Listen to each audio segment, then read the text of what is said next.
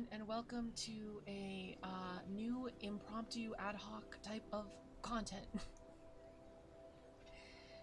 We're going to be doing some ASMR creating. We are going to make a warlock subclass based on the game The Cult of the Lamb.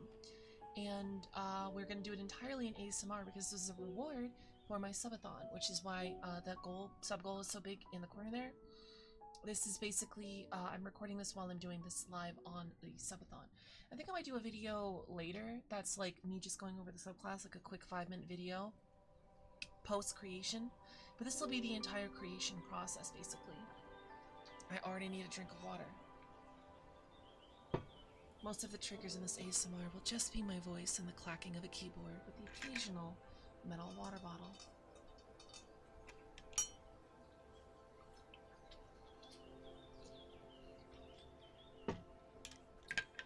Alright. Is this themed after a cult member of the Lamb? The Lamb itself? I don't think it's anyone's D&D power fantasy to be a cult member, except for maybe Susie's, but,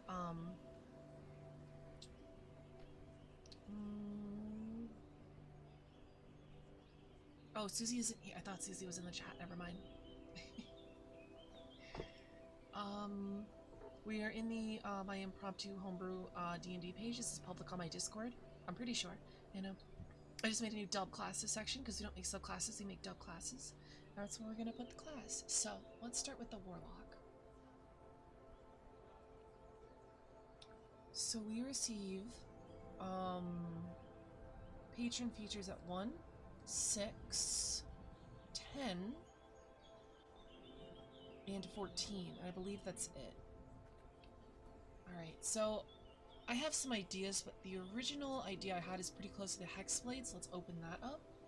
I would also like to open the Eldritch invocations, because if we're designing something... Oh, also Pact of the Blade, I think I'm going to have an important feature with. That's just right here. And I seem to have skipped the...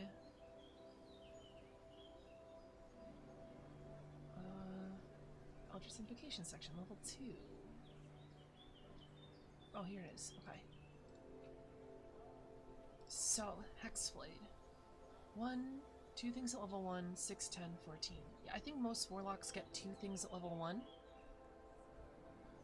Great Old One is also similar in theme. Probably not in practice. Extended spell list. Is the Hexblade good in the spell list? It does. Oh.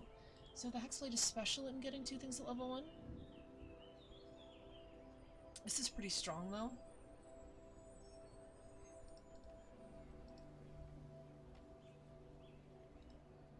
I'm just looking at other subclasses for a second. So all of them get bonus spells.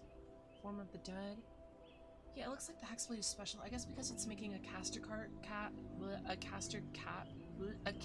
class do melee, it's got to specialize a little bit, which is kind of what we're going to be doing too.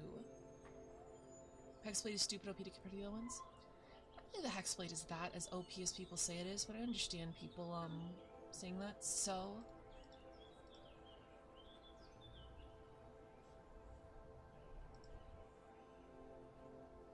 So extended spell list is 1 to 5. Interesting. So let's start with that. It's also not going to be very pretty. This is very much practicalist.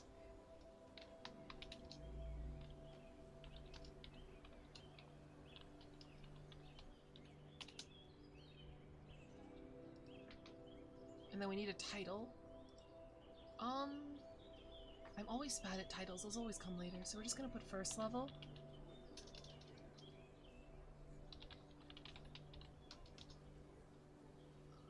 First level again. 6th level? 14? Oh, 10? 14. Okay. I really only have an idea for a first level spell. It's not the Hexblade is OP, it's that the others are bad. Yeah, that's kinda true. Lorian is a Archfey Warlock, and that's literally only for flavor. Like when I build Lorian, it's all for flavor because she actually has way too many charms and nothing else. That's all she has. So if she fights a super strong zombie, she's kind of shit out of luck. I'm shit out of luck. I am Lorian. Fear me.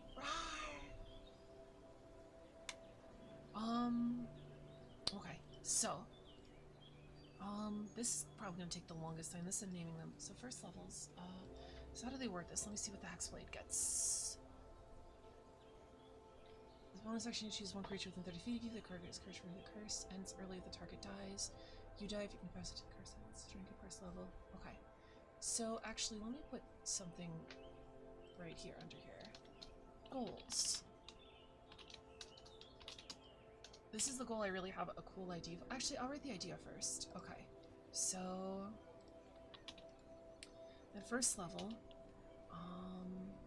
let's say as part of rolling initiative?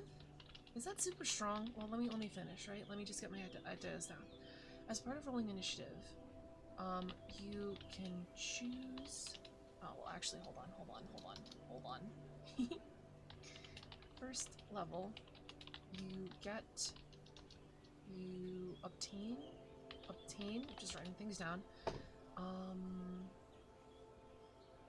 a special, what would you call the hat? The hat that the lamb gets. What is that? That's like, it's a symbol of the pact. It's like a thing of power. But what would you call that? Like a crucible? A,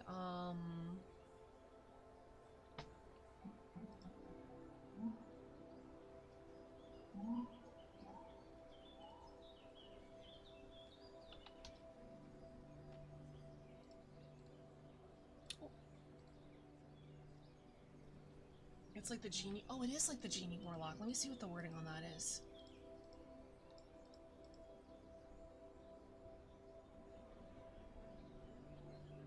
The patron gives you a magical vessel that grants you the measure of the genie's power. Perfect.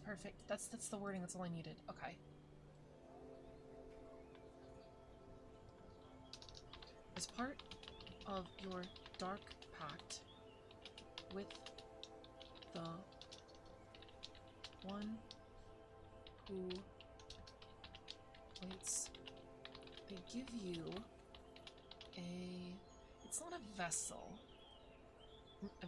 emblem, magical focus,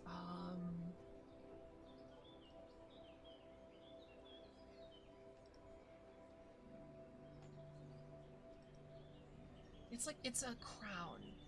I don't want it to limit it to a crown. Okay, it gives you a blank, such as a crown or cloak or crown, cloak, or I don't know, what's something a dark god would give you. Yeah, or blank that you can use as a spell casting focus or other mundane clothing or item that bears their third eye. So the reason why I'm doing this is because you can't hide it. It's very much visible on you, unless it's like, I guess, a pen. There's a crown or mundane clothing, or technically, if you made it a pen, you could just fucking hide it. Let's make it clothing. Let's make it has to be clothing.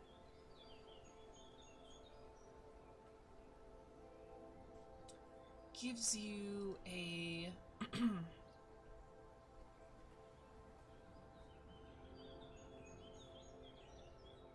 I can't believe I'm spending so much time with this. An item?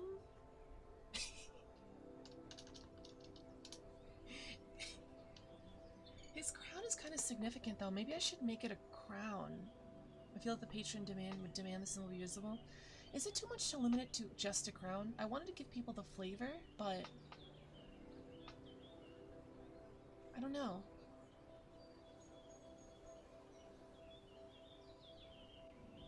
Also, is it too much of a detriment to make it have to be visible?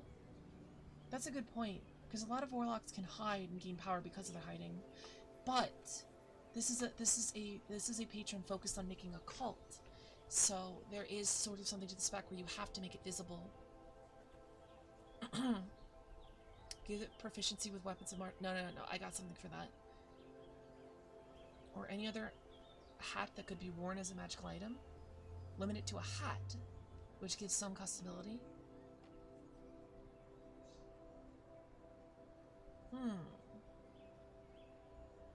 If a DM was actually going to use this, I'm sure they would let you use whatever you want anyway.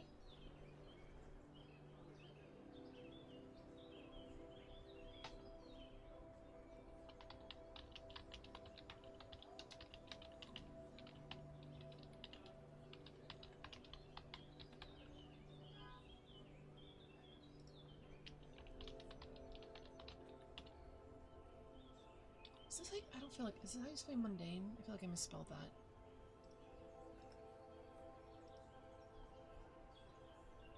What's up, Roleplay King? You could narrate and tie it to saying you lose the benefits of the pact that item is in display. Yeah, that's what I was gonna think. That's what I was thinking. Give you an item to channel and manifest their power, such as a crown, cloak, or any visible mundane clothing that bears their third eye.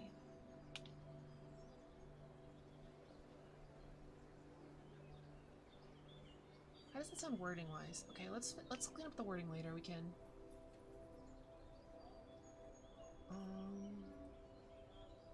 Actually, I want to split up this sentence. As part of your dark pact with 108s, they give you an item to channel and manifest their power. Period. This item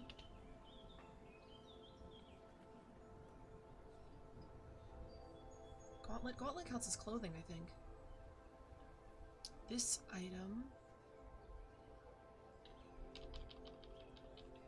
can be a crown, cloak, or any visible mundane, I feel like I misspelled this, clothing that bears their third eye. And you can use it as a spell casting focus for your warlock spells. Jesus Christ, okay. That's all like flavor text, basically.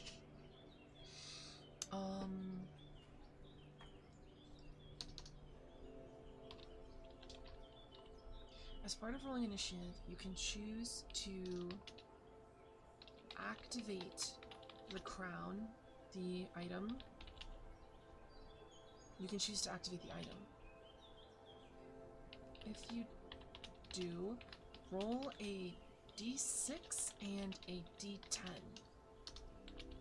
The d6 determines the weapon that your crown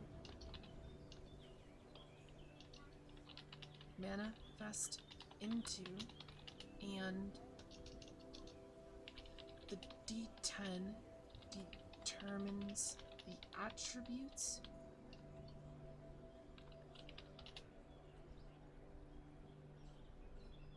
the weapon has. Relic? That's a good word. That's a good word. Gives you a relic.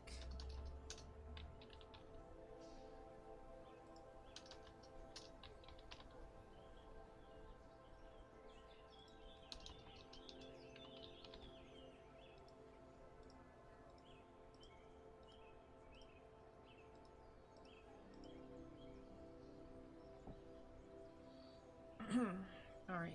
The D10 determines the attribute the weapon has. You are proficient in any weapon the relic changes into. Let's see, the weapon lasts for 10 minutes, and you can do this in amount of times per day as your proficiency. Good morning, Starshine. Already with the pet name, Susie? Okay, it's your second day here. Alright.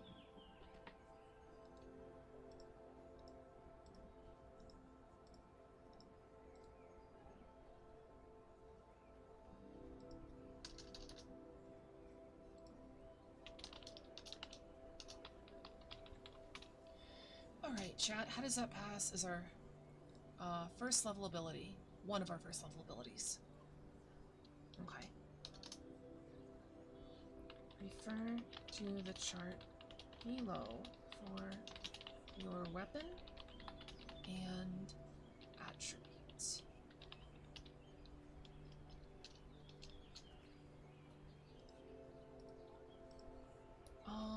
We can literally make a chart. I just realized. Like this. We can literally do this. Somehow. Insert? Table? Table templates? It would be 2x7? Is that right? Weapon D6 result. We're making a D&D subclass. We're making a Pact of the One Who Waits. It's a Cult of the Lamb subclass for the Warlock. Alright, so 1, 2, 3, 4, 5, 6. Dagger?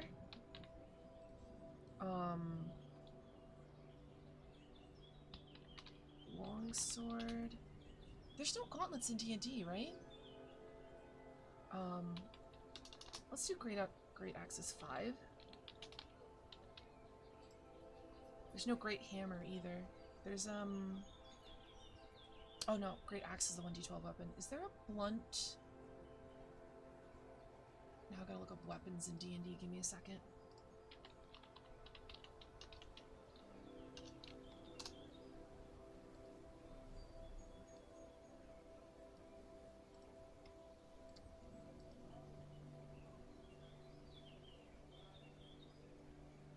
There is a mall? Morningstar. Wow. Mall. 2d6 bludgeoning? Oh, it's just like a blunt. Great sword. That's. I think that's perfect.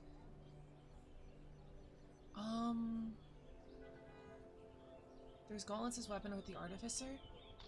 I feel like it'd be too much writing and too complicated to explain a whole ass other weapon in the middle of the subclass. What do you guys think?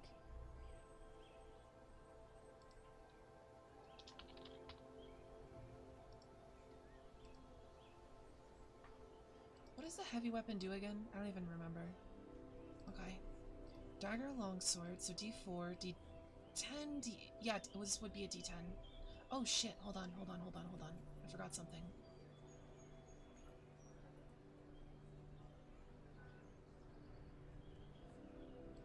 I'm just gonna add this to the end.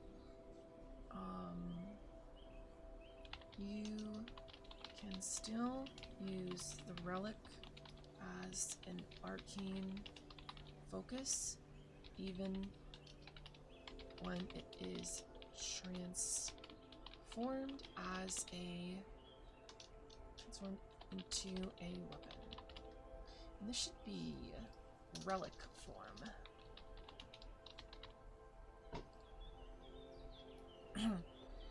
How about a Qatar? The Indian nice homebrew weapon? Should we make a homebrew weapon? Katana?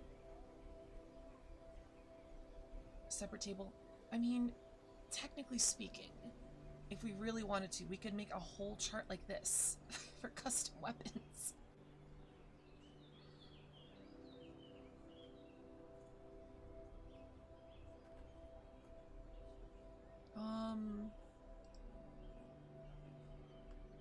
I really like the idea of D6 of weapons, but I don't know, I can't think of 6 weapons right now. Wait, really? Maybe because it's one word?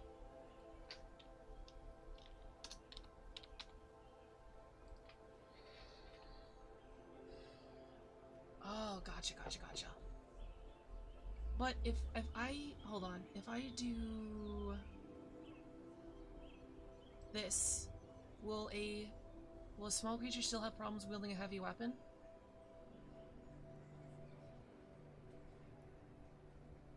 Oh, we could do a ranged weapon.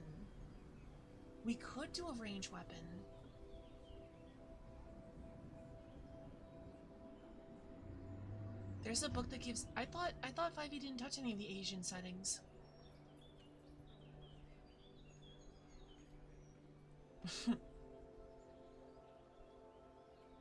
Okay.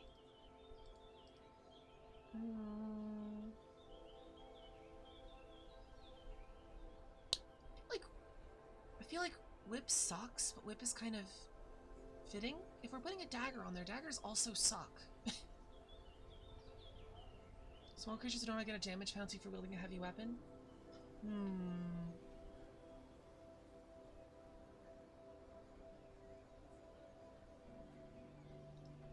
Do they take non-lethal off of a whip?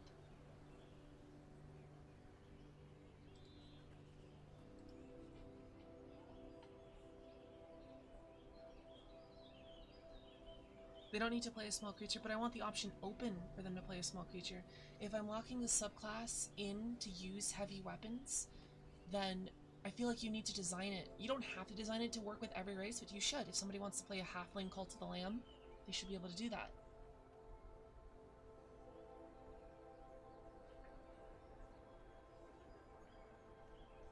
Have a homebrew solution for making them good.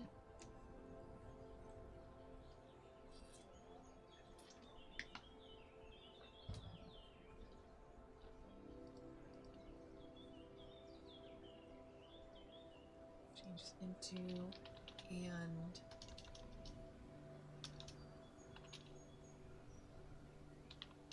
don't take any penalties for wielding heavy weapon.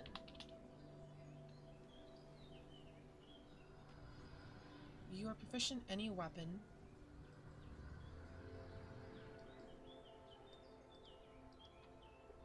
and don't take penalties while wielding a heavy weapon the relic changes into. This is still a little ambiguous.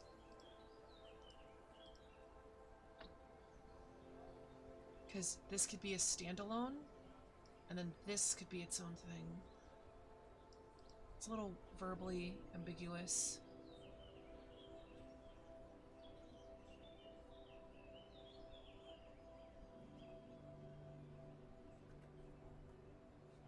I like that as flavor. We're just gonna keep adding word vomit to this. In your hand, the weapon, the relic weapon is only visible to you. Oh, no, only usable by you, and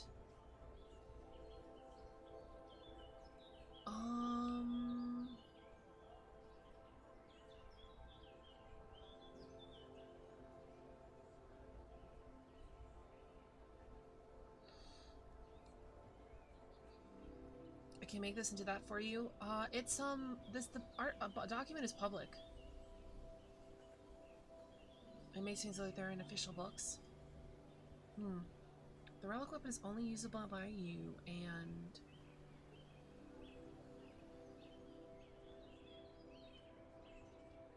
is light as a feather. Alright. It's a lot of words. Why can we not find any weapons? Okay. Marshall.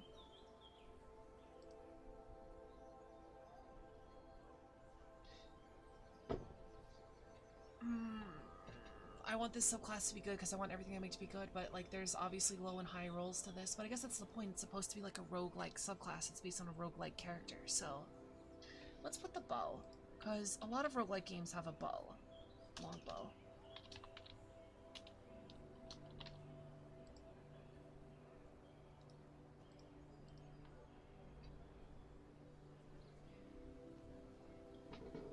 The reflavors weapons to Eastern weapons with equivalent stats. Interesting.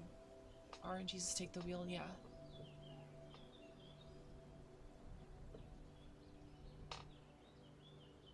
The second level one can be the weight of sin is heavy, but your burdens are light. Ignore the heavy and two-handed property. No. This is the word vomit for everyone that's gonna rules lawyer. That's what that is for. Push dagger would just be a dagger.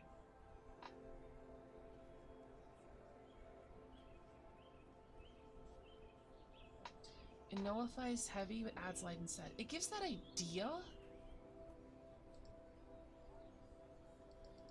Does that matter? What does light do?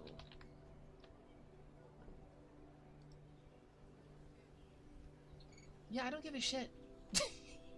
Two-weapon fighting literally sucks in this game. I'll give it the light property. You know what? Fuck it, yeah. Let's do that. I don't give a shit.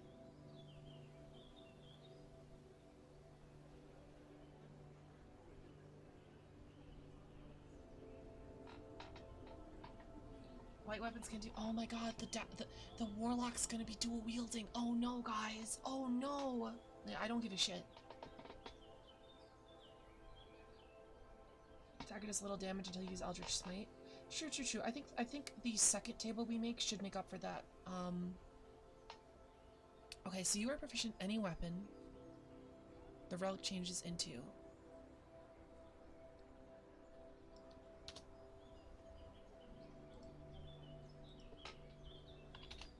Furthermore, all relic weapons have the heavy property removed and have the light property. I don't give a shit. I don't give a shit. I don't think that's broken at all. Let them two-weapon fight. Great axe and a dagger? Oh my god, terrifying. Because the relic can only change into one weapon at a time, so you will literally need a second magical weapon. Okay. Dagger, longsword. Whip.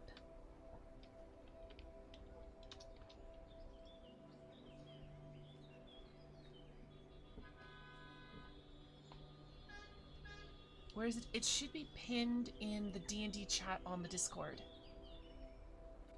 We have a lot of shit here. We have, the butt plug. We have, Ziri's weapons. We have the Horde Lord Lori. Little goons. Little Lori goons. Horde Lord's Butterball. And now the dub classes. Oh, this is just something I was doing a little bit.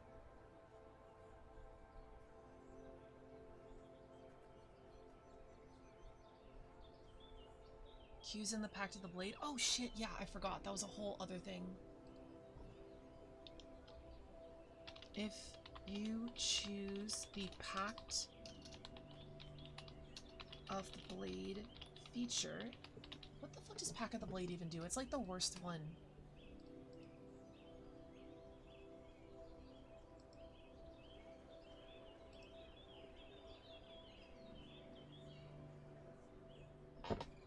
An action? Jesus Christ.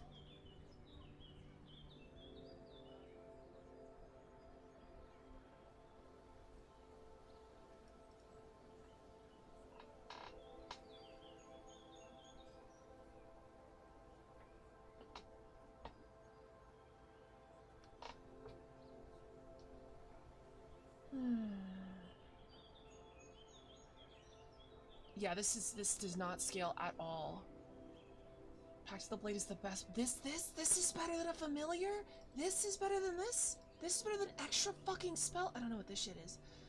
No, this is the worst one. This is the worst one. Hexblade had to give you a buff for taking it because there's no reason to take it otherwise.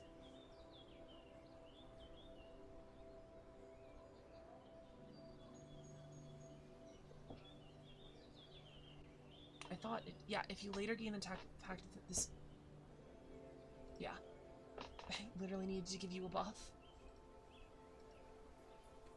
Okay, I need to absorb this. Always goes to the unfamiliar. I like owls.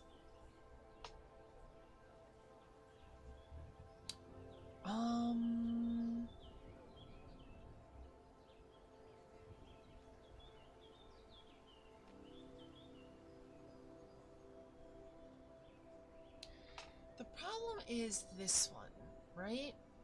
It's part of the flavor of a Hexblade and the thing to summon a weapon as you want, but that's not what we're doing. It's a random weapon. This kind of goes in the face of that. So, how do we do this? How much do we want the rolls to matter? Like, if someone rolls and gets a dagger and they pick Packet of Blade, do we want them to be able to just say, no, it's a longsword, and then use that? Do we want... you can get a magical weapon for free that can use Eldritch Smite Necrotic extra damage. And? My brother in Christ, just play a paladin. What are you talking about?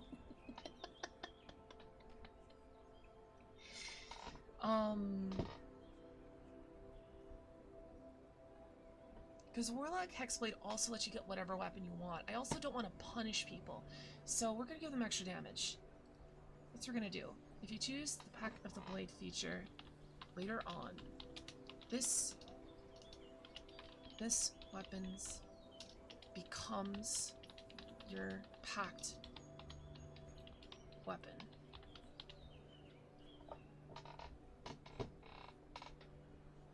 If you choose the Pact of the Blade weapon later on, this weapon becomes your packed weapon. You cannot... Oh, okay, so here's another nerf, right? This is infinite. This is not infinite. I'm limiting this to proficiency modifier.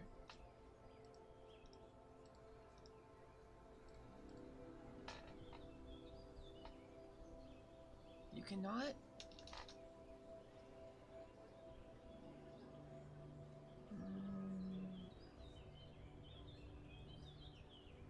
You're underestimating the power of a Hexblade Warlock with Paladin multiclass with pack weapon. I disagree. I disagree. I think you're overestimating it. I think on paper the numbers look really cool. I think in actual practical play, it's no better than a regular Paladin, and you're better off Paladin Sorcerer. I'm gonna be 300% honest with you. It only happens in your roll initiative, so that I'll not be a human choose an initiative. What do you mean? When would you want to do this without rolling initiative? I thought that was a good thing, so you don't have to spend an action fucking doing it. You cannot manifest whatever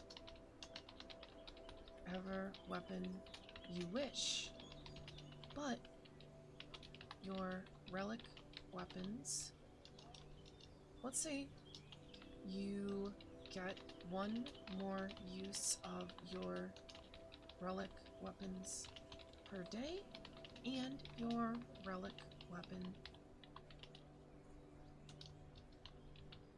counts as magical and deals and gets a +1 to hit and damage rolls.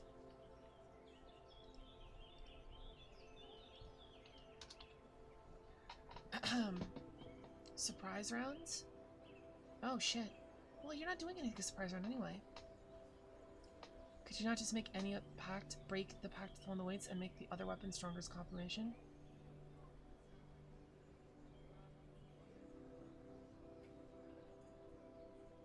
That's kind of what I'm doing, I think.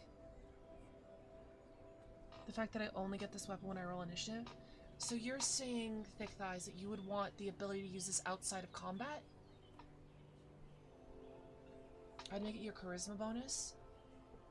Why charisma instead of proficiency? The only difference is earlier, if you do the stat, it's more times later, more times earlier, less times later. And the opposite is true. A pack blade ignores any resistance commands. And if the Hexblade, you use your charisma as your modifier, which is not that great. If you have a Paladin Warlock, you will have only charisma of both stats and weapons. My brother in Christ, Paladin Sorcerer is right there.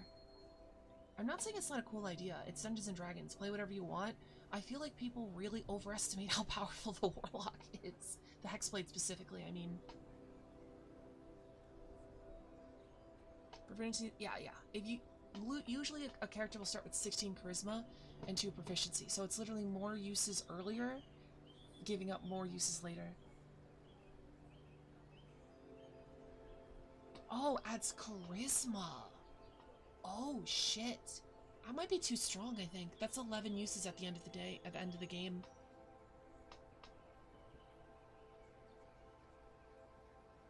That feels too strong.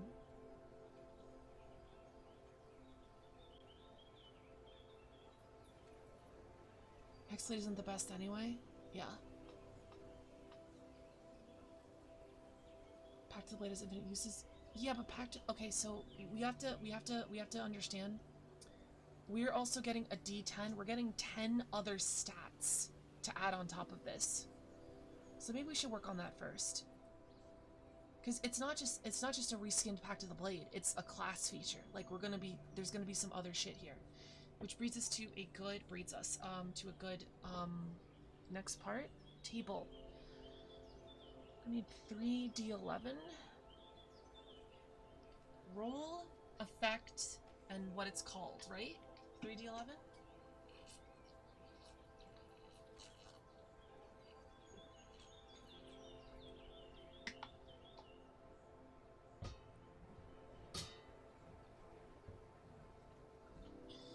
Let's try with this.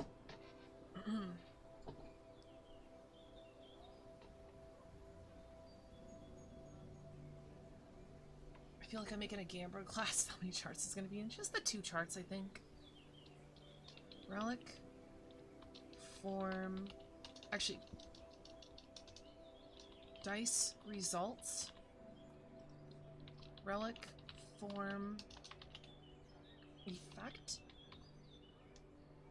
I feel like we can get a better word for than effect. Something darker.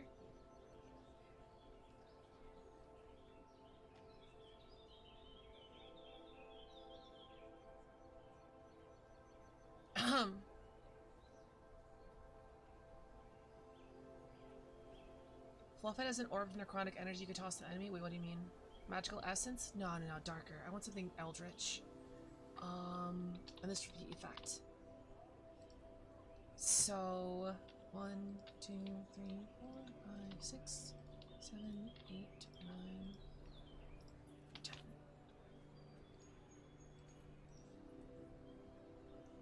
I'm just gonna put like crit. No, we could do something with it. Okay, well I'm gonna write crit. Crit on 18 to 20.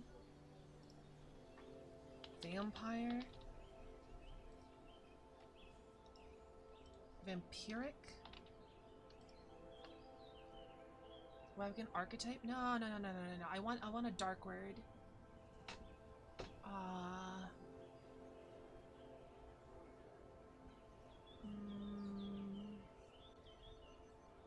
Relic? Form? Curse? Also, I need a suggestion for effect. Sinister Essence.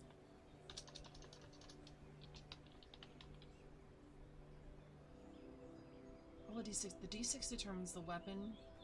The weapon that your relic manifest into. She determines the sinister essence that empowers the weapon. Sister essence. Sinister.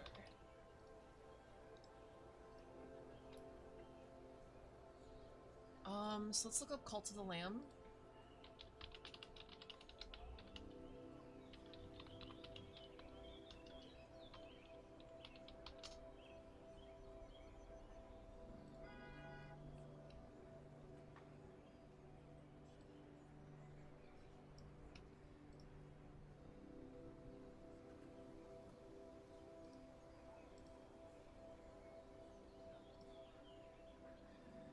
Bane weapons can poison enemies. That's perfect. That's perfect.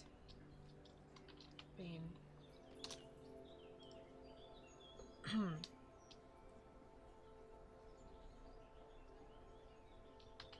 Anyone hit with this weapon makes a Constitution saving throw.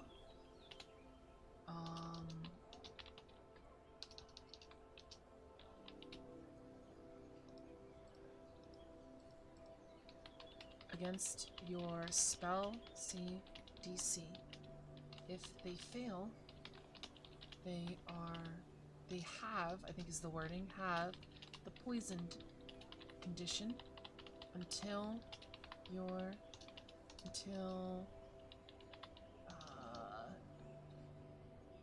whole of invincibility to creatures your size or larger smaller than you. Give me a second. Have the poison condition until crit. Shut up, I can't, I have fat fingers. They're great for other things, Vine Boom.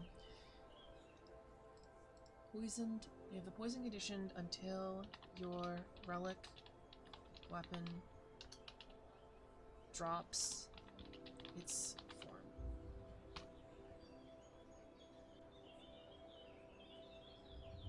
Perfect. Perfect. Merciless.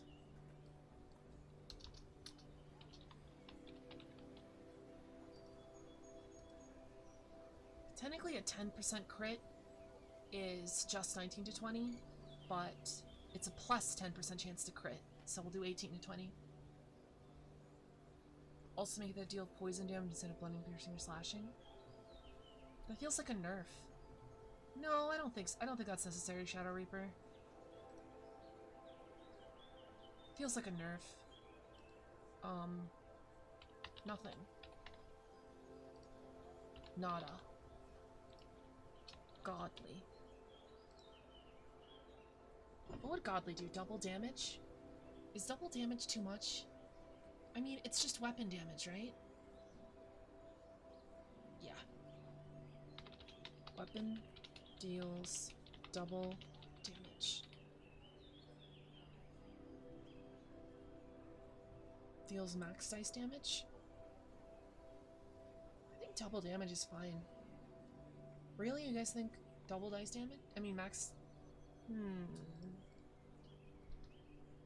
So a Great Axe deals 1d12. Your Warlock... I mean, it's a 10% chance that you're getting this. Poison is not that useful unless you deal with humanoids only. Wait, why do you say that, Morsego? The point of the godly weapon is the most that the weapon can do.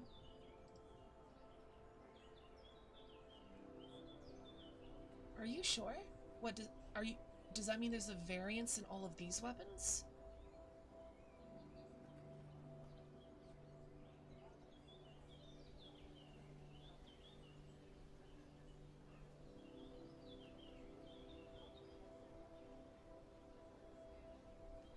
So you roll a 10, you get guaranteed crits? I mean, but you only get, like, I don't know, you're a fighter. I mean, you're not a fighter, you're a warlock. I mean, you're a full caster. Because somebody mentioned poison above? Right, so, like, but, like, why do you think it's not useful against non-humanoids? Like, is poison not going to help against a wolf? Yeah, maybe double damage is too much. It's not like a D100. Better than a variable?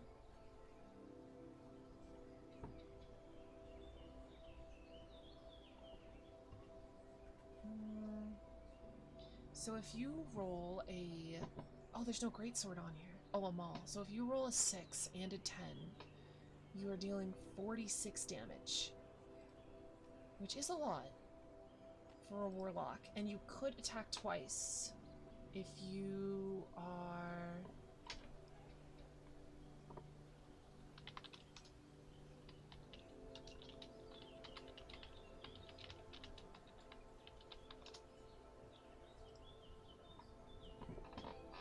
Guaranteed one-time crit is fine.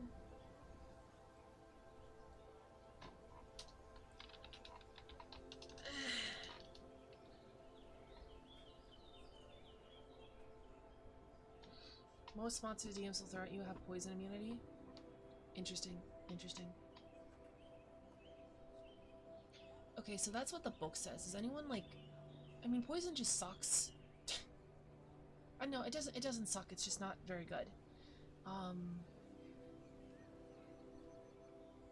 This is a lot of melee damage for a caster class. Well, yeah, this is like the main thing. This is the big thing.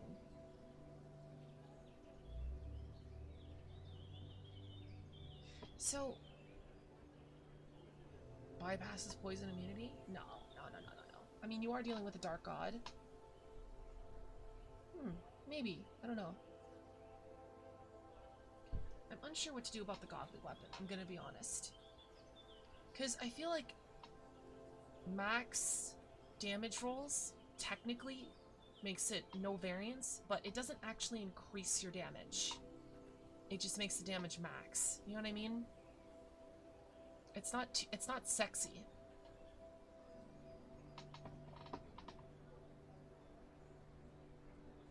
I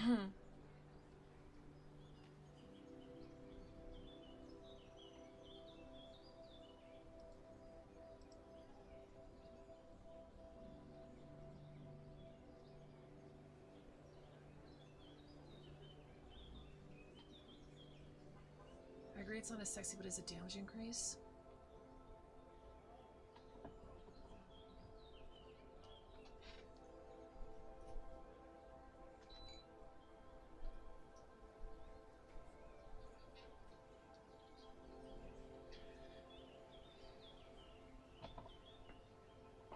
Would max damage apply to things like smite or just the weapon's damage? Because that's a huge difference. There's a reason the Great Weapon Master feat is banned from... What? Who bans Great Weapon Master? What? Who the fuck? Who the fuck bans Great Weapon Master?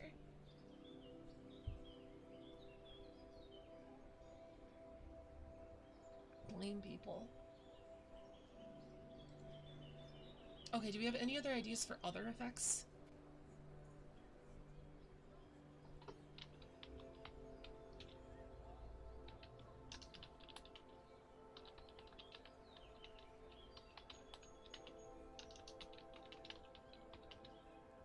I didn't say applies charisma to damage, did I?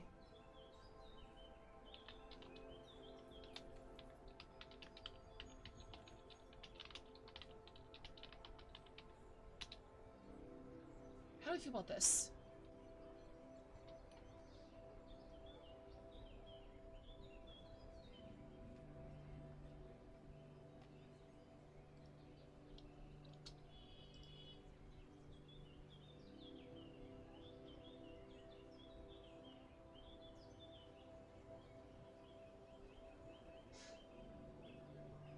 Not Great Weapon Masters, no. Extra blood based on charisma because it turns your blast into a hard LMO. Oh, rather than an orb of necrotic energy that blasts off to people. I don't hate that.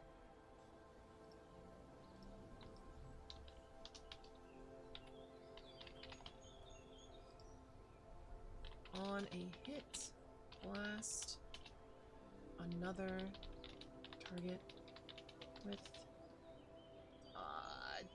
1d8 necrotic within 60 feet. Okay, that's an option. Just necrotic damage.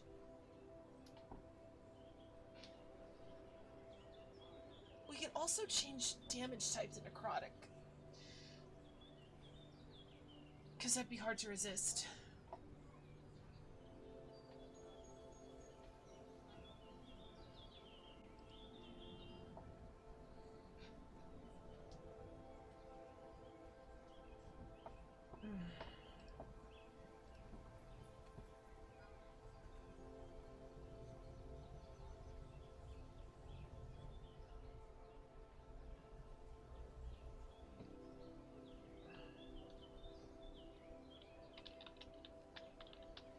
How does Hexblade work this?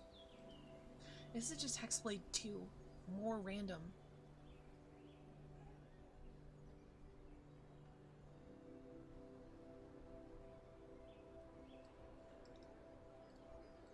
Just gonna shamelessly... There you go.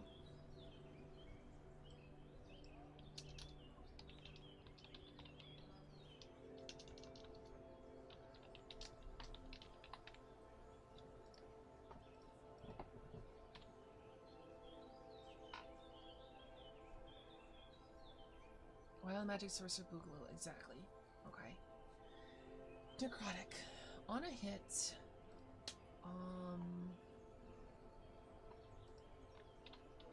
weapon deals necrotic damage. On a hit, you can create an orb of darkness? Evil? Entropy? What is the orb made out of?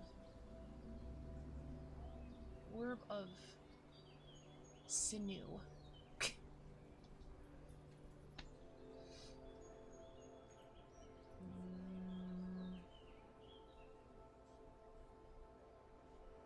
Darkness sounds too Kingdom Heartsy. Gristle.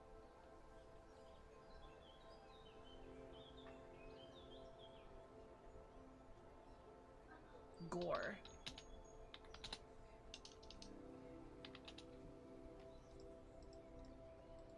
Should we just make this straight damage? Or like, what do we do with this?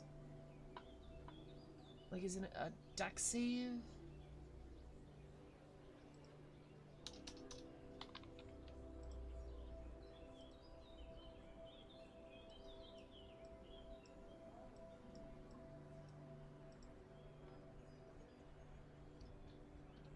Magic attack roll.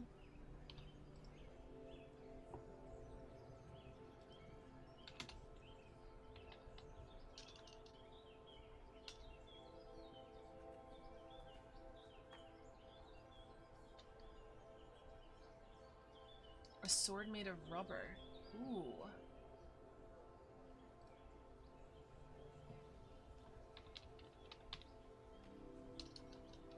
What's a good name for a joke rubber weapon?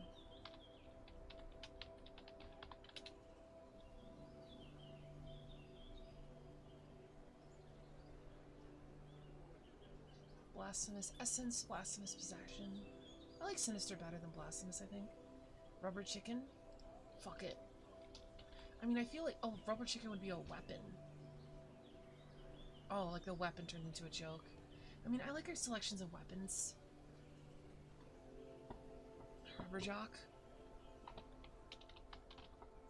The Rubberjack needs some positive effect, though. I think. Like, maybe it's useless in combat, but, like, it's helpful some other way. Not too useful, but... I don't know. Maybe.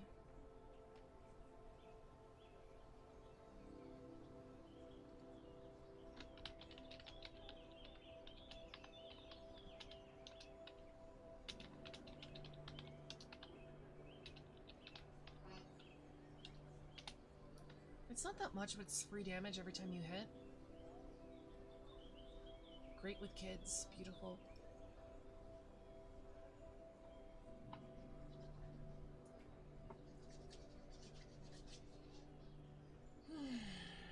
Okay, Merciless.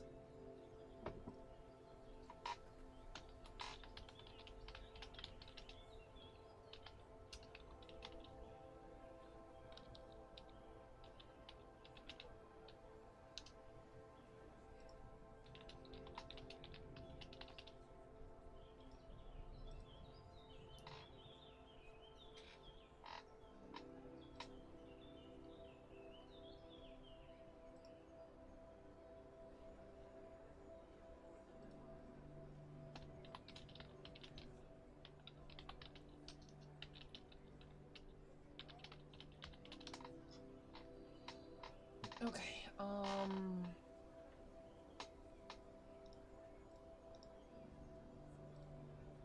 do we feel about these so far? How do we feel about these? We have 3 done, 4 done. So, Zealous can cause fervor to increase your divine inspiration bar.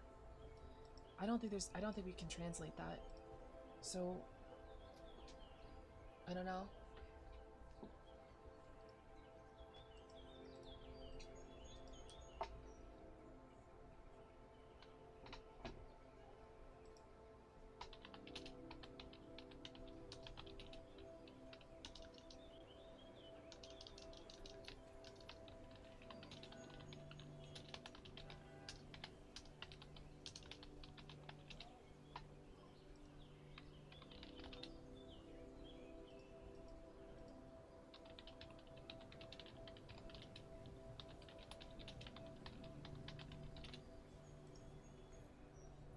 This is the first level 1 ability, by the way. This is probably going to be the hardest one to figure out, though.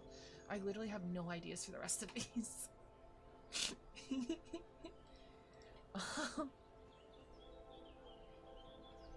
Hmm.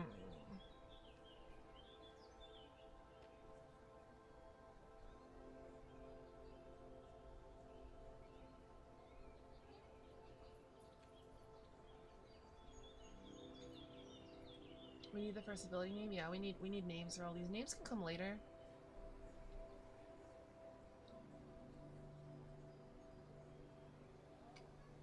Vampiric weapons. Healing is always weird. I mean, there's a warlock spell that slays, doesn't there? Like, Slay Queen.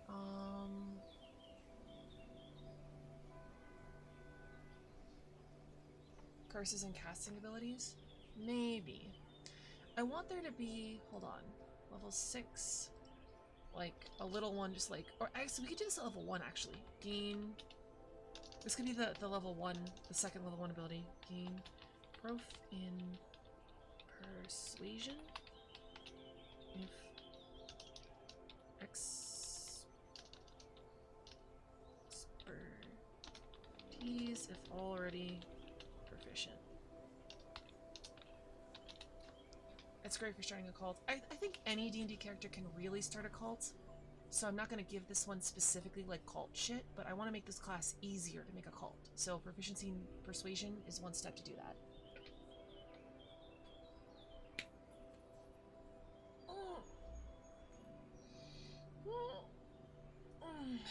BRB real quick, actually. Okay, so guys, we need to think on some... This is what I'll leave you with. Think on, obviously, what more abilities we'll do here, and then, of course, other essences we can do, because we need a couple more. 3 more. Alright, BRB.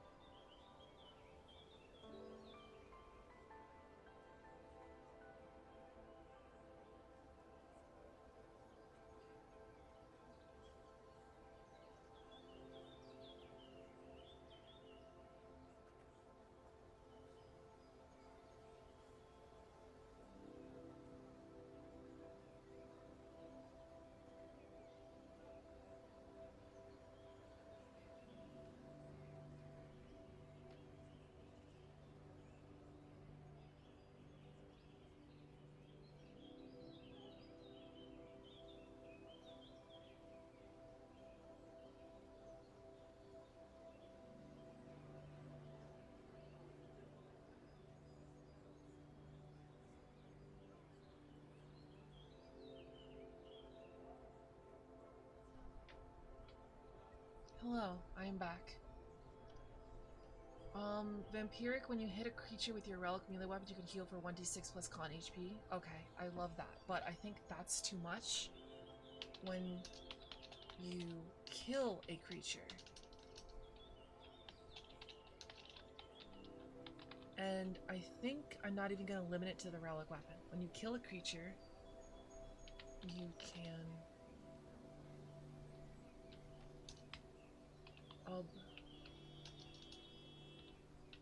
absorb its essence. Oh, Smacking Light Cheeks. I love that name so much. Welcome to the Import. I hope you enjoy your stay. How are you doing today? The essence of the slain creature and restore 1d6 hit points plus your con modifier. Or 1d6 plus your con modifier hit points. That's even seems like still too much healing.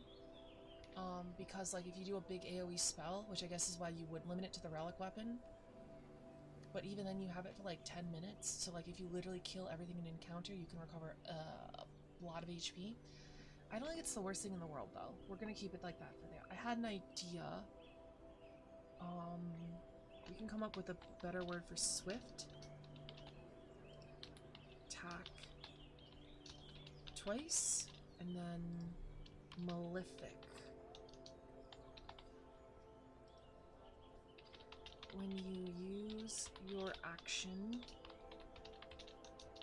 to attack with the relic weapon, you can use your bonus action to attack to use to cast a spell that would normally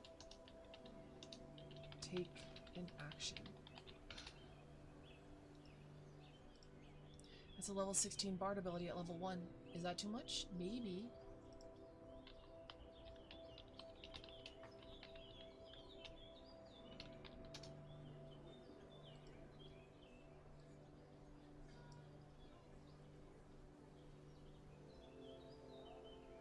This might be a lot after all. A lot of what? The rest of this, when you use your action to cast a bard spell. Oh, this is the opposite. Oh. Oh. Okay, so they do this so you can't extra attack. That sucks, dude. That sucks. What is the... Hold on, let's look up the better Valor Bard.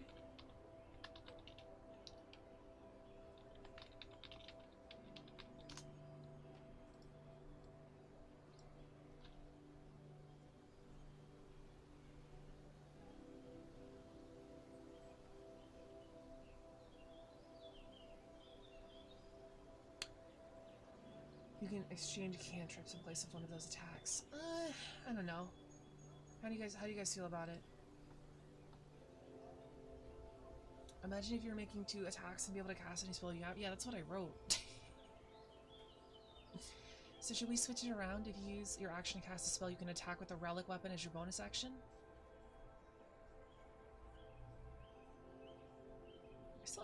I think that's still pretty... Seems still a little... That's pretty good.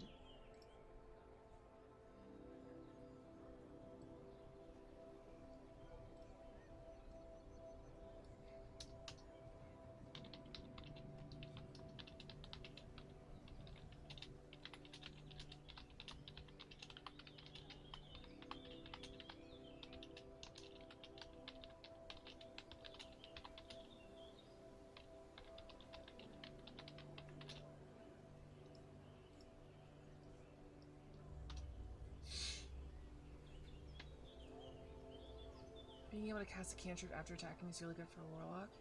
This seems more fair. Yeah, yeah. It seems like something a warlock wants. You want to be casting spell and then might as well be using whatever. What's up, Kernus? Welcome to the stream. How you doing? After all, Eldritch Blast. True. You know, I think... I think it'd be a cool idea to be like, once you attack, you get to use a cantrip with your bonus action, but I think that might be more powerful than a godly weapon for a warlock.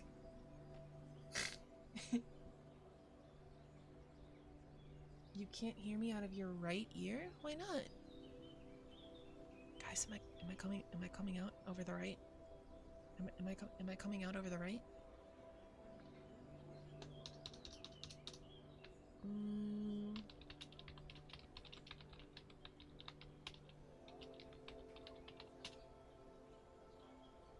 Oh, this is nice. You like this? You like that ASMR conflict? My right ear has been clogged for the past month. Ooh, moving over to the left ear. Sorry to hear that your right ear's been clogged. I'm sorry. The attack action. You may attack an additional time.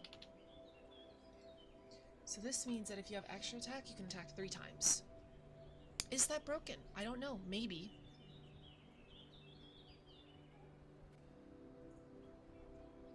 If you have Thirsting Blade, you can attack 3 times. Since your abilities have when you Swift might be add to your Charisma to your initiative. I think that might be too much with attacking in another time. You know what I mean? If it was just extra attack that didn't scale with Thirsting Blade and added to initiative, I could see that because it'd be useless to someone that already has extra attack, but...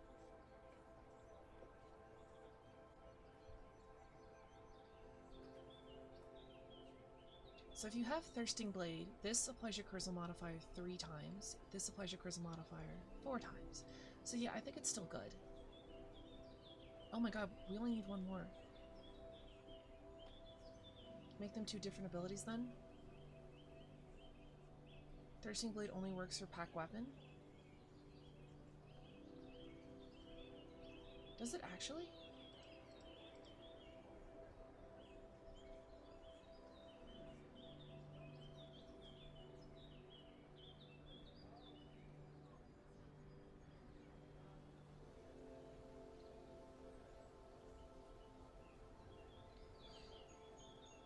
Use some regular issues. Wait, you can't before? Jesus Christ. In addition, the weapon you is supposed to do action unless it's magic weapon or has bonuses to rolls. That's awful. Finally, the weapon you conjure is short but long bow. You couldn't cast range. Jesus Christ, pack weapon.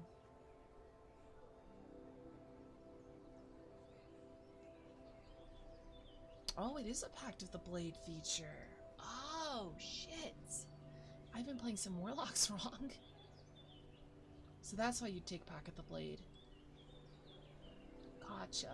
Okay, I can see that.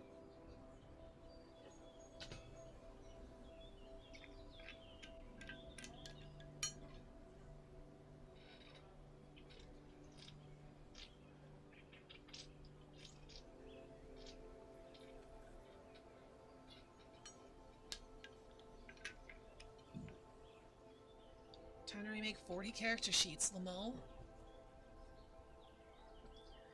Okay, I need a better name than Swift. Hopefully something along the lines of Malefic and Godly and Vampiric.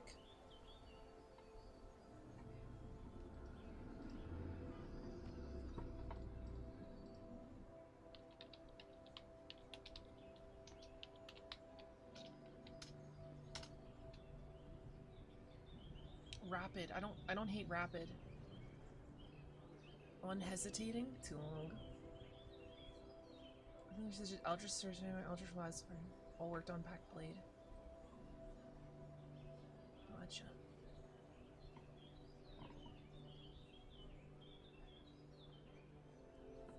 Unceasing? Not bad. Unceasing for continuing to attack? How about unending?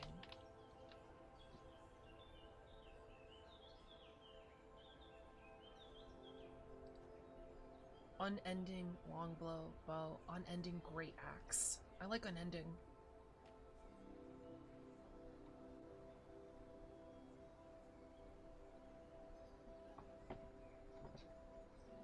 Alright, we need a lower ball ability, something that's not as good as these.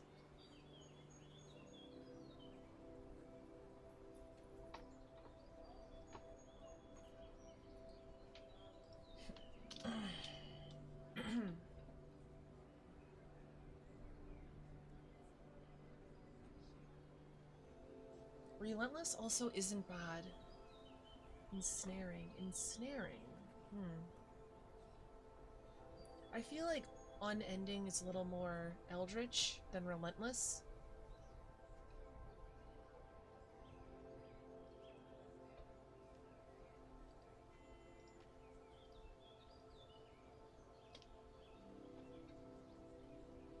You get +1 to your attack and relic rolls. I do love me some +1s.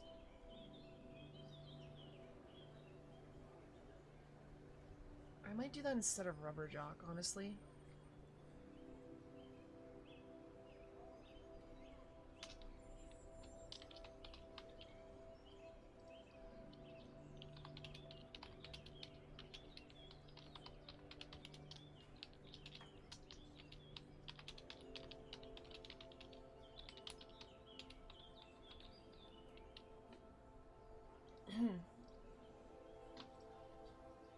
Ensnare, let you get a free grapple is really good. Ooh. I don't hate that. I think we can do something more than ensnare, but as an idea, I can't make it too strong though. On a hit, the target must make a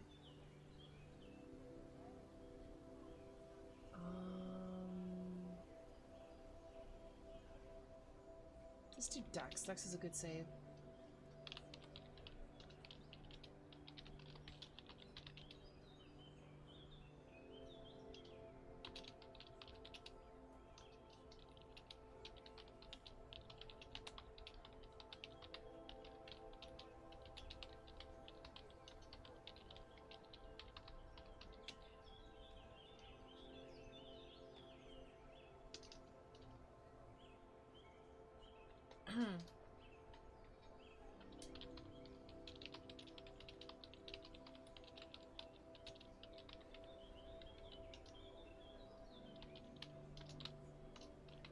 How does this sound?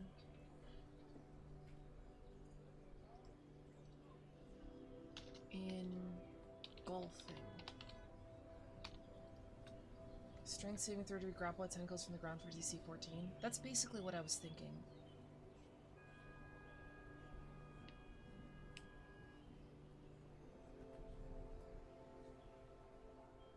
Grappled, the only thing with grapples is it implies that there's a creature involved, unless you are ranged grappling them, which is the thing they do sometimes.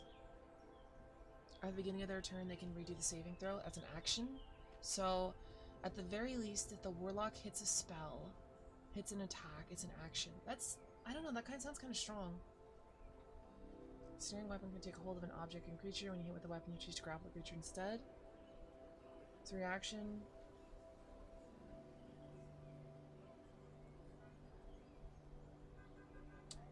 Tavern Brawler text. Love any life draining? Yeah. Do we want to do a ranged grapple, or do we want the tentacles to ensnare? The problem with grappling is it has a lot of implications, as opposed to just saying you have the restrained condition.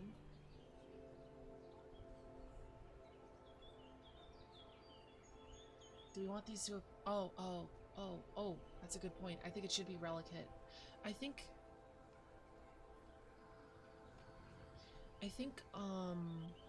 Vampiric should be just when you kill a creature, because it's hard to kill a creature, especially if you're a warlock. But Engulfing should be when you hit a creature with your relic weapon.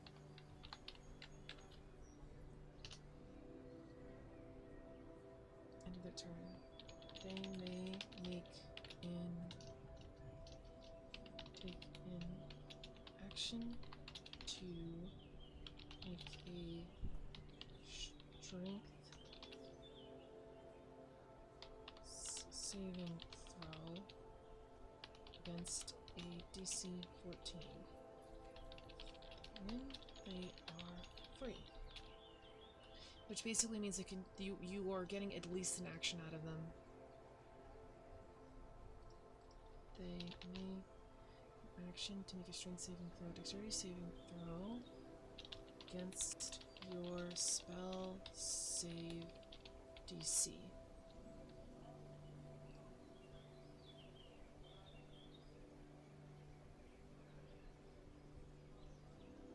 This can be fucking nasty if you roll bow.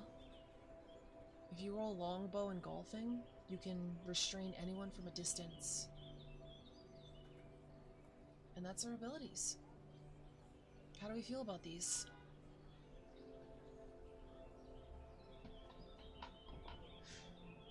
If they succeed the saving throw, they're not. No. It's a low roll ability, quote unquote, for. I think this is plenty strong enough. If you hit an attack, you are at least. Oh no, they have to make the saving throw. But if they hit the saving throw, they have to make. You get at least an action out of them. So action economy wise, it's still really good. So I think it's fine how it is. It's like speed. Speed doesn't need, or unending. It doesn't need the additional initiative boost.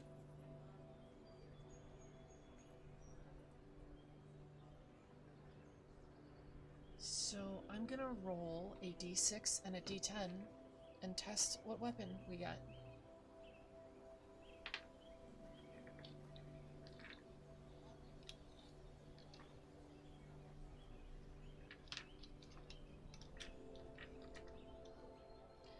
I feel like all the abilities should be based on relic attacks. True, but I want Vampiric to be useful. Take action with the relic weapon.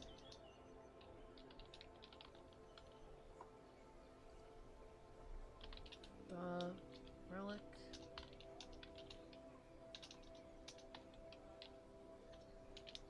weapon always use max damage. Use your action to cast a spell. Attack with your relic weapon. Kill Vampiric, I'm fine leaving it not. Attacks you make. Relic weapon attacks you make a score and critical. Your relic weapon deals necrotic damage. Hit creature with a relic weapon. Anyone hit with your relic weapon damage rolls with your relic weapon. Okay, how's that? Are we good? Are we good? Oh boy, okay. That is level 1 almost done. Oh shit, we need a spell list. Guys, what spell should this get?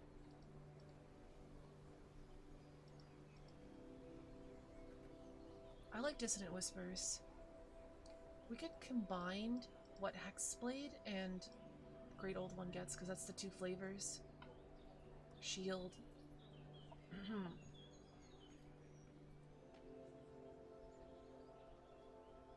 All the smites.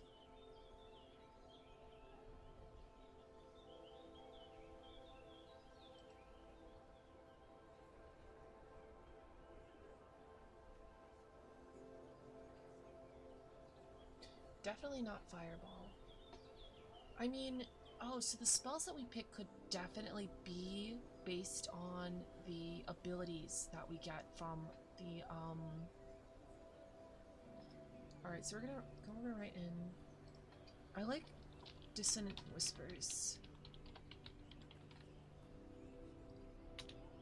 Fireball... What's the first level smite?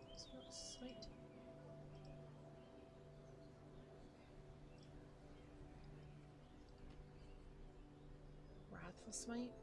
I mean, that fits. Wrathful Smite. These could be any spells. Shield is useful defensively, but shield could be the dodge roll? I guess?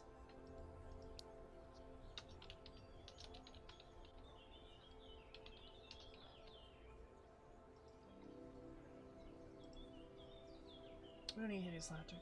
Detect thoughts. Oh shit, the lamb can literally detect thoughts. Okay, that's like a must.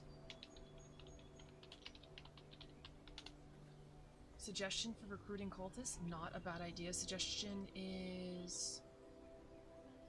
first level. And in the same vein, we have command. We should probably pick one of them, though. Probably... suggestion is more cult-like than command, I think.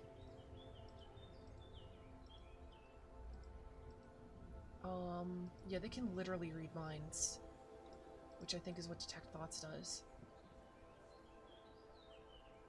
Yeah, they can literally do this. I mean, there's also an idea. Detect thoughts at will. I'm not in love with it, but it's an idea.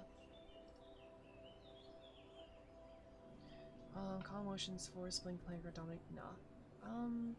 No.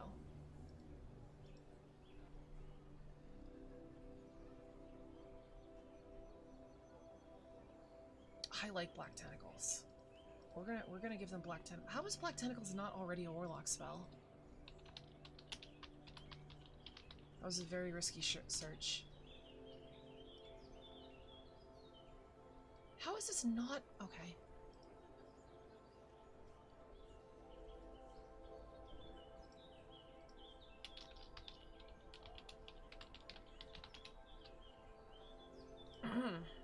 I think second level's done. I love these. See me all the tentacles and I'm happy. Oh yeah, I got you. Dominate person is actually fitting. We'll write down dominate person. Fine seed and greater seed? Nah. Blur, branding smite, blink, elemental weapon. Branding, what does branding smite do?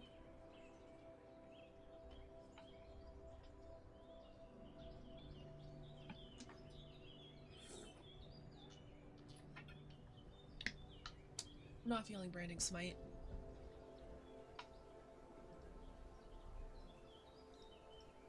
Let me double check what this does. Yeah, Wrathful Smite is great. Elemental weapon.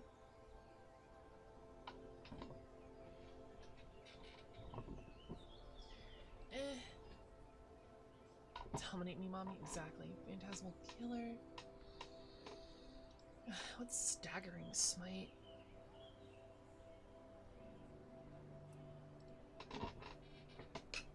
I don't know if any of the smite spells fit besides Wrathful.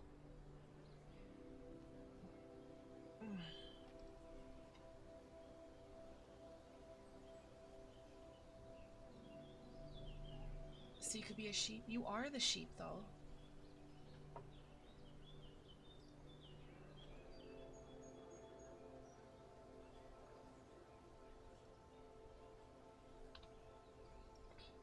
So shield is not thematically appropriate, but if you're gonna be in melee, you should get a survivor spell. In my head, shield is basically the dodge roll.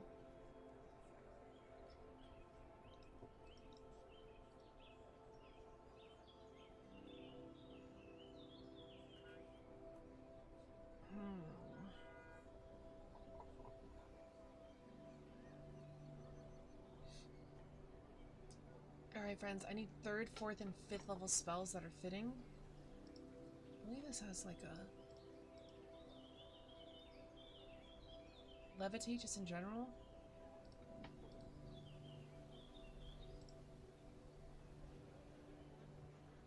Third level spell.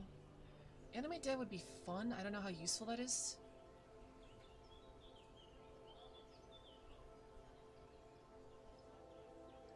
I don't hate Animate Dead. Beacon of Hope. What the fuck is that? What have I told you?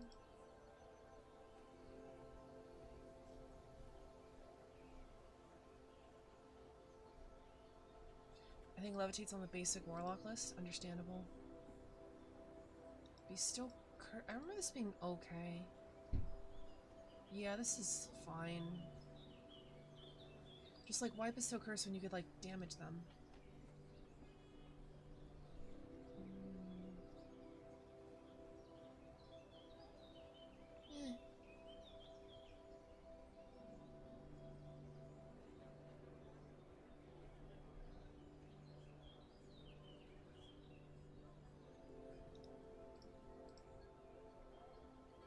Choose one human you can see they can understand you. The creature moves your wisdom, so your charm. The creature's charm this way. It's untaken.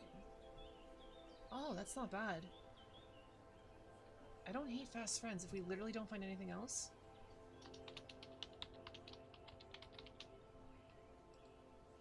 Healing hands? No. No, no, no, no, no. What was the other one that we picked? Animate dead? Do one damaging spell, one utility for every level. That's not bad. That's not a bad idea. Is that what the other warlocks do?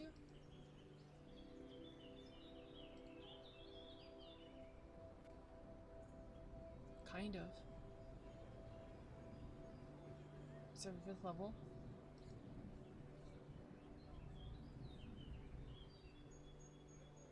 Third level is all utility. I really like our 2nd level spell, so I'm just gonna keep that, but not a bad idea.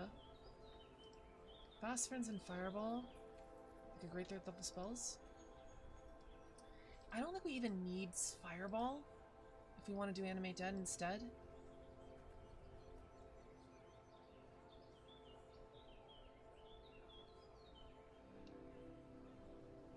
Hypnotic Pattern's not bad. Is that already a Warlock spell? It is. Okay.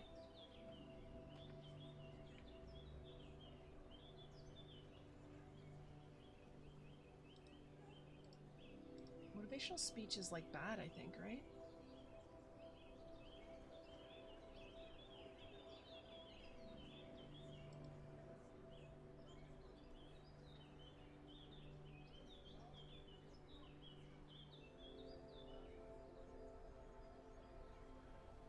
Actually, Animate Dead makes a zombie. Technically, the lamb doesn't make zombies. It is cult-like, though. Alright, Austin, thanks so much for lurking.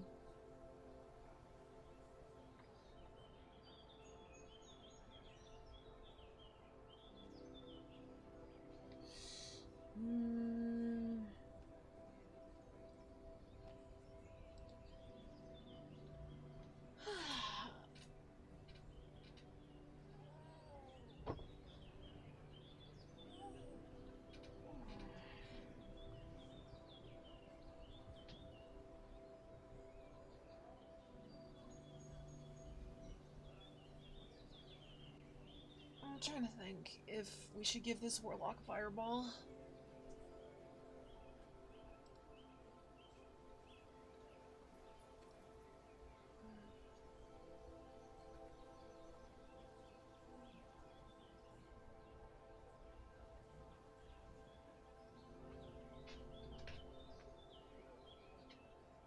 Okay, I'm gonna give the lamb Fireball, and then that's gonna be all of the curses. All of the curses are just gonna be Fireball.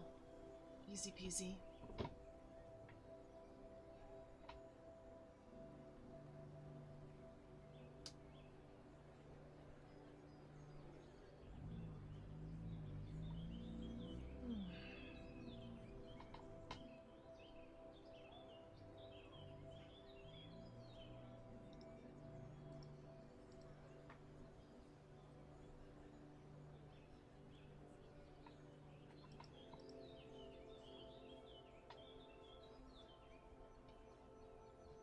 I didn't like anything here.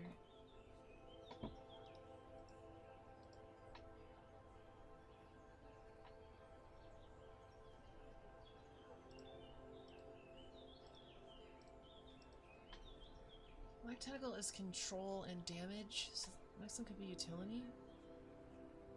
Summon Lesser Demon. Oh, that's actually, wait, that's not a bad idea, because you literally summon demons.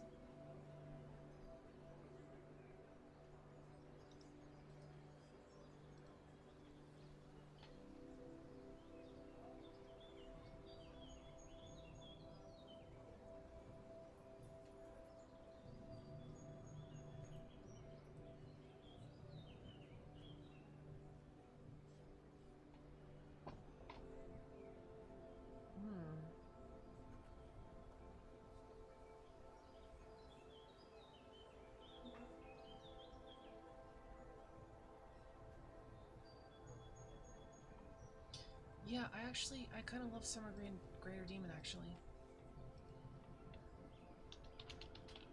Wait, is it a Warlock spell already? It's already a warlock spell. Damn. Would have been perfect.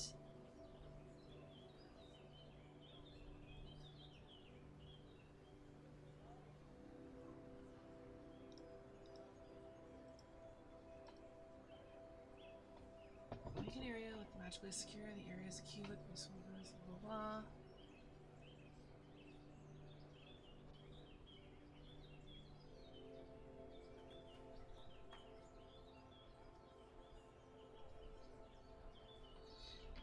I don't hate this.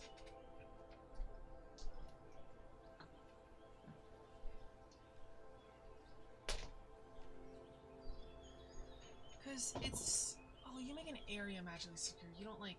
Nah. It's gonna be a long video. It's already an hour and 30 minutes. Jesus Christ.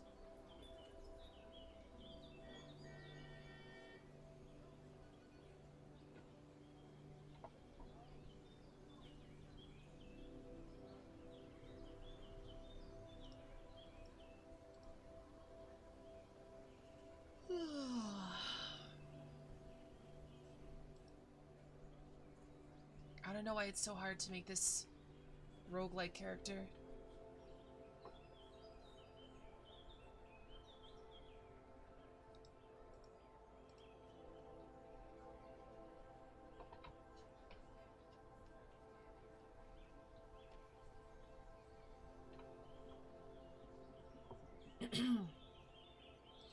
I don't hate freedom of movement. Banishment? There's no way banishment isn't already a warlock spell. Yeah, it's a warlock spell.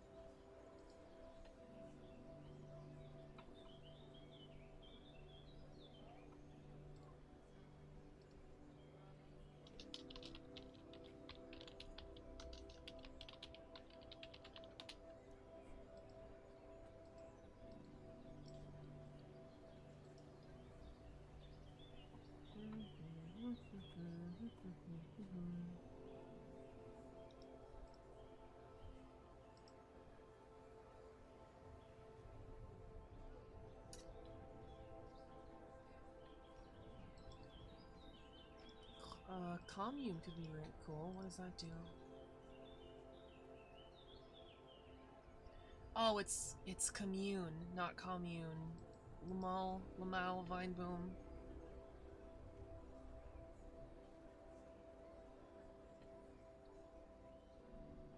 Death Ward? What level is that?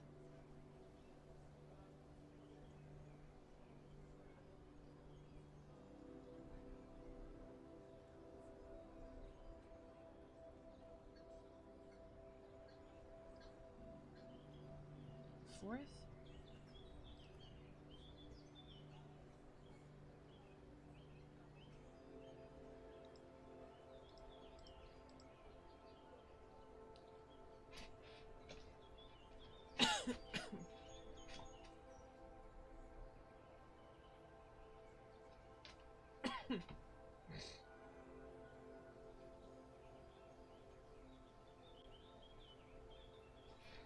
Actually, I like Death Ward. You die when I say you die. Alright. 5th level spells.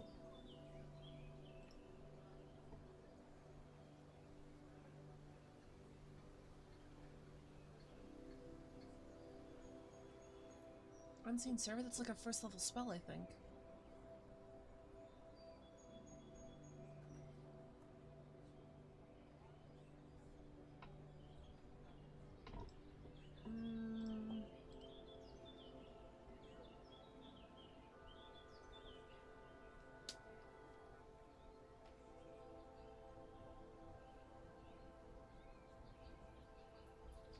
Holy Weapon's cool. Geist? It's like a charisma spell, right?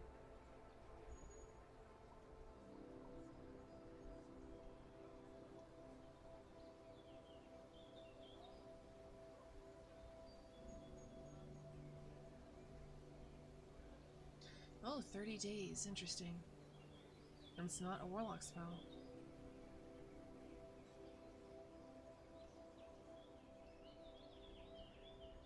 Yeah, it's pretty Keist. Oh, it's kind of the same. It does the same thing as Dominate Person, though. Is Geist really usable for a player character?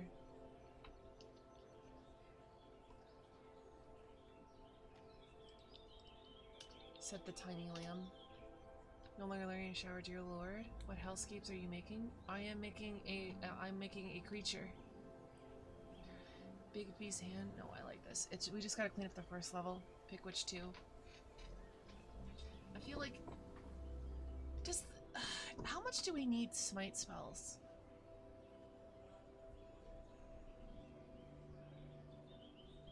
I feel like we don't need smite spells. They scale really well though with the warlock spell slots.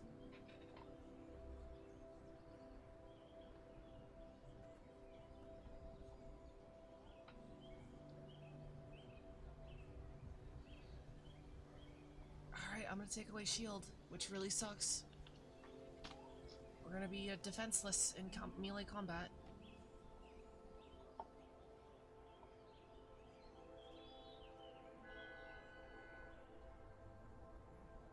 Alright, the first level is done after 2 hours.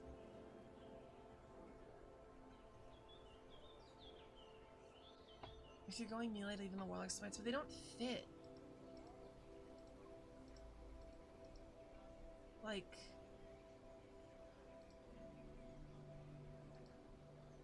Wrathless Smite fits, Branding Smite doesn't fit, Staggering Smite doesn't fit, Banishing Smite?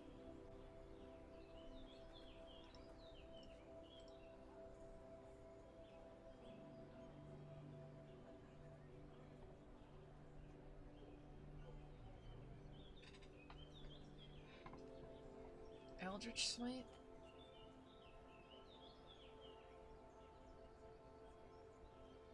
What is Eldritch Smite?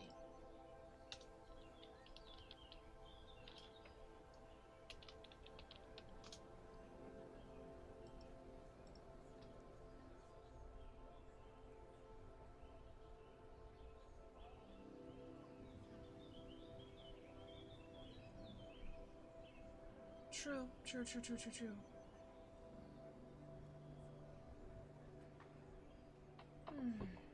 Yeah, I think we're good. I like these. I like this spell list. Okay. So, Unholy Assistance. Oh, for the name? We don't need the name right now.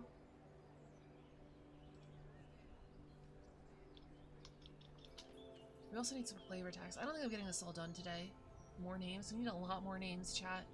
You guys wouldn't mind if we did another stream doing this, would you?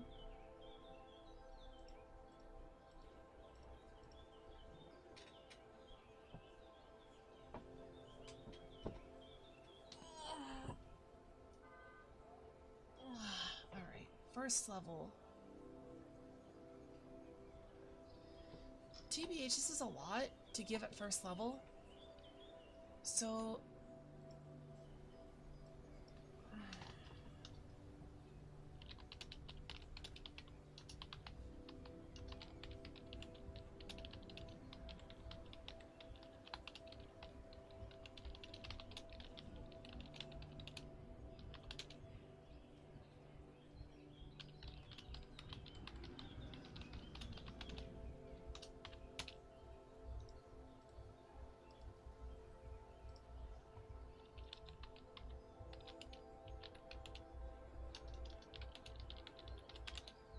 I don't know if I like this name, but that'll be level 1. Alright guys, now we need abilities for 6, 10, and 14. So let us look. We don't need to look at spells anymore.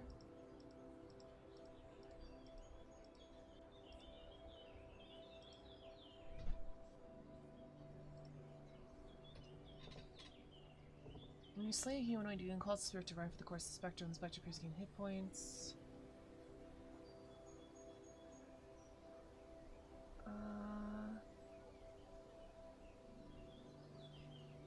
Master of Hexes. Yeah, I feel like we could just ignore Hexblade going forward.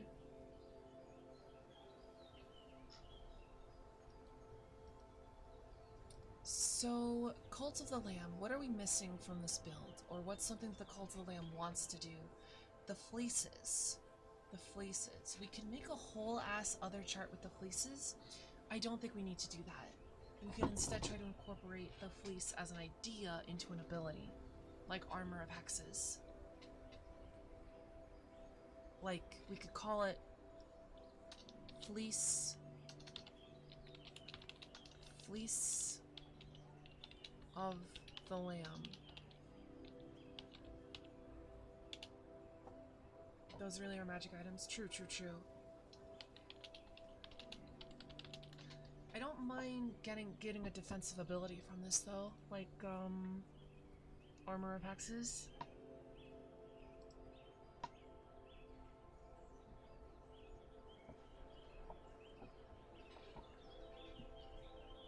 I think this would be bad, but it does something like the Golden Fleece, like every time an attack misses you, add +1 to all attack and damage rolls. Resets if you take any point of damage.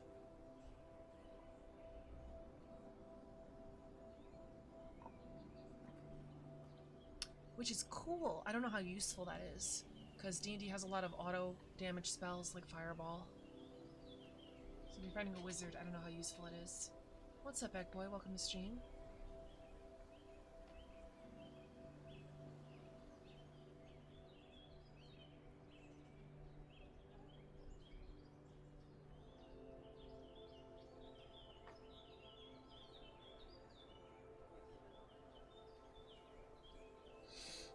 Yeah. Defensive ability. I don't mind a defensive ability.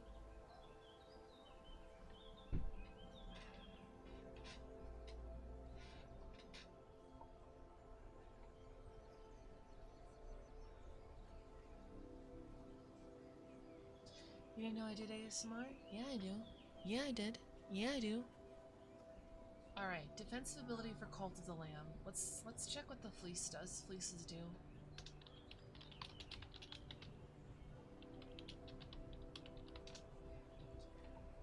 I really don't think the fleeces have any defensive abilities, if I'm gonna be real.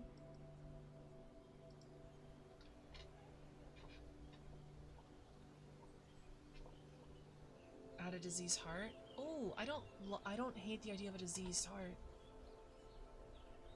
The diseased heart I feel like is very specific to Cult of the Lamb, so making that an ability I don't feel like is that bad.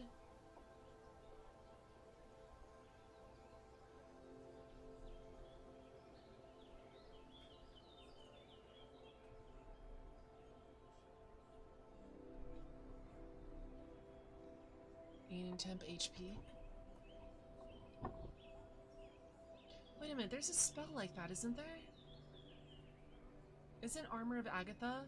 You have temp HP and if anyone hits you, you literally damage them back? That's literally the diseased heart.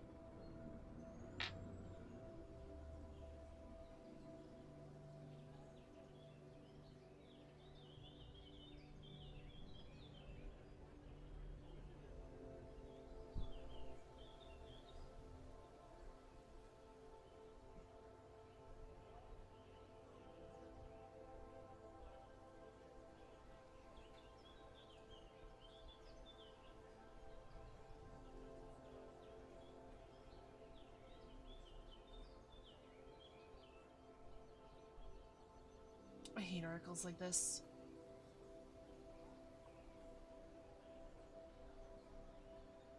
It's not even correct.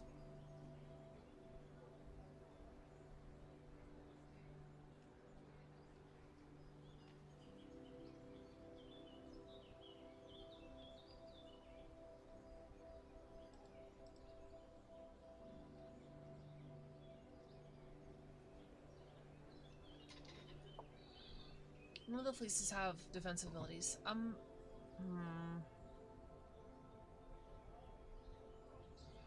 The one that trades your hearts for blue hearts could be something like trade your HP for 1.5 the amount of temp HP. I don't know how to implement that though.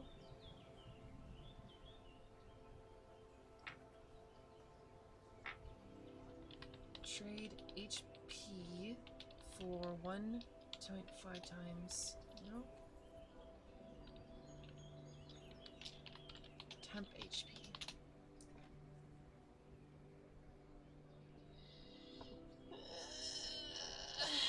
I'm not sure. I'm not sure.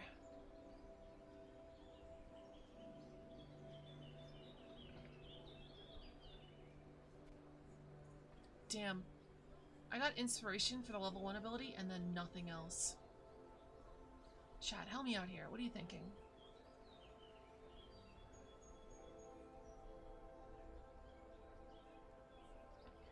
I don't think it can work since you're gonna get decimals. Oh, I have an easy fix for that.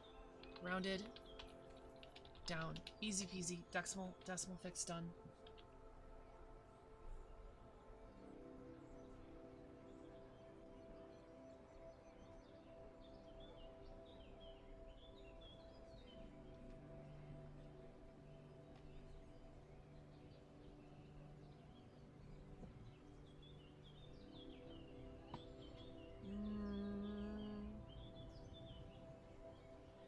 Maybe something about followers?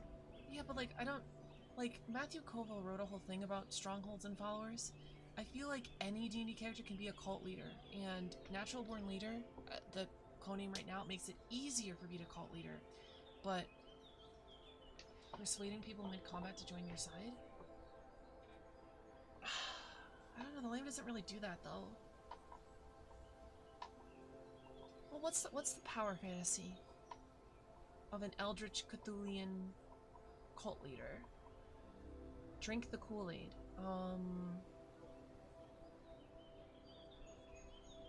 Fleece of the Lamb sounds really cool. I don't mind keeping the ability of that name. Goals. Roguelike random.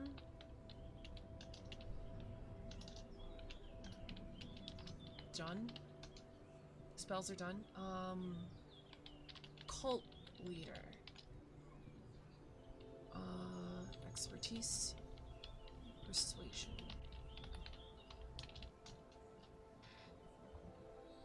Rather sleepy. Maybe you can summon 2 anther demon sheeps like in Catherine. Summoning demons is not the worst idea either. Kill someone to summon a demon? That's okay. Actually, wait. That's really close to this, isn't it? Yeah, that's really close to this.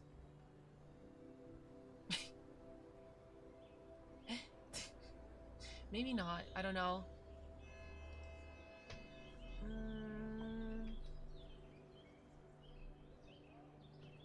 I feel like when designing a D&D class, you have to design it whether or not the person's going to be social or not. Like, obviously they're going to be part of a team, but like, I don't think I can design the class around literally having a cult. Oh, stretching.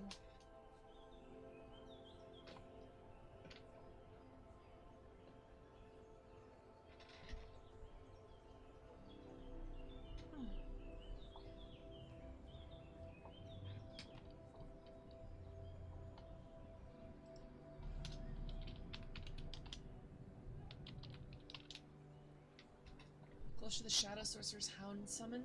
We don't have to reinvent the wheel every single time, but I don't know.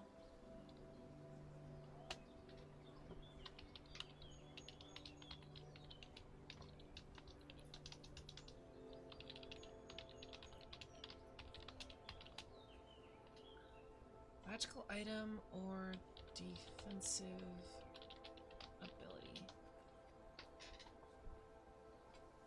Cult leader, cult leader, cult leader, cult leader. Okay, so what's fun in the game? The base management is the funnest part. The combat is kind of meh. No, it's good. It's just not as good as Hades. That's why I think it's meh.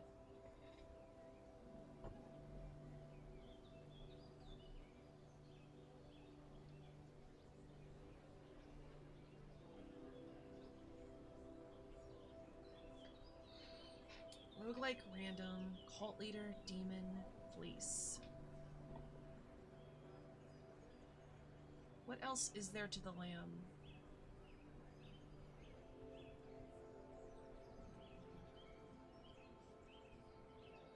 Gain an effect after killing an enemy and using your bonus action to perform the ritual.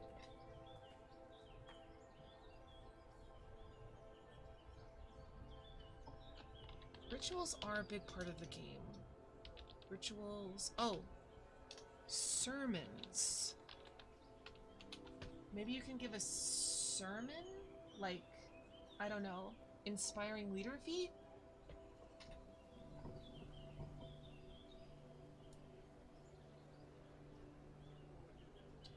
Ritual casting? What ritual spells do warlocks even get is the problem.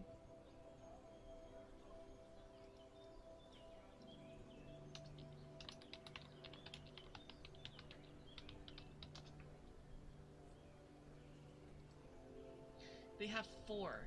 They have 4 ritual spells. Comprehend languages, illusionary script, unseen servant, contact other planes.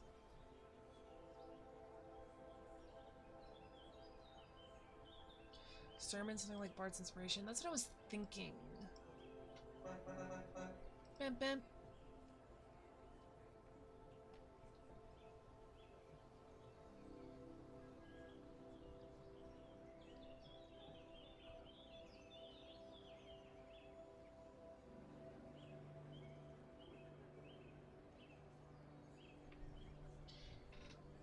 Okay, hold on. Hold on.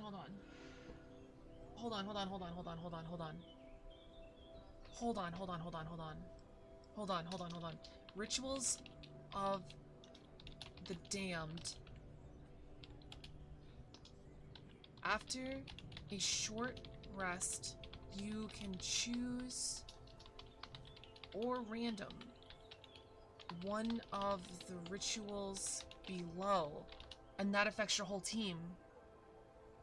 After a long rest, you have a chart of different rituals, so we can do Demon Summon, Great Feast, Sermon,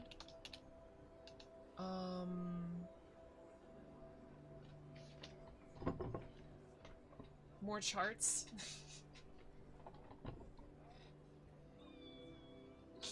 I'm sorry. I think it's a good idea, though. I think it's to get everything... I think that's more than enough, honestly.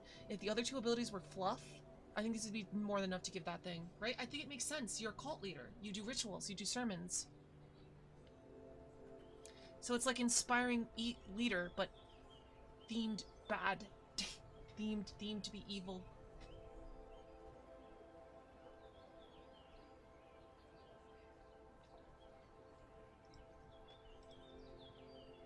Right? I don't know. I feel like this is a cool idea.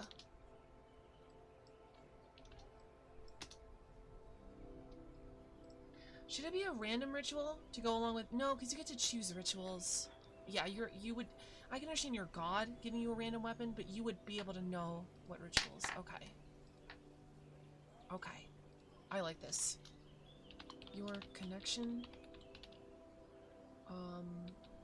with the one who waits has deepened.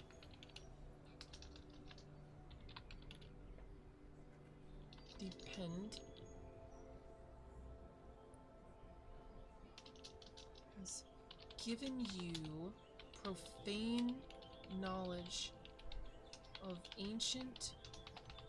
Actually, this is where profane should go. Profane... I'm giving you ancient... No. Dark knowledge of ancient profane rituals that you can use to empower and further your goals. Yo, I am loving this. I am loving this. Press. You can choose to preform one of the rituals below. We don't actually need a chart. We can use bullet points here because it's just a list of things you can choose. Okay. The ritual can be part of... Should the ritual take extra time or be part of the long rest? If it takes extra time, we can make it stronger. If it's part of the long rest, it's just going to be automatic. You would just automatically pick your power for the day.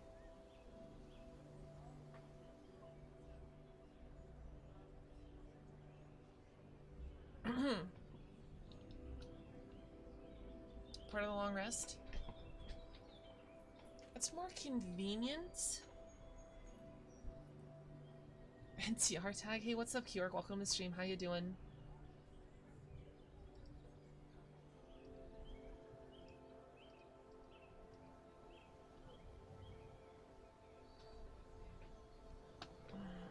Part of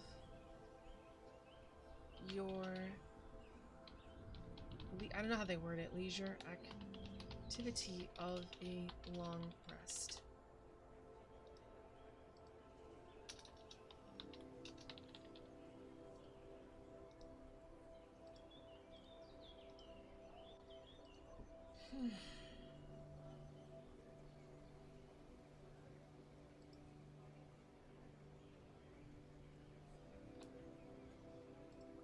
Sermon should be the most basic one.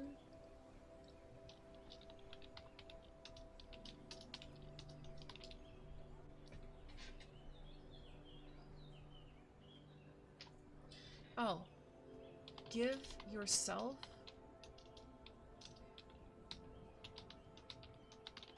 and an ally inspiration. Easy fucking peasy. This could actually also be called Inspire.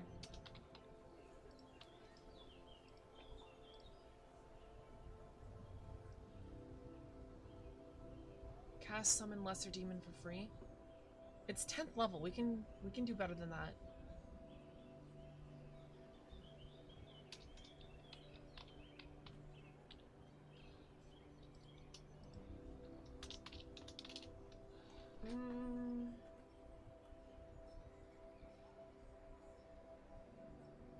This could also be the level 6 ability. I feel like we could do more.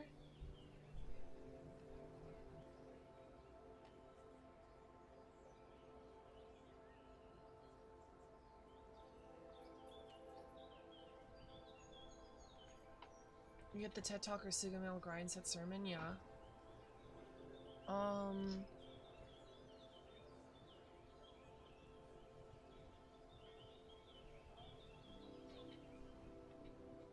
Each ritual has a different ability? That's what I'm thinking.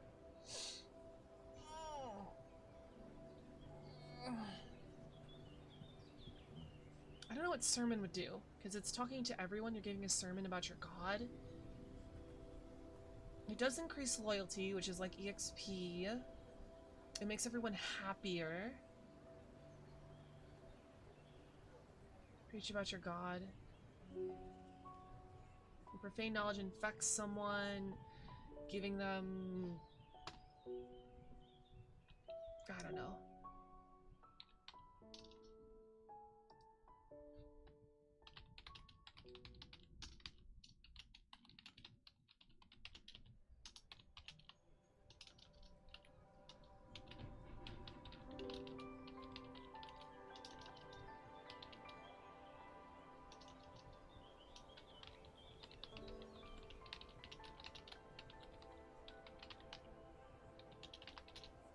Number of creatures who can understand you equal to your proficiency bonus plus your charisma modifier.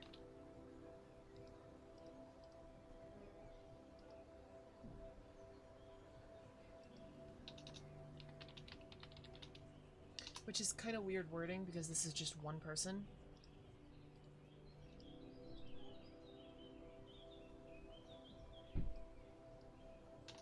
Some rituals can affect...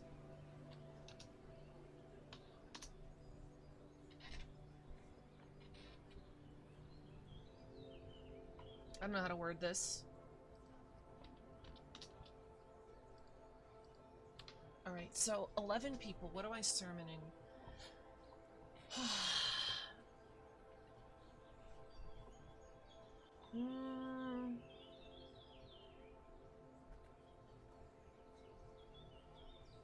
I'm gonna boot up the game real quick.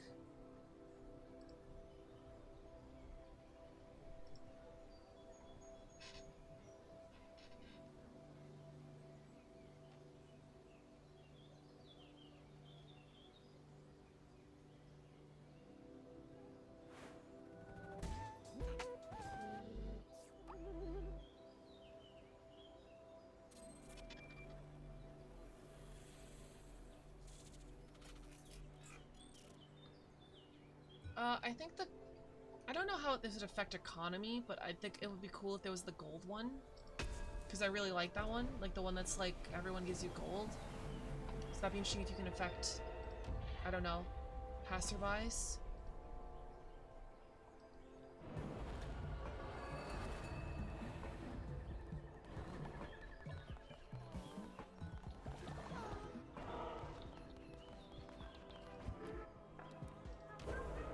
Alright, so there are 12 rituals, right? Bonfire, sacrifice of the flesh, probably no sacrificing. I mean, it might be interesting if you sacrifice an NPC, but then we gotta figure out, like, HR, who to sacrifice. Place of the Lamb is too good. Did we even give that, well, we're still working on it.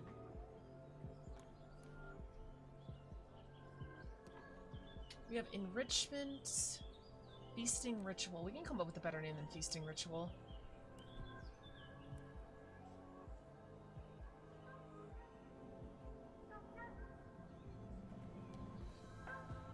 Eldritch Kool-Aid. Ritual of resurrection. Ritual of enlightenment. Sacrifice of the flesh. Ritual of enrichment.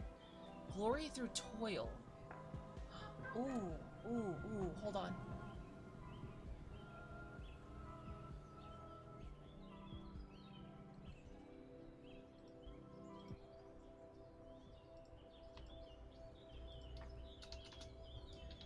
Glory through toil.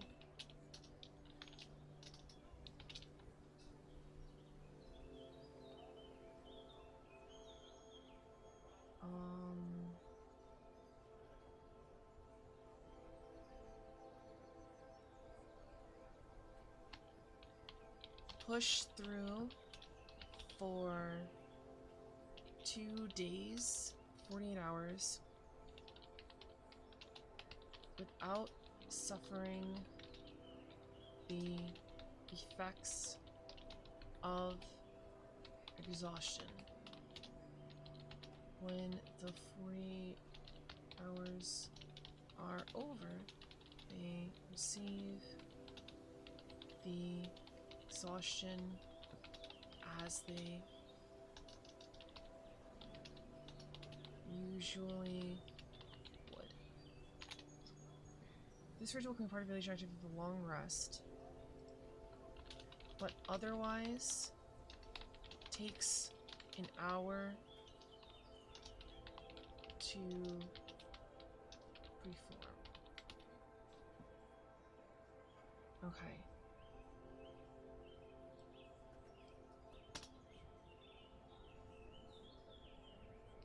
The connection with the dark one, the one who waits, gives you dark knowledge of ancient profane rituals.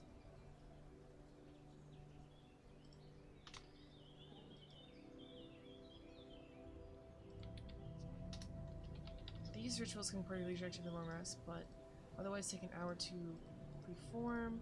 Some of the rituals can affect location. Once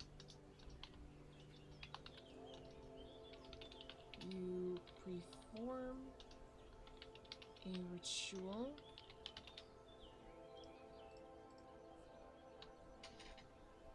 Eldritch Feast. I don't hate that.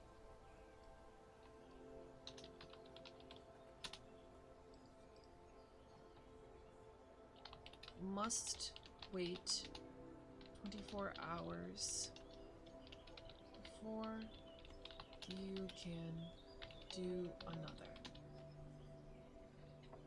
Let me know what you're doing with the subclass and I'll do the thing. Yeah, sure.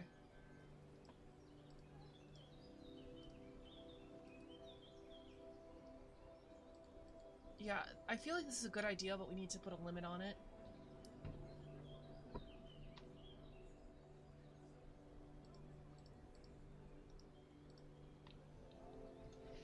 Alright, so 48 hours, you don't need a long rest. I feel like is great, especially if you target 11 workers, not player characters, and they just go. I love that. Demon Summon. I don't know how to do Demon Summon without, sacrificing someone. Like, what's the cost of Demon Summon?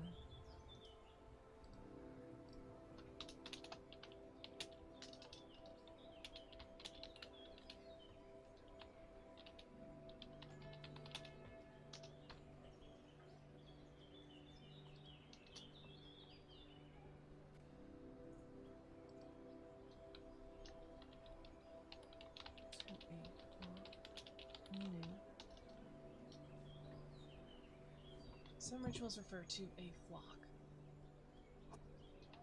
This flock can be a number of creatures who can understand you. Okay, so this is a comma, right? Number of willing creatures who can understand you equal to proficiency bonus plus your charisma modifier. Once you perform a ritual, you must 24 hours. We're going to do that. Cost blood tribute.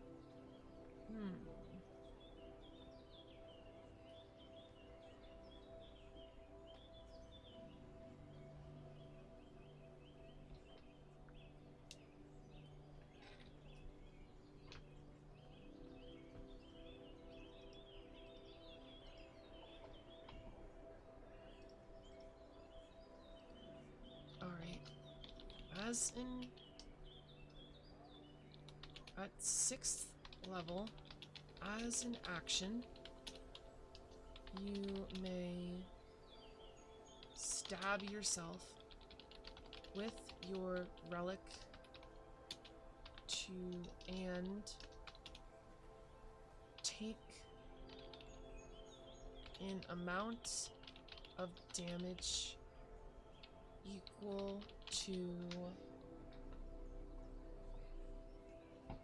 probably something with your level, right?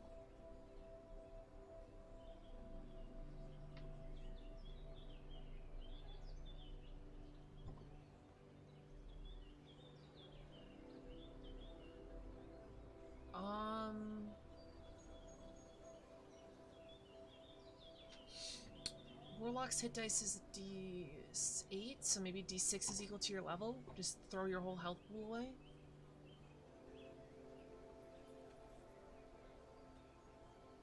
I mean, do we have to put a limit on this?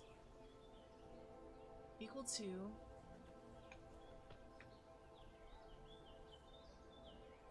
You're spending a whole action to stab yourself. Give yourself hit points. It's risk versus reward, right? Because if you know you're only doing one encounter the day, you do everything but one, you have a massive health pool. But then, after the 10 minutes are up, you're doing a dungeon. Okay, hold on.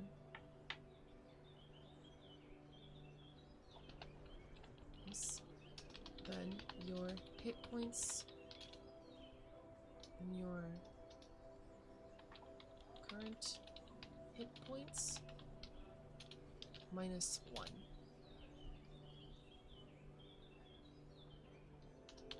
This damage cannot be reduced in any way.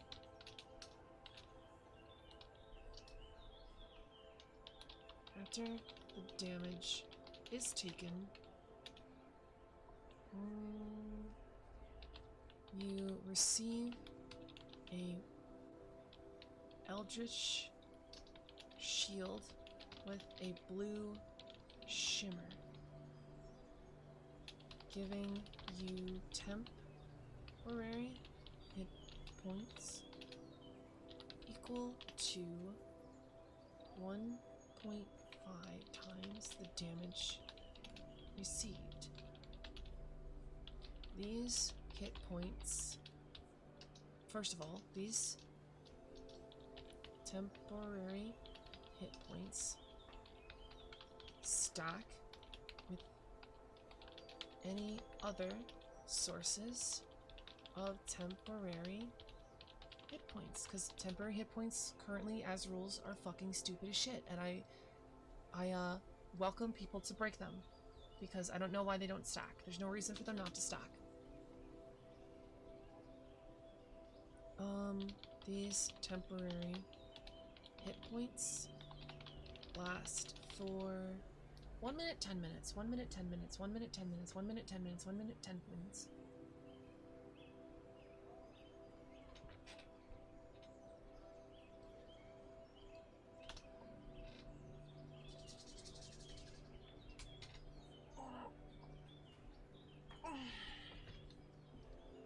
One minute. At 10th level,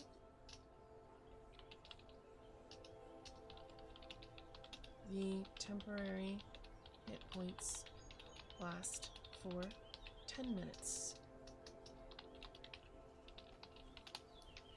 Now, the reason why I'm leaving this limitless is because I think the mechanic itself is risk versus reward. It takes an entire action to do. If it was like a reaction, it'd probably be broken. But it takes an entire action to do, so you have to preemptively do it. You preemptively stab yourself before combat, and then you go in. So you have to guesstimate how much damage you're going to take. And you're a backline warlock, maybe a frontline. So, if you don't take all that damage, then you've wasted the temporary hit points into the next encounter. And if you guess correctly, you know, you can maximize your HP for every encounter, basically. Guess too low, guess too high, blah, blah, blah, blah, blah. I like this ability. I like this a lot. High risk, high reward.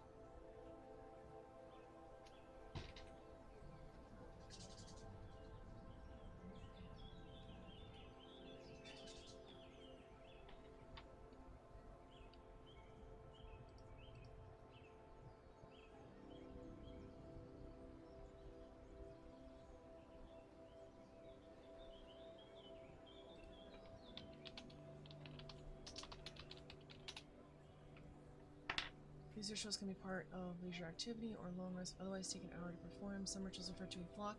This flock is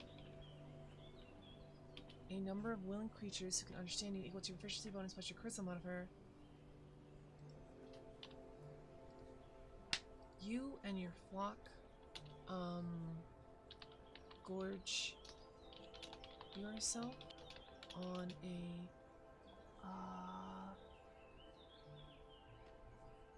miraculous feast provided by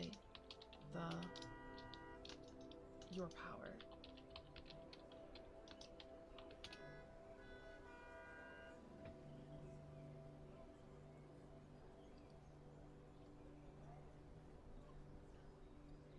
I love how I'm spending all this time on like these charts I don't need to be when I could just like be defining abilities.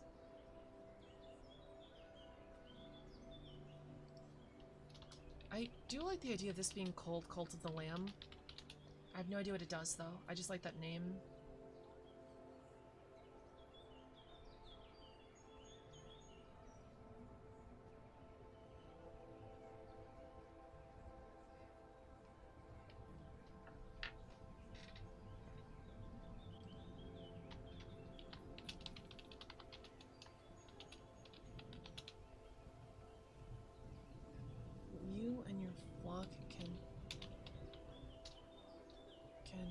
Push beyond your mortal limits.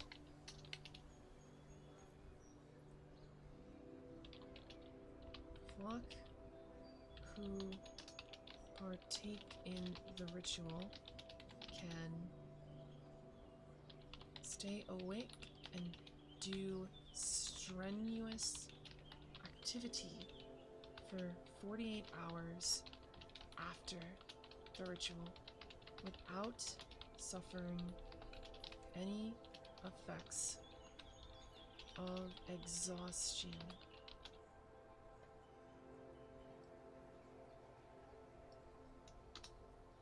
When the 48 hours are over, they receive their exhaustion as they would have. Actually, let me look over the exhaustion rules. Does that instantly kill someone?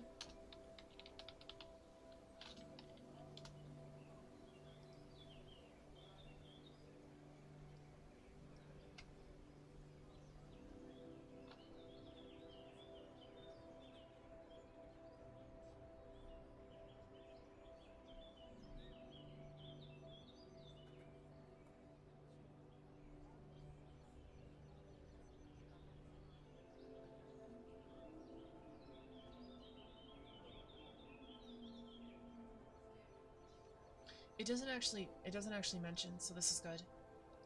It's up to the DM.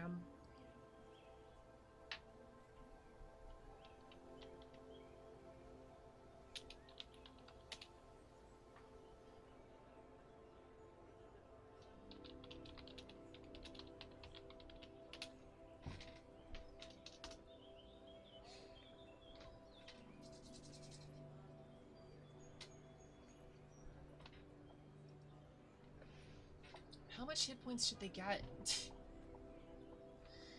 How much hit points should they get possibly for free every single day? What's up, Azoo? Welcome to stream. How you doing?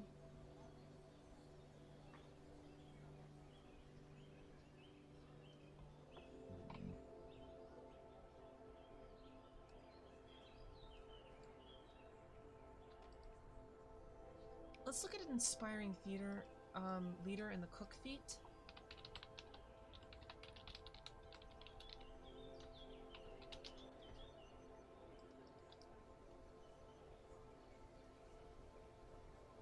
So it's once per short rest, level plus charisma. So that would be at level 10, 15 hit points. That's up to 11 people, 15 hit points. That sounds perfectly fine.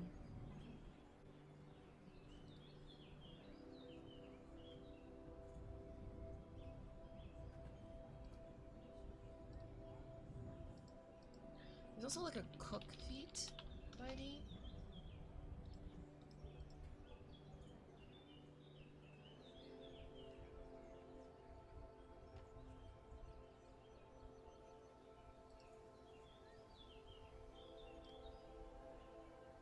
How long do the hit points last is another question.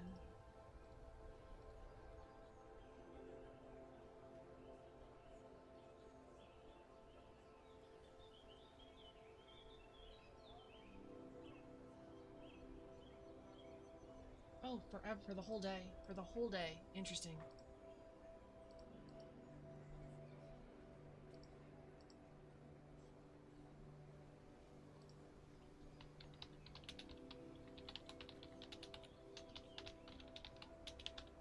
Now hold on, this is basically giving you the feat for free. Well, once every 24 hours. It's slightly more limited. And it also means you're not doing the other things. And if you take the feat, you could do that, give someone temporary hit points, and then do something else. Or do both and get 30 hit points. Which is not... I think that's fine. Gains an amount of temporary hit points equal to your warlock level plus your charisma modifier. It's hit points last until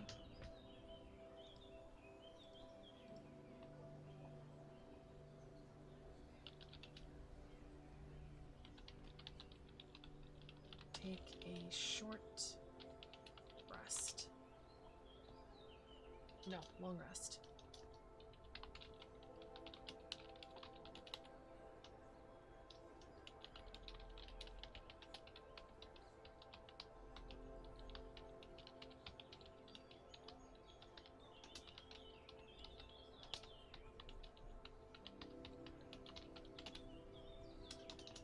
Cult of the Lamb.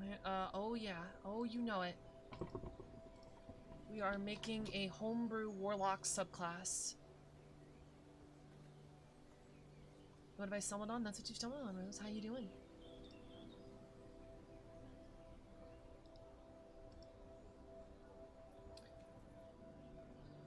You want to see what we have so far? You're pretty gay. Hey, thank you, Rose. Rose, to get caught up, this is in the D&D improv link that is, read it to me in your ASMR voice. Fuck, I was gonna go pee. I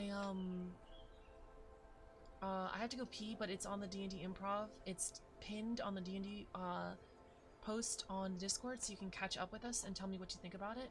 BRB real quick.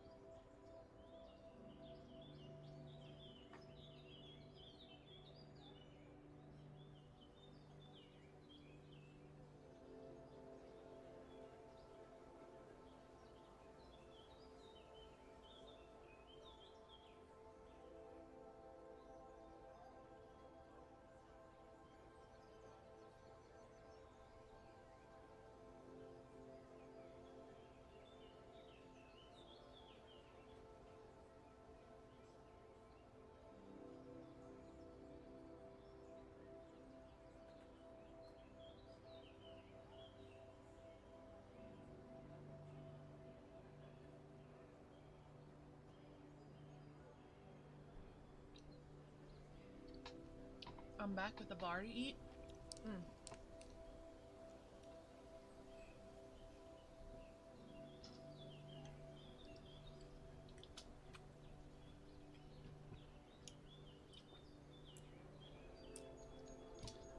I also had an idea of a flock being a mechanic, but I think it's too late in the building to do that. I feel like this is focusing, you know, like the level 1 ability is focusing on the random weapon aspect that you have. And the cult shit, where is it pinned? It should be in the D&D channel in the Discord. I thought it was.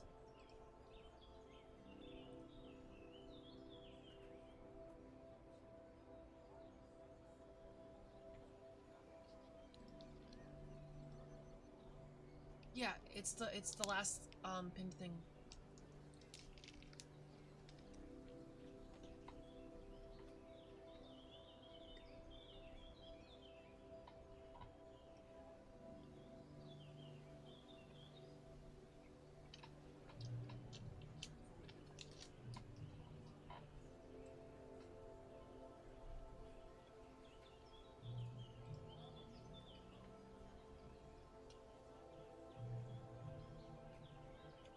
A duck.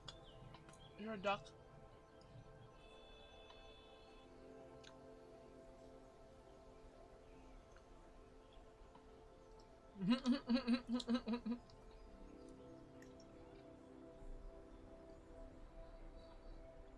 Yeah, so tell me what you think. Right now we're trying to figure out a level 14 ability. I'd love if it was called Cult of the Lamb. No idea what it is. Maybe, like, maybe the flock.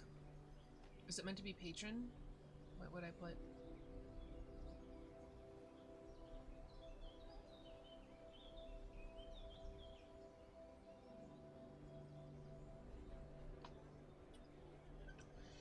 Yeah, it's a patron. It's like a subclass for warlock.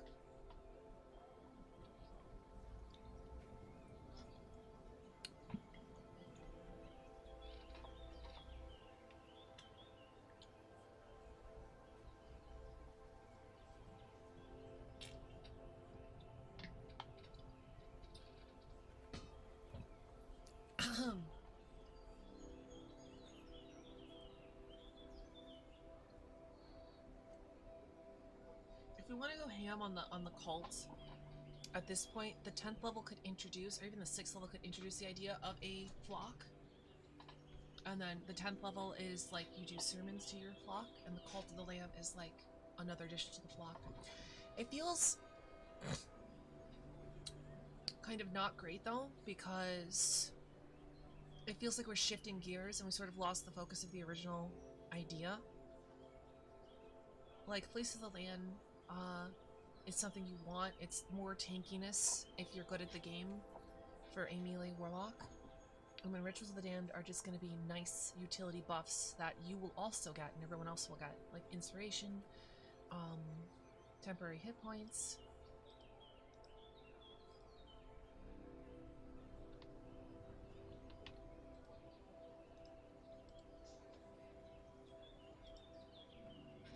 I don't know what to do with Demon Summon.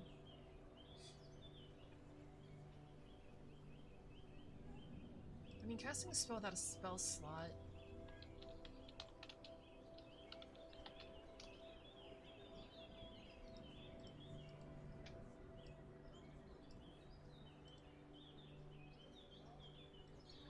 It's only up to an hour though. Want my opinion on it so far? Yeah, sure. Challenge rating 5 or lower demon.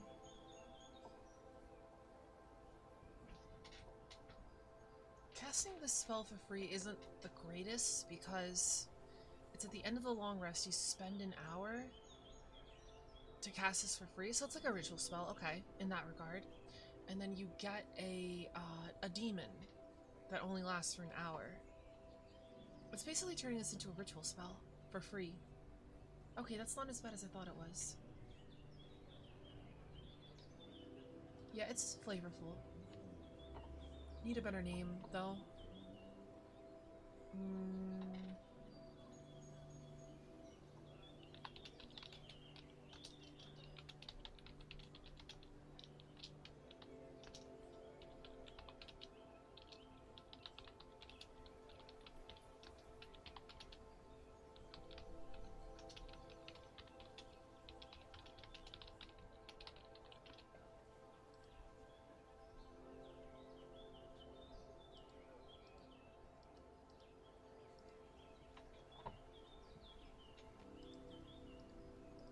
Using a spell slot.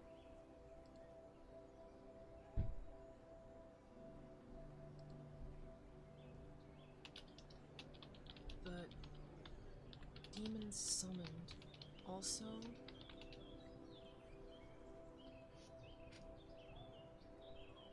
It feels read. It's supposed to be both a patron and a pack choice. Wait, what do you mean?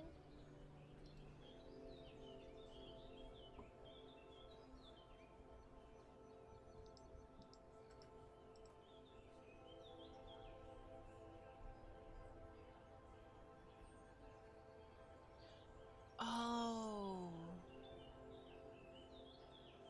Packed. Oh. Oh. I get it.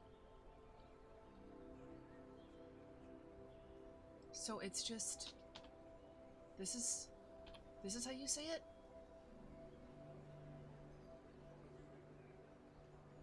The relic sounds like a packed boon rather than a first level Patreon feature.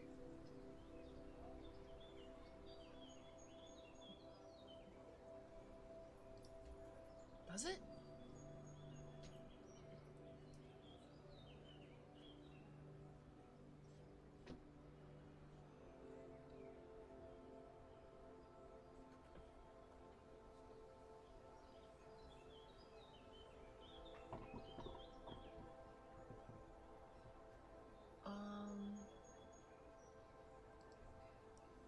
Also can't make charisma saving throws. Okay, what if you can concentrate on the spell? We make it a little stronger because it's 10th level and you're giving up a lot of free hit points for it. So let's make the demon stronger.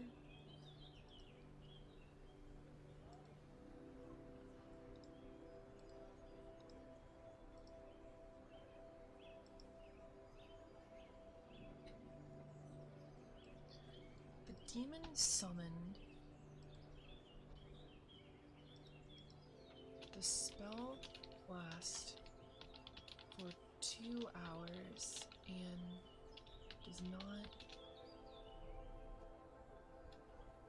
compare it to Fiend one where you get temp health once you kill something the first level, or Grant one where you get telepathy. Yeah, but I've also heard from a lot of people that those subclass sucks. So like I based a lot of the stuff on Hexblade. Because Hexblade gets 2 ability at level 1. Plus, I don't know, I like when subclasses, I mean, like, it makes it awful for dipping, because you could literally just dip 1 level and get most of the class. But I don't think this is, like, particularly useful for a mega dip. Unless it's, like, Paladin, 1 Warlock, Sorcerer, or something. But, like, the main bulk of the subclass, I like when it's front-loaded so you can actually play the game. Wimpy comparatively? Yeah.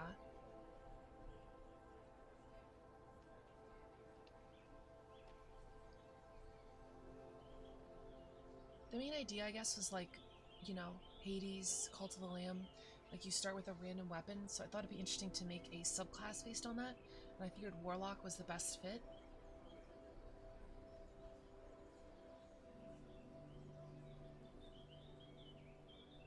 I think a trigger word just cued my ears. What trigger word?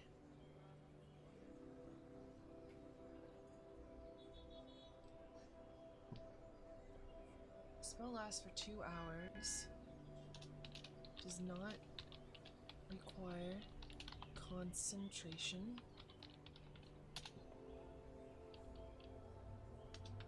And the demon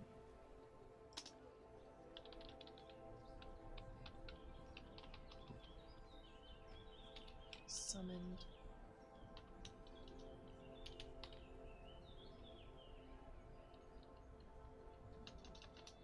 can't make charisma saving throws to break from your grasp. It is bound to you.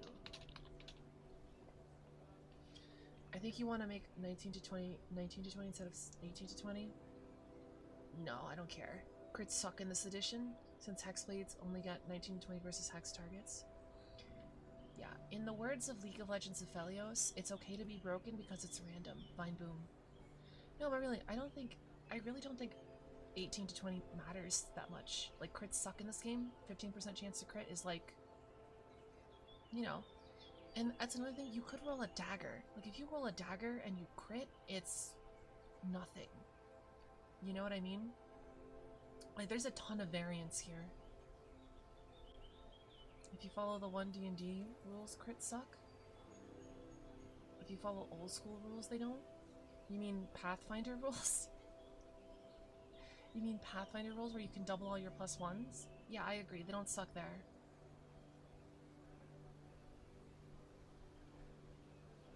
No?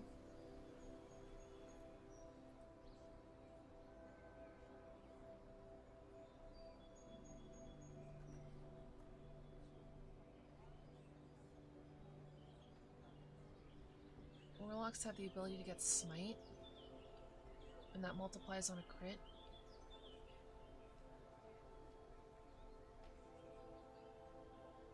Wow, 1 D&D took that away because that's a spell. Oh my god, that's awful. I don't think that's that bad. Because you're using a spell slot to cast that, right? You don't get that for free. There's Eldritch Smite where you could use a spell slot as an invocation. It gets Smite as a thing. Yeah, no, that sounds good to me. That sounds good. So if you're a warlock, you roll, let's say the best one possible, maul, right? You roll a merciless maul. So you have a 2d6 to damage and you crit on 18 to 20. You decide then to spend one of your few spell slots because you crit on 18 really easy and you do a butt fuck of damage. That's fine. That sounds totally fine to me. It's like you used your resource to deal a butt fuck of damage and you're a warlock. I think you could put people in timeout in Cult of the Lamb. Yeah, you could put people in the stockades. The reason why I picked Fireball is because in the game you get a whole bunch of curses, which are like, they're like special magical abilities. And there's not a lot of ways to replicate those unless you, I guess you get warlock spells in general. So I choose Fireball to sort of count as all of them.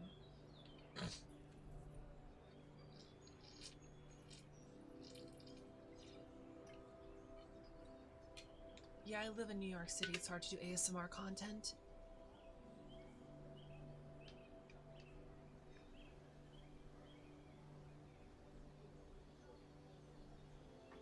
Anki, I'm sorry. I said I put Fireball to represent all of the curses in the game.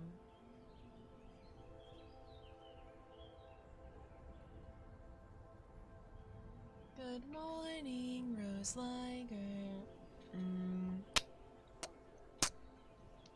Jess, what's up? Thank you so much for following. Welcome to the import. I hope you enjoy your stay. How are you doing today? Alright, so...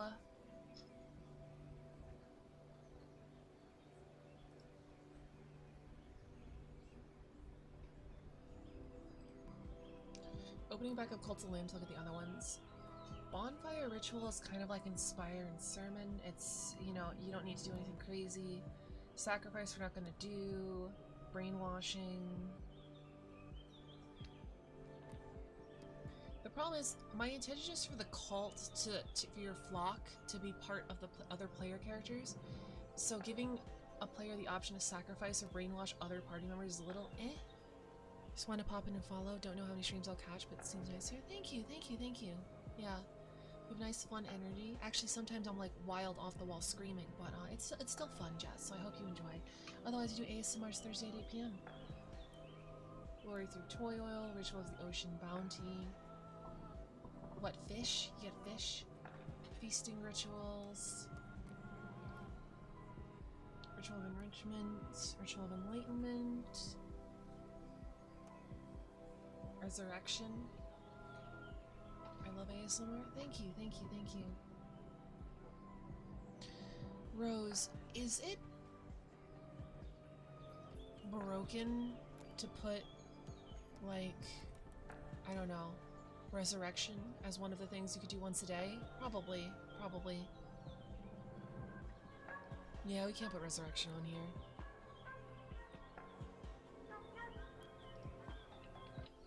Alright. Are here kissies? There's a kissy for you. A day? Yeah, that's too much. Once a day is too much for resurrection.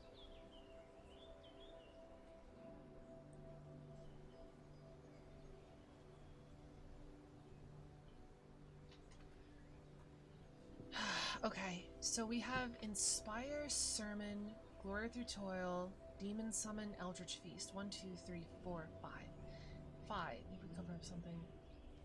Oh, good morning. Oh no, see, that's not good morning. That's Ara. Ara. So let me give you a good. Ara. Ara. Ara. Anyway,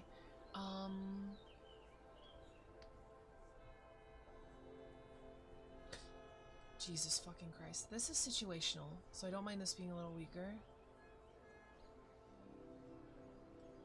Inspire feels too weak to me now. Because why would you ever inspire when you could Eldritch Feast?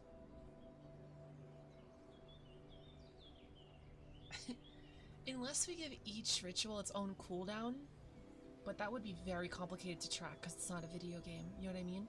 Like if we did Resurrection but it had like a month cooldown, Eldritch Feast had like a couple day cooldown, you know what I mean? I feel like that'd be too hard to track.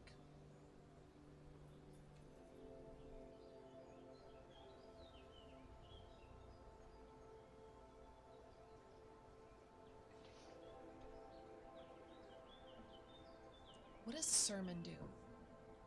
They're like... I don't know.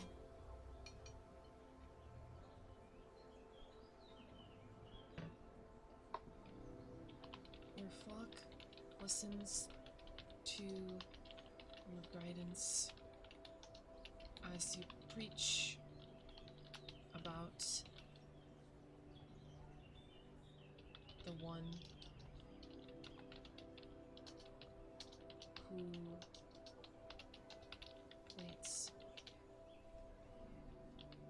Your flock gains advantage on the next ability check, saving, throw, or skill check they make that day. So this also might be too weak. I put this, I balanced this on the same level of Inspire.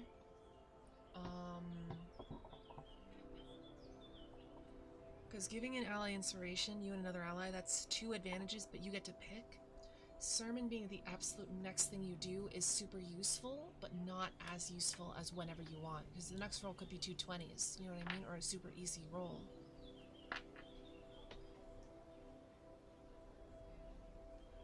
So I like all of these. I feel like Eldritch Feast is too strong, because you can get it once a day. And it doesn't cost defeat. Maybe we should lower this. Maybe we should lower Eldritch Feast. Should we nerf Eldritch Feast to put it in line with everything else?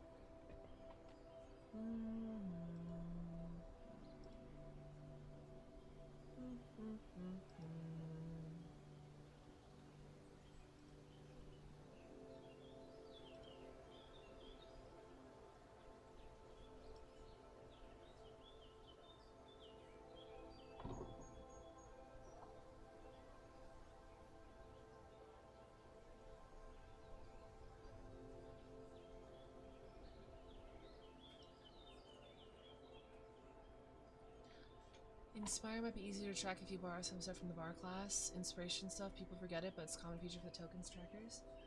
No, yeah, so like Inspiration, they're trying to make it a big resource in D&D 1. So I figured I'd future-proof this by putting some Inspiration on it. Because humans get like a free Inspiration per day, you can only have 1 Inspiration, if you get Inspiration you can pass along. They're trying to change, Jesus fucking Christ, traffic. They're trying to change Inspiration to be something that you get often and use often, kind of like if you've ever played the D&D RPG, which I doubt you will, I don't think anyone has, it's kind of like momentum in that game.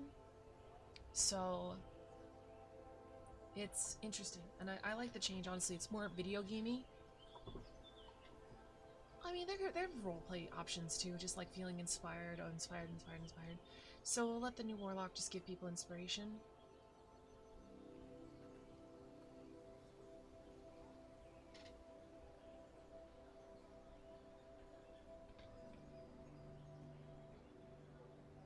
I'm wondering if I should just make, like, buff Inspire.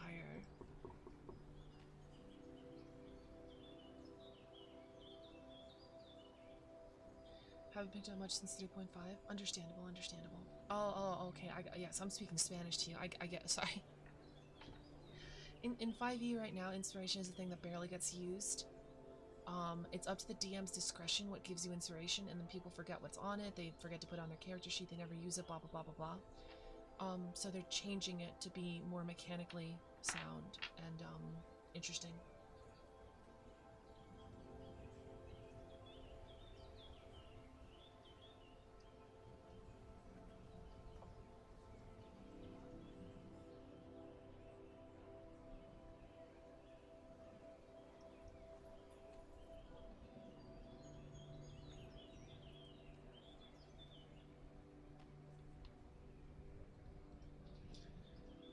is hard to balance because it's literally for free every single day, but it's a level 10 ability, so while other people are getting level 10 abilities, you're not getting a level 10 ability, you're getting a buff every day.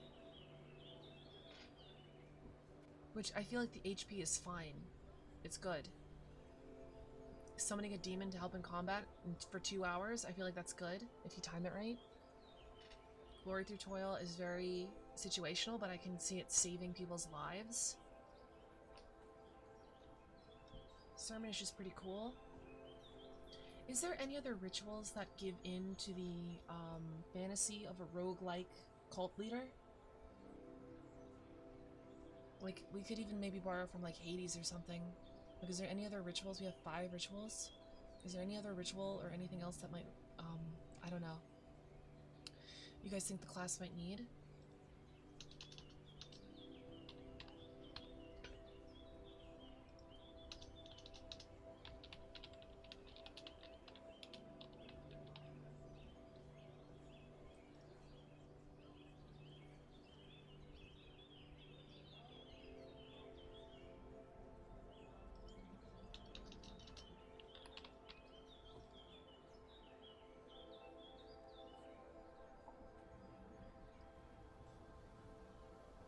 Alright, let's do that. Now we need a final ability, Cult of the Lamb. A final ability. What is the 20th level?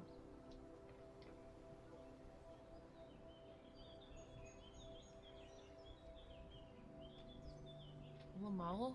What the fuck? You get 4 spell slots. Dude, this class is so weird. What is our final ability?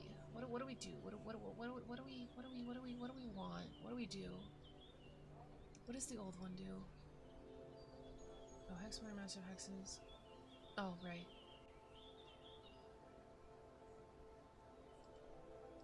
How often do you get to do this? Only once. Okay, so that's useful. You can mow down a whole horde.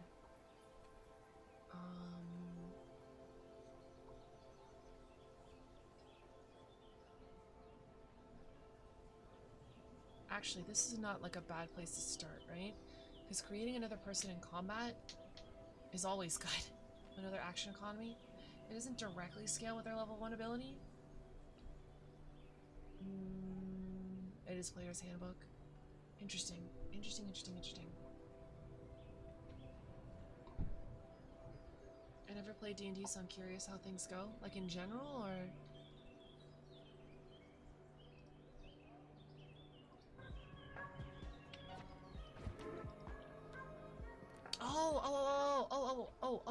Oh, I have an idea. Roll the D6 and D10 twice and pick which ones you pick which results. Wait, how do we word this? Choose between the results for your weapon and sinister essence. Boom. Sister essence. I think it's going good, Susie. The link is in the Discord. It's pinned on the Discord channel, so if you want to see what we wrote, catch up with us, you can. So, advantage on picking your weapon and your thing. So basically you always are going to want to probably go for vampiric, godly unending, maybe malefic. Actually, I could see results for a lot of these. I don't think that's that bad, actually. It just prevents you, it makes you way less likely to get a dagger or nothing.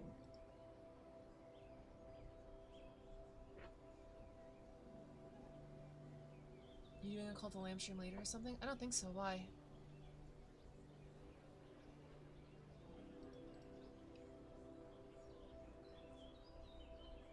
Yeah, okay. I like advantage. That can't be the only thing you do at level 14. Arbor sword, best sword.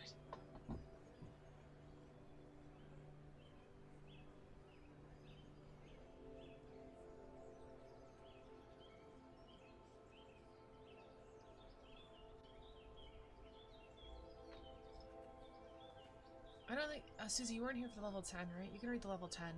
Although I recommend reading at your own pace. By opening up the Google Doc. It's a public document.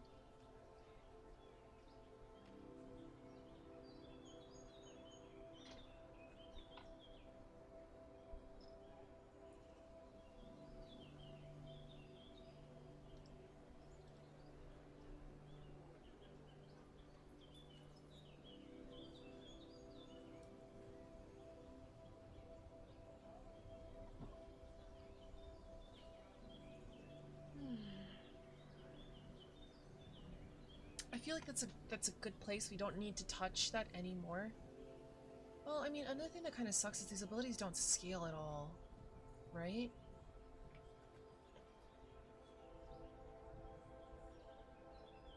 Yeah, we have flat dice here that don't scale. So if you're level 14, you're not going to want a necrotic weapon because it's only an extra D8. But I mean, damages are hard to come by in D&D 5e, right?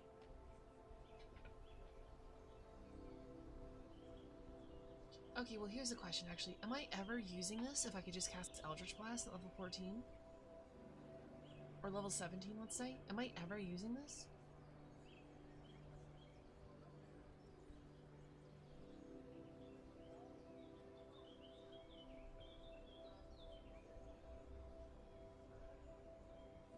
I don't know if I'm ever using this. It runs with a Charisma bonus, but so does Eldritch Blast. Good morning, Bagman. How you doing?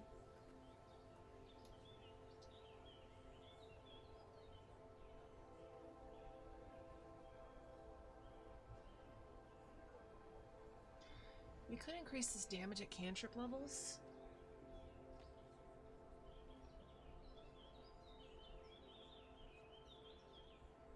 Well, there's still smites to spend your spell slots on. I don't know.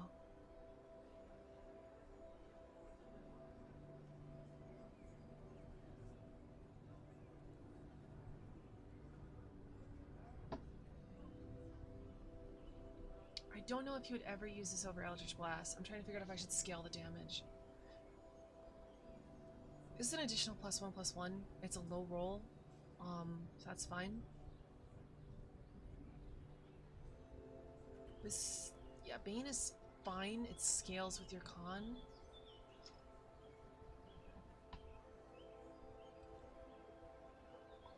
Engulfing. Yeah, Restrained is always good. The DC doesn't increase though. Necrotic and Vampiric are the problems because they don't scale.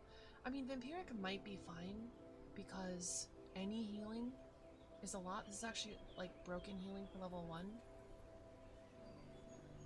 Oh, so maybe I should lower it and scale it then?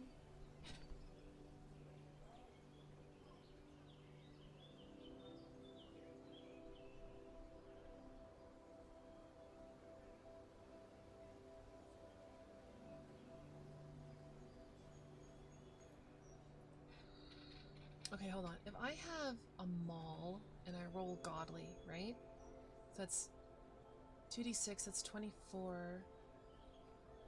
It's 24 damage. 22 damage.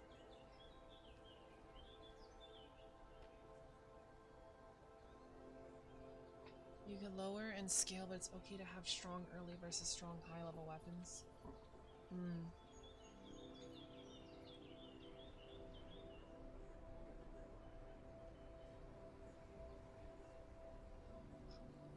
Oh, well, I'm also getting +1 to hit, so it's 2d6 is 12, plus 10 is 22, plus 1 is 23. So it's 23 points of damage. If I'm using Eldritch Blast at level 17, I'm doing 3 bolts of 1d10. So that's 6 times 3, 18, plus 15. Shit.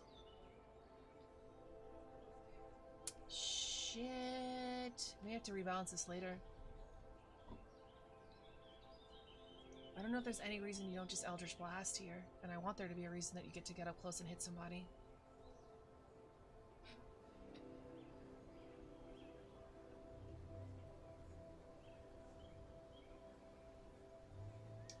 Wait a minute, hold on. You're attacking twice.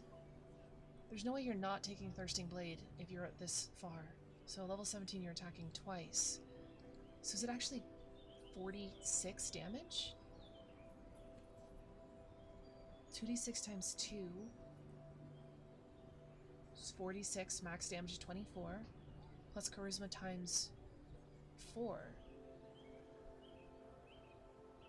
which is 44.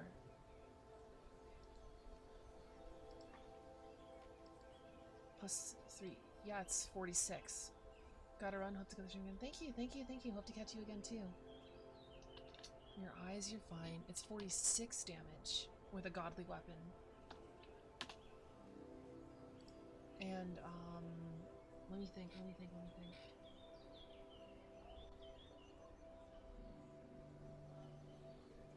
4 Eldritch Blasts are potentially 40 plus... Oh no, it's 3 Eldritch Blasts, so 30 plus...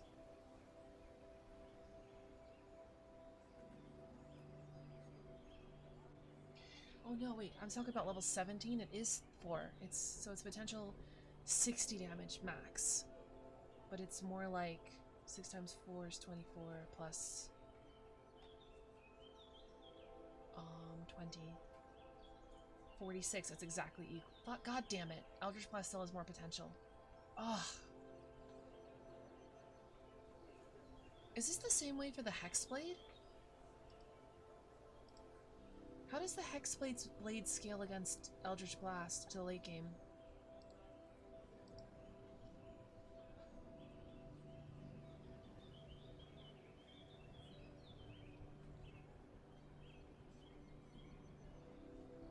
Because if you have Hex Warrior, right?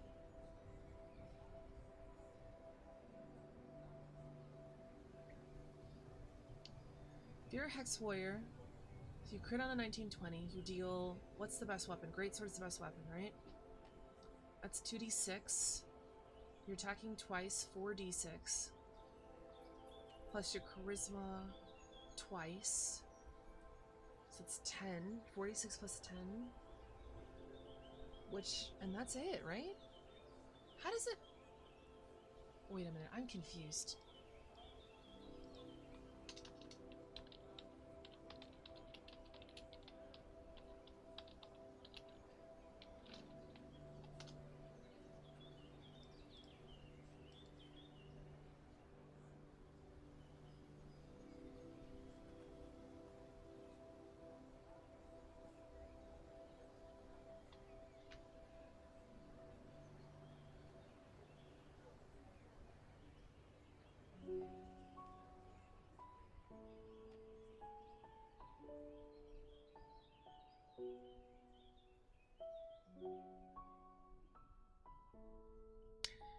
I'm hearing people say it doesn't scale.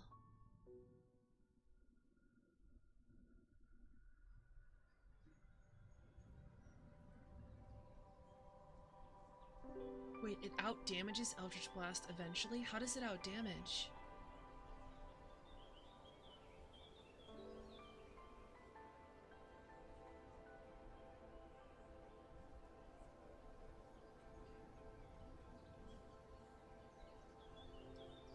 Hold on, I'm trying to read this.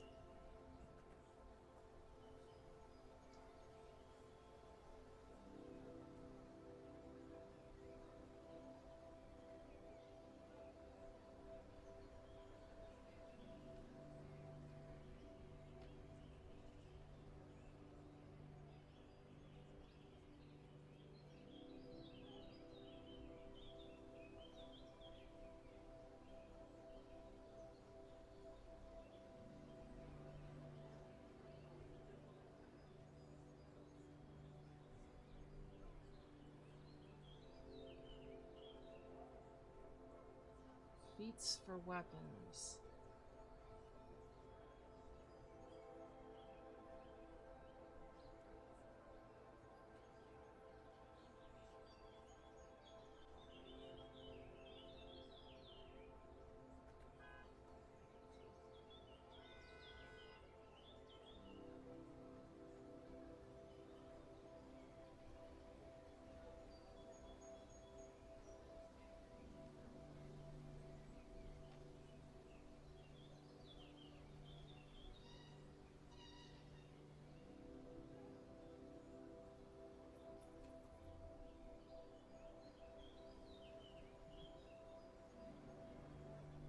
Still talking about all this extra investment.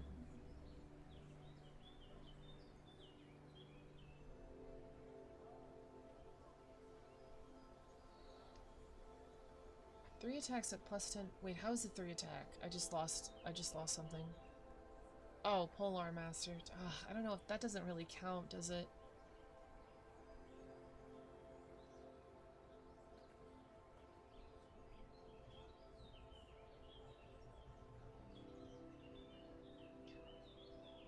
It's a mouthful. Okay, I'm confused. I think I'm just gonna leave this open to other people to check the balancing. We need a 14th ability. We need a level 14 ability. The balancing kind of annoyed me because I don't understand how that works. It seems like it's not balanced, besides smites.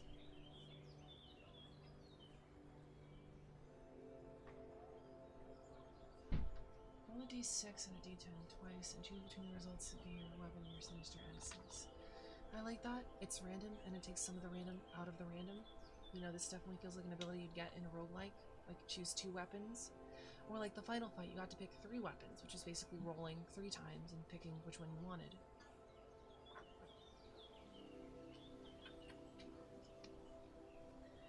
Get closer and closer to the godly maw.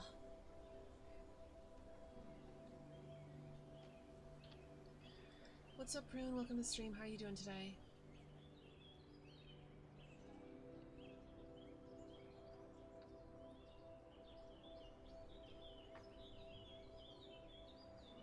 I'm trying to get a level 14 ability for our Warlock. You can read along.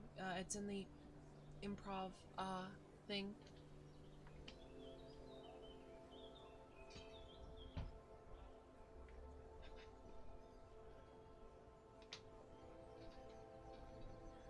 So what we could do is make an ability that scales off of your flock some more.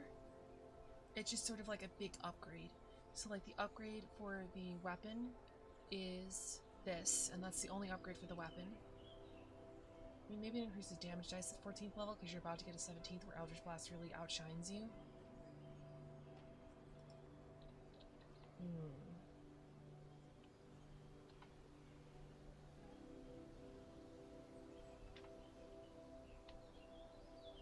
Roll a d6 and a d10 twice and choose between the result of your weapon and your sinister innocence.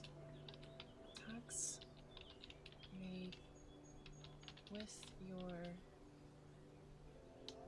relic weapon gain +1, another +1 to attack and damage rolls.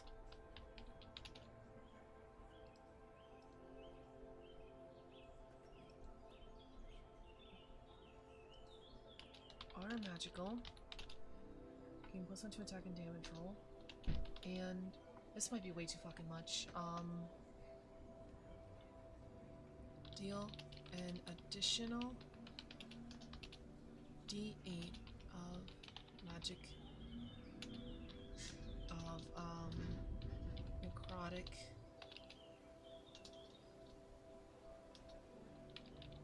damage.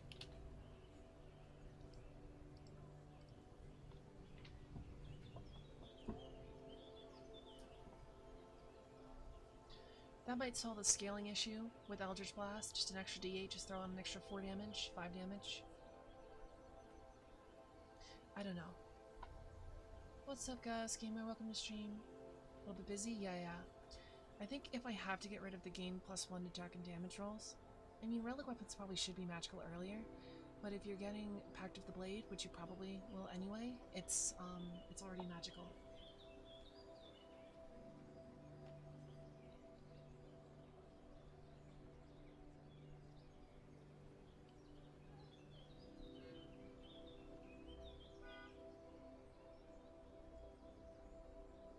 Alright.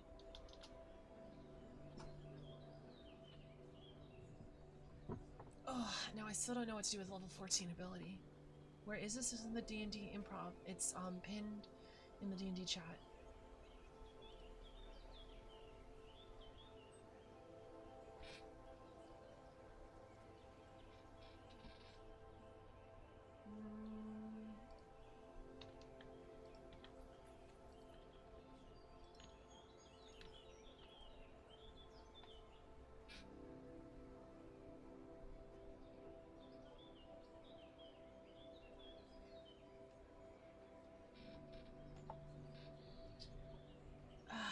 to figure out.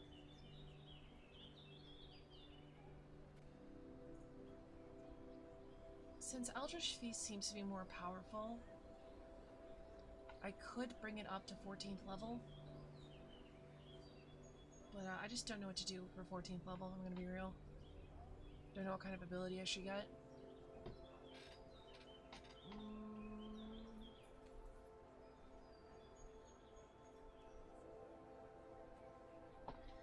I kind of feel like it's done. I feel like it already sort of gives you everything in the Cult of the Lamb. I mean, besides actually gaining a cult itself, which I feel like really shouldn't be in the mechanics of a class, it should be more of a campaign question or a DM question. The class kind of gives you everything you want. So I'm not sure what to do for level 14.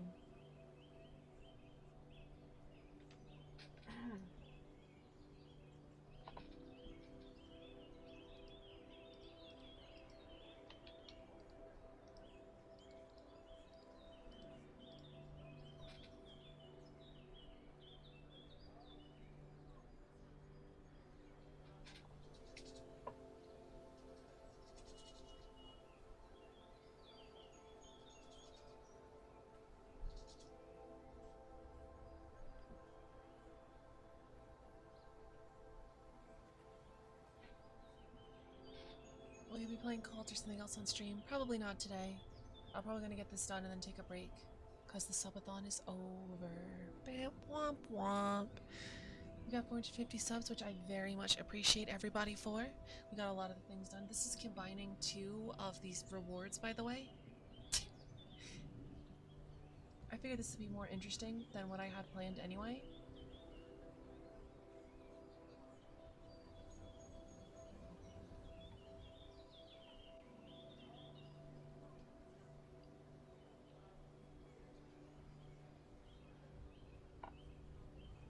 Is this too much of a good dip at level 1?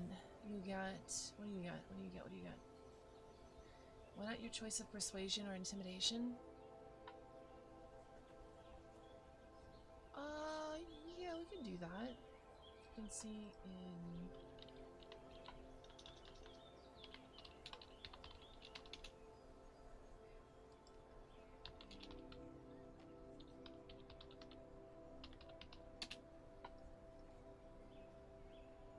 Rule by fear or love. True, true. I guess either way is how you rule a cult.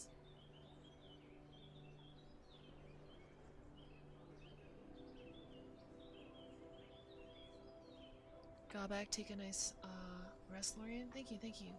Rub your ears for me? Of course, of course. Maybe your back. I'll rub my back, don't worry.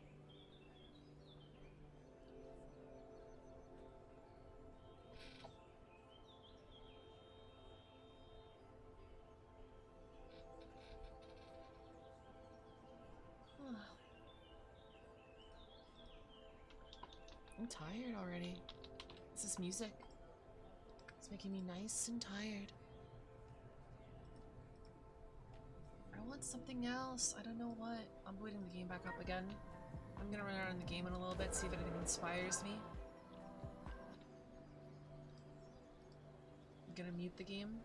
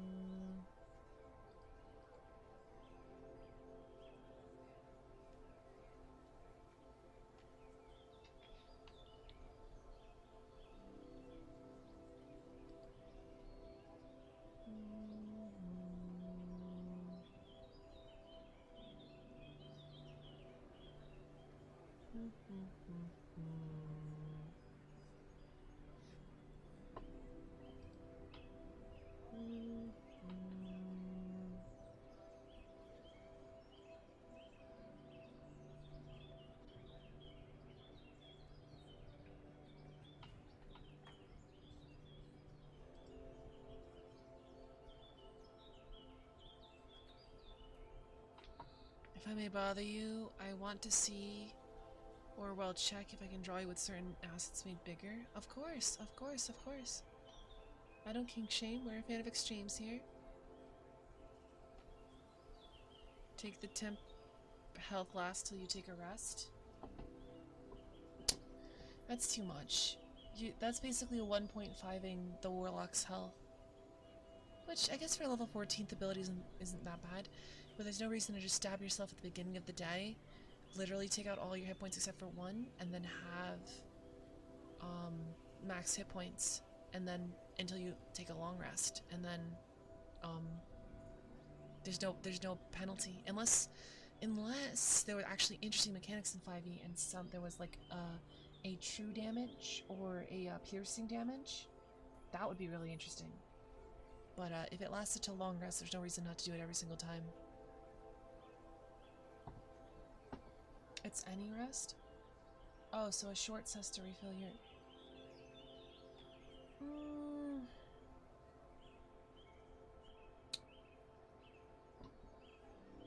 So if you take a short rest to refill your spell slots, you lose all the temp HP. But you can gain regular HP back. In a standard adventuring day where you're supposed to take like 6 short rests a day and fight like 6 encounters or whatever the fuck, I can see that, but like realistically, that never happens, so I'm not sure.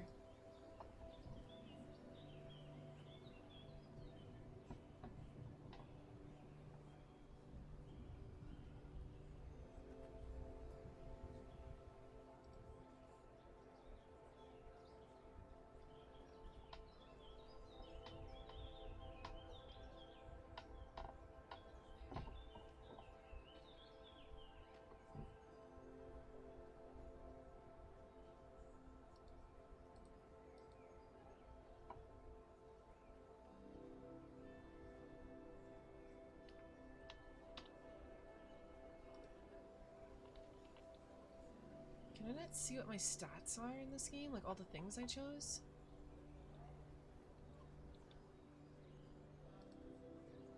Yeah, there's no like glossary.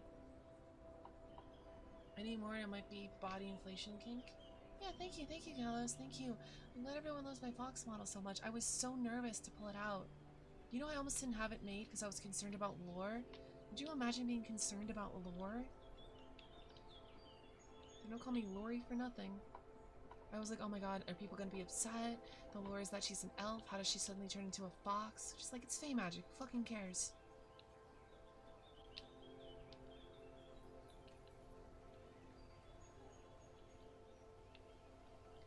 I'm trying to think of something late game. You know what I mean? Like, Cult of the Lamb doesn't really have a late game. It's kind of a short game. Like, I'm already done. Like, there's nothing crazy.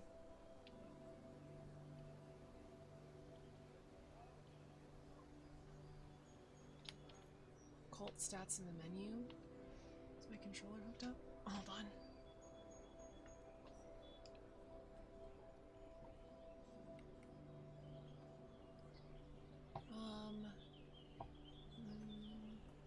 Oh, I can look at all my followers from here. That's useful. Cult traits, notifications, quest.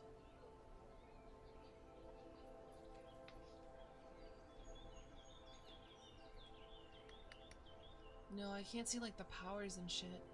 Like when you give sermons, you get like a special EXP.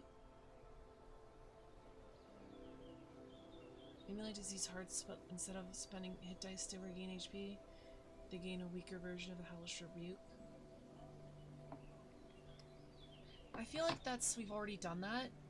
There's a spell called...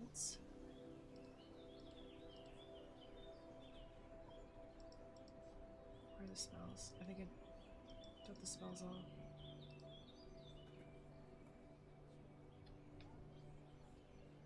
Armor of Agatha?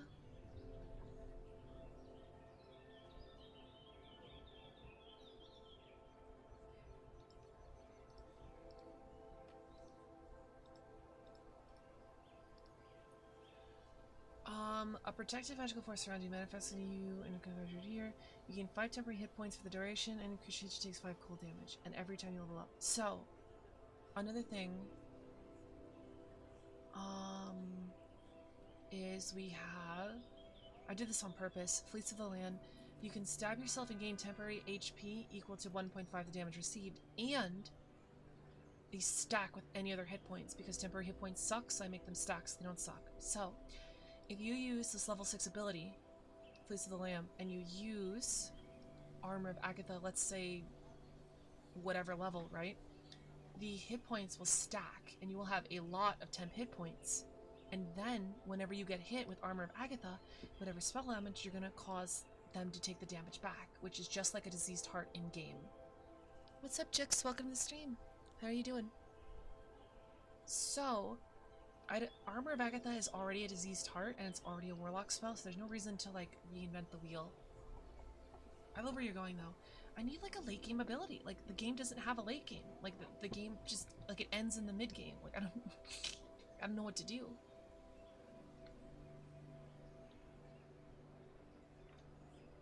Have a summon demon.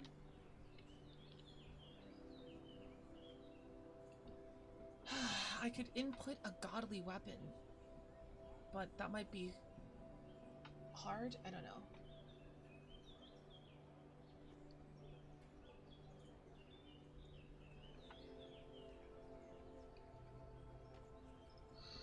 This makes the level 1 ability a lot more consistent. Could you please say, it's my friend's birthday, he has kids.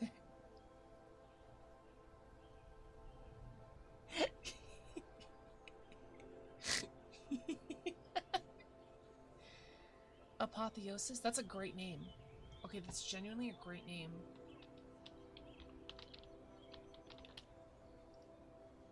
I don't know what I'm gonna do with it. This could be called Apotheosis and we have Cult of the Lamb something else.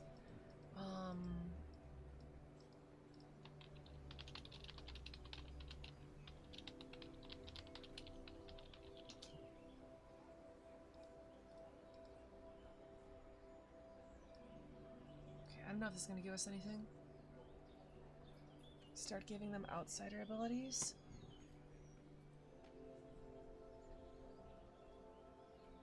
Oh, this is giving us nothing. Thank you.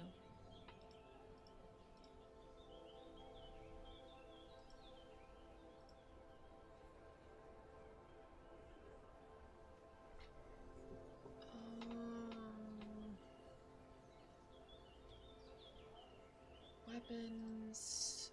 Oh, God.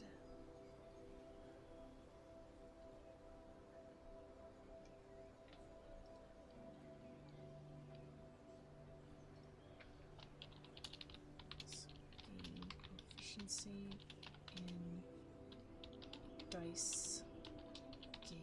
Oh, no. Gaming set. Dice. Knuckle.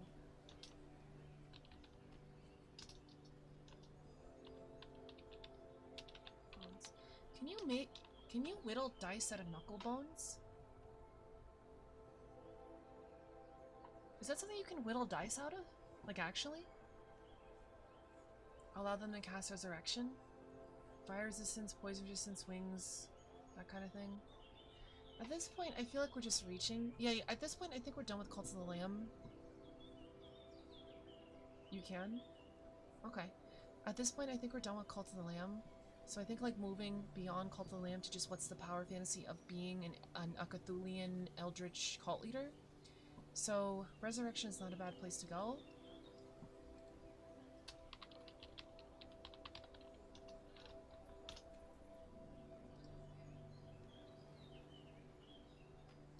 Seventh level spell. Holy shit. That's 15th level.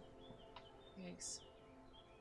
My friend really needs you to say, hey Jux, if you didn't know, in case you can't read, I am an NSFW voice actor. So if you want to get me to say something, you can go through my commission sheets and DM me, and I can give you a rate for whatever you want me to say, because I'm a voice actress and people hire me to say things. Martyr, that's what happens when you die. Oh, like you get a free resurrection? Is that broken? I dedicate too much effort? Great, have a wonderful day. Understandable. Resurrection without the material component. Warlocks can't cast Resurrection, so...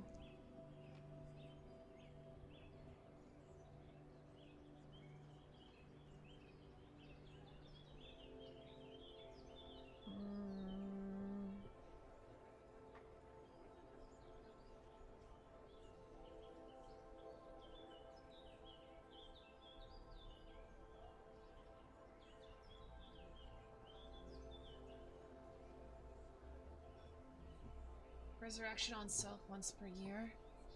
Not the worst. Not the worst. I don't know. If I got a selection of abilities of Resurrection once per year and something else, I probably wouldn't pick Resurrection once per year. It doesn't seem like it's going to be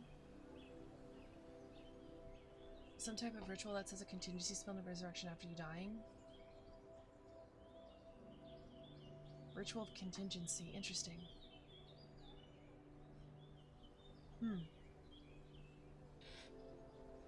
I like these ideas. I like this brainstorming session. I think we need to keep spouting stuff up. The ritual takes 12 hours.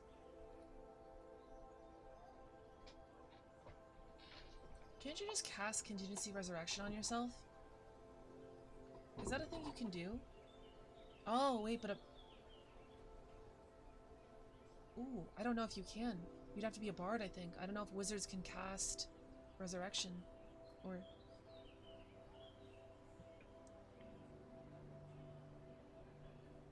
Patron is to make it more like you. So the traits of the ones who waits you could be passed on to you.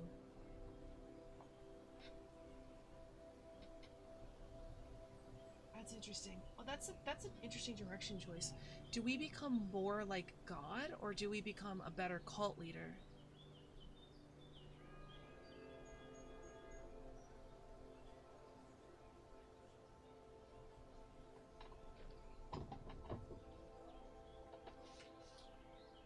I'm gonna eat a couple grapes.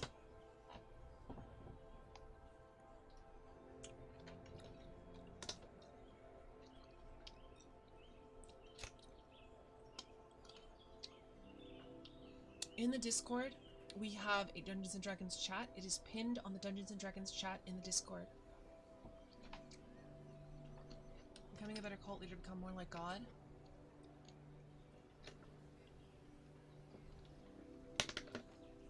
Wouldn't you be a bard type character with multiple abilities, I think? Or we're not going to switch it to a bard now.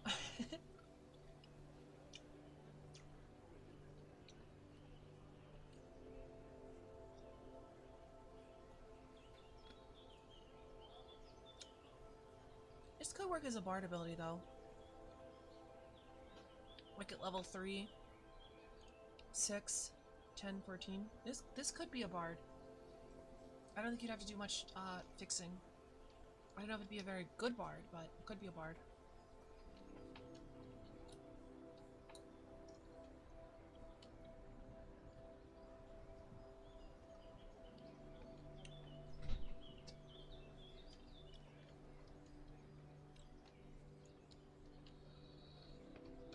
Oh, God. I can't think.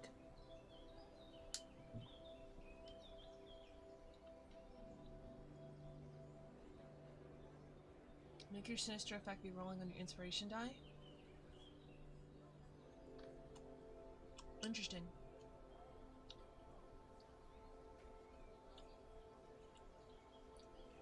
Really, I get a group for D&D? Yeah, it's no problem. You don't have to apologize. I mean, I would start... I don't know. I could make an announcement for you on the Discord.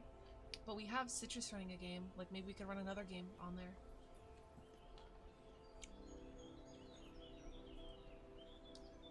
Yeah, Shadow Reaper, I got you. Read this. Noahs, thank you so much for following. Welcome. Welcome to the Emporium. Hope you're having a good day. How are you doing today? You landed on your keys. I'm so sorry you landed on your keys after crashing through the ceiling.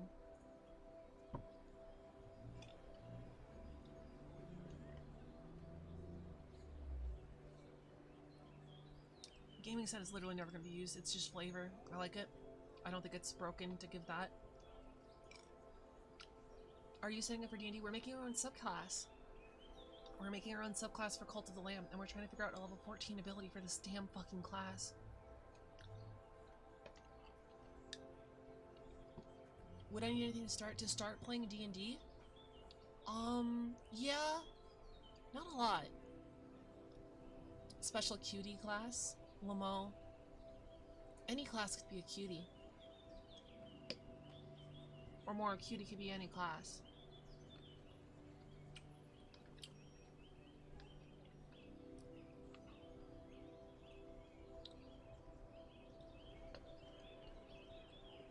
Plus 3 to charisma.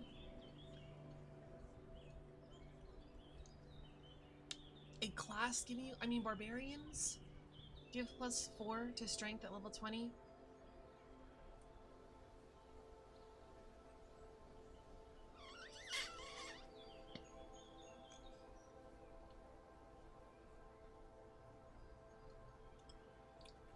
I'm so amazed you can see me chew on this model, genuinely.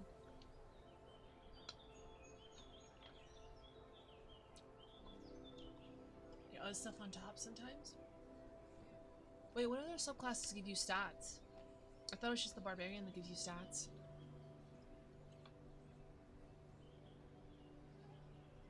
ASI is always welcome. Charisma plus 2 to a 22 charisma is fitting for a cult leader. Plus your spells get more powerful. I don't know if it's fun. I think it's just a game design question. I would much rather a really cool ability than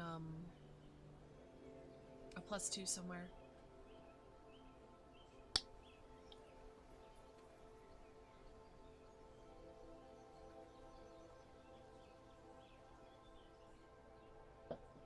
I dropped my grape.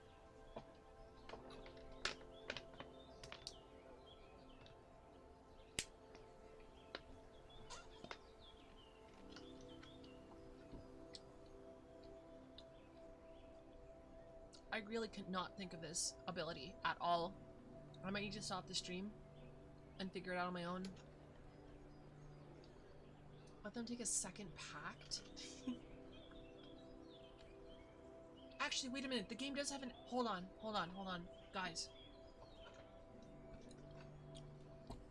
Spoilers, but the end of Cult of the Lamb, you defy your god and you fight them. Maybe there's something with that we can do.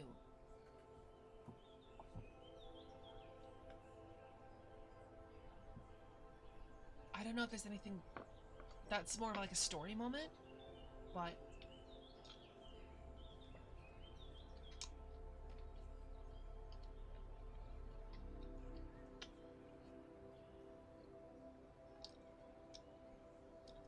a capstone, probably.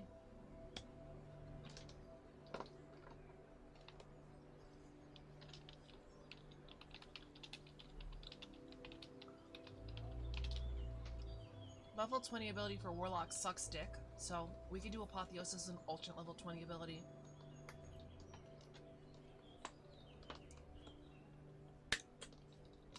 Gameplay than class ability? Yeah. So hold on, Shadow Reaper. What were you thinking for, like, becoming your god?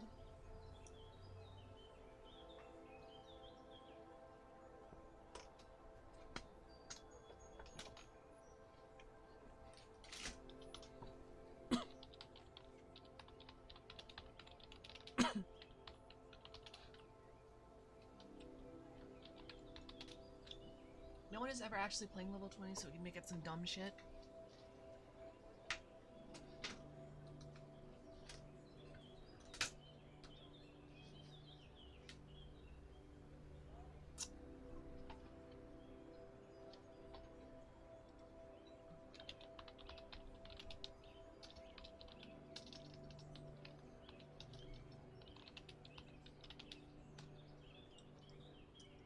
Triple your flock size in this 3 easy step. Classic outsider traits are resistance to 2 energy types, flight, dark vision, and some spell-like abilities. Interesting.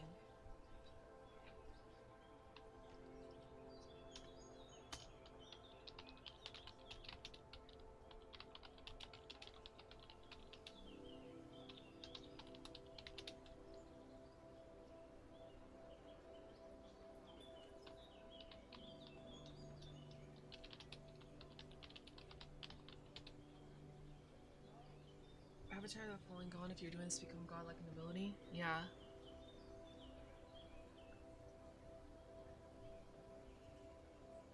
Demons get resistance to fire and poison, and immunity to the poison condition. True sight, be able to through other lies and illusions.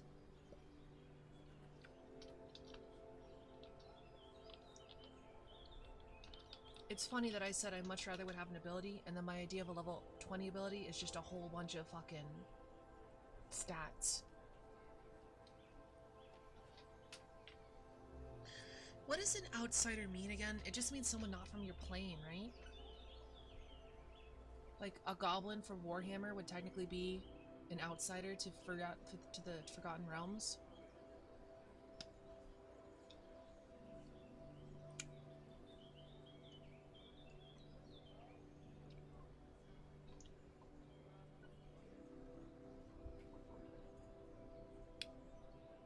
Got it.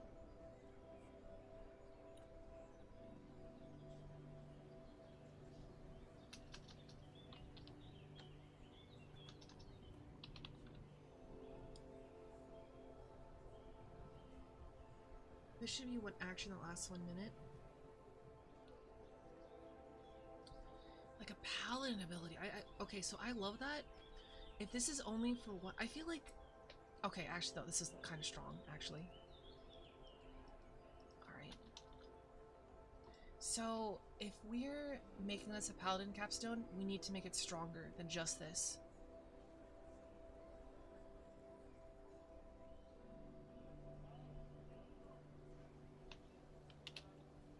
Choose what relic, weapon, and sinister essence you want. Just choose it.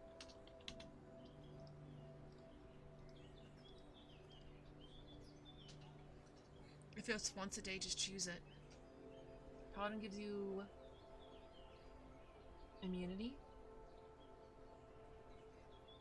I think, really, what paladin gives you immunity? I feel like they're so hesitant to give immunity to players for obvious reasons.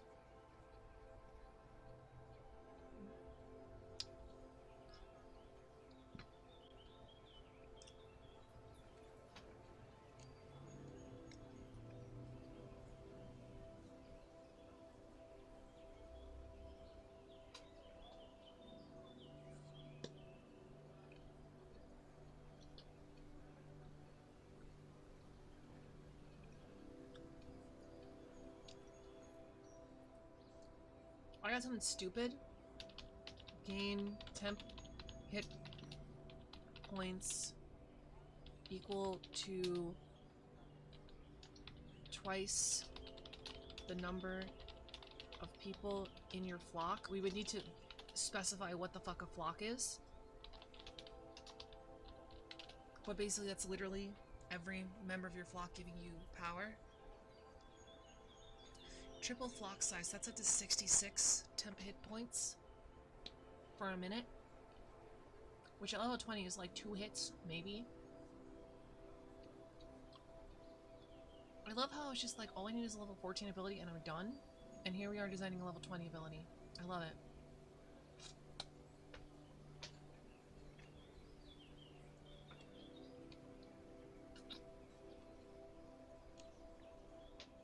I think the Blade Singer also gets a ton of temporary hit points for their spells, so I don't think this is bad at all.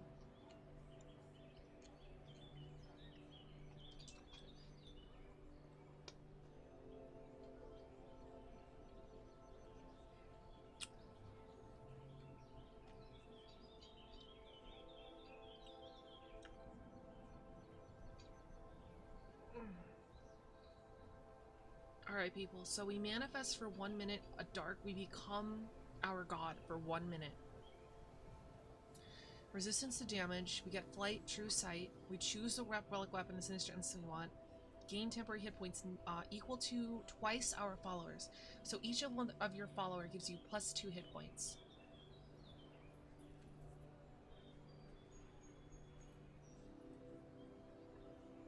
So I think with this, our Cult of the Lamb ability should have something to do with our flock.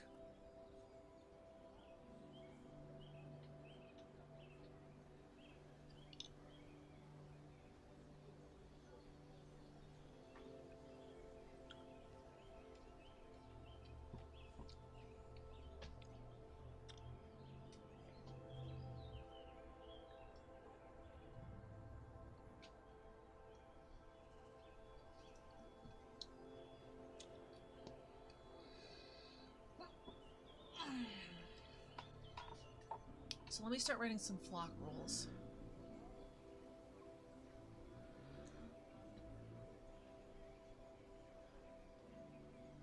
When should you start acquiring a flock? Also gives it to those of your aura? Your aura of like 30 feet. We could just give it to members of your flock. Hello, thank you so much for following. Welcome to the Import. I hope you enjoy your stay. How are you doing today?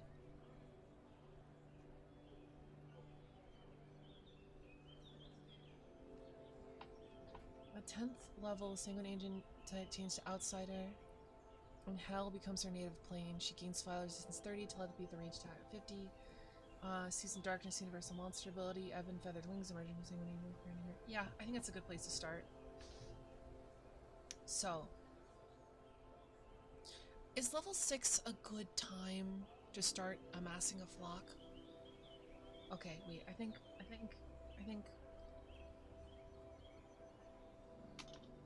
Cults of the Lamb. At level 6, you can start amassing. I literally said I wasn't gonna fucking do this, by the way. I literally said you shouldn't design it to have to do a cult, but now we're doing this as a cult. Fuck. Okay. At 6th level, you can start amassing some followers.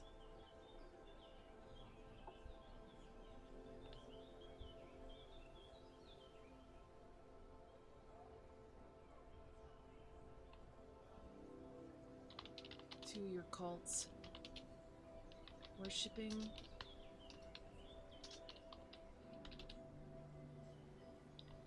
the one who waits.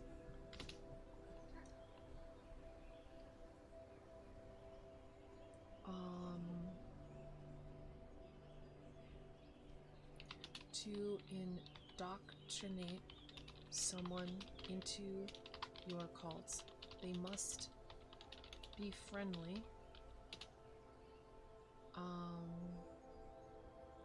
willing, and you must be able to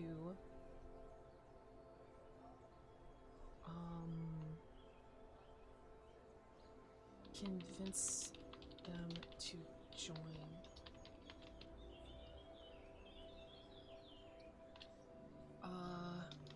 At 10th level, we'll do something there.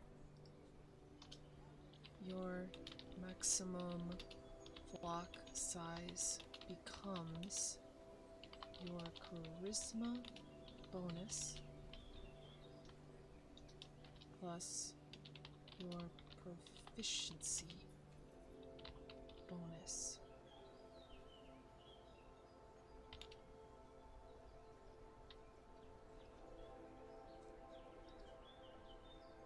To indoctrinate someone as you're called, they must be friendly, willing, and you must be able to convince them to join. If you are traveling, you must convince them to also travel with you.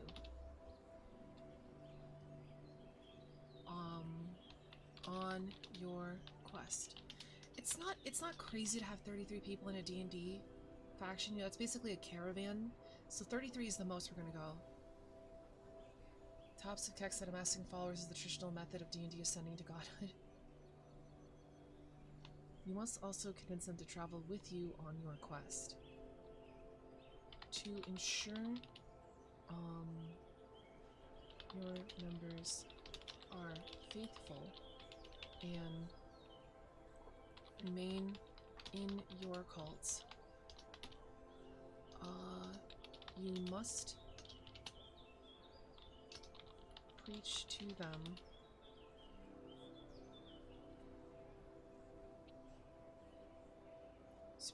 them your gospel at the end of every short rest. You can have a number of followers in your flock equal to your charisma modifier. Non-player characters who join your every short rest. Did I say short rest? Long rest. Join your cult will be influenced by your god to stay, but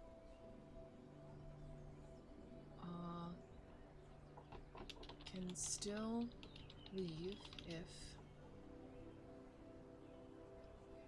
given reason to.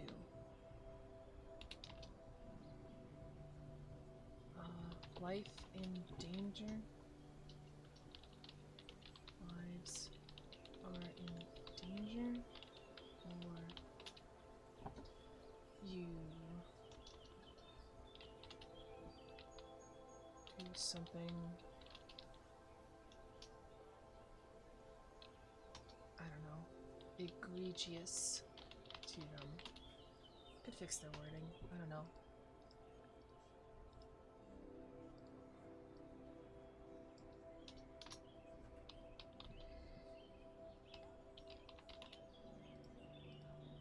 I don't think that's the right word either. At 10th level, your maximum stock size becomes your charisma bonus plus your proficiency bonus. Ancient profane ritual that you can empower. You use to empower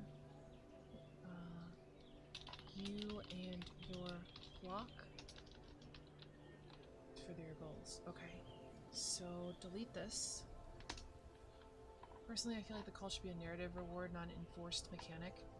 Well, it's not gonna really be an enforced mechanic. Yeah, Susie. It's not really an enforced mechanic. It's really to buff your party members, and if you're level 20, you want a max call as possible. Before level 20, it doesn't really matter. Like, if you give NPCs 15 temp hit points, they'll survive an attack, but it's not game changing. If you give your 11 people advantage on ability check and saving throw, it'd be really cool if, like, narrative wise you have a lock picker and you're like, we need to get through a lock, so you give a sermon and your lock picker NPC, you know, opens it up. Is there a max? Yeah, definitely. Charisma bonus plus your efficiency bonus. When you're level 20, I'm gonna triple it to 33 because you're level 20.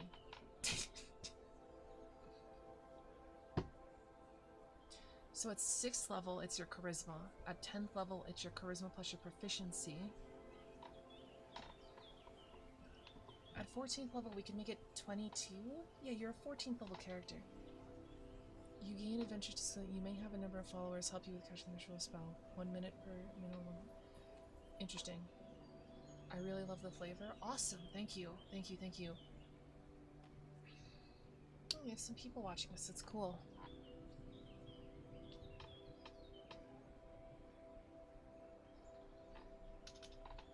At 14th level, your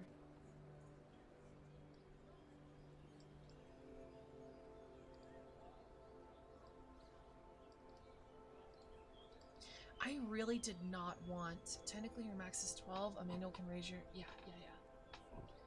I really didn't want to put the flock as part of the mechanics, honestly. I said that from the beginning of the video, that I feel like any D&D character can start a cult. This one is just easier to.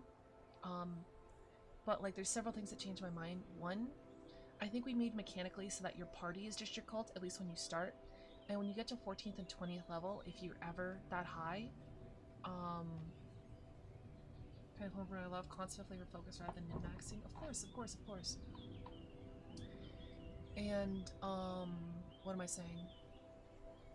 It's not integral to the class. You can actually ignore it and still be as effective until you're level 20. Which no one's ever going to play to anyway. And then, like, what am I saying? Like, you don't have to take your cult with you into a dungeon, and obviously there's some campaigns where you're not going to be able to have a cult with you at all, and that's okay. Your party can be your flock, and that's why I said non-player characters in your flock are influenced by your gods, so that you can keep them around easier if you have to, like, leave them or something. But, yeah, worst case scenario, your party is your flock, and you can buff them, and you can upgrade them, you're basically a bard, and I think that's fine. I think that's very flavorful.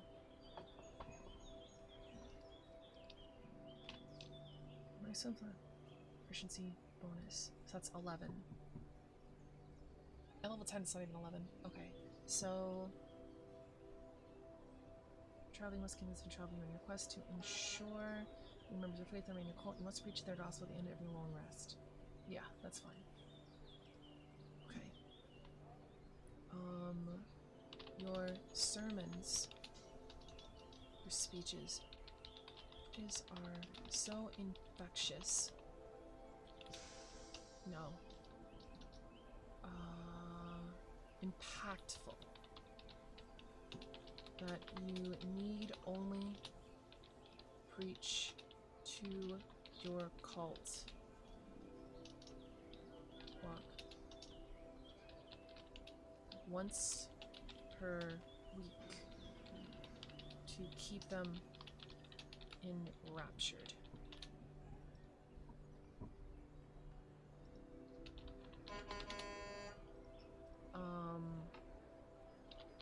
Your sermons and speeches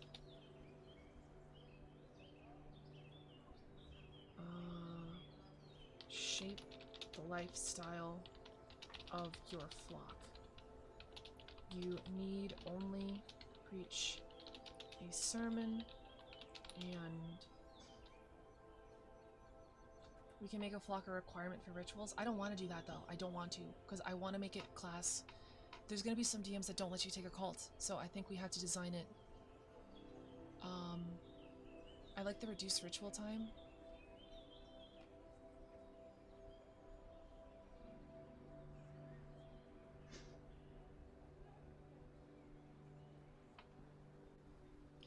I mean, you probably should get a reward. I mean, I think manpower is its own reward. Like, feeding a group of 20 people that you're taking with you into a dungeon is fucking hard as shit. But the manpower in and of itself, like, I think is really valuable. Like, if you're taking this class, you want a flock, or you're at least willing to have one and lose one and have one and lose one and shit.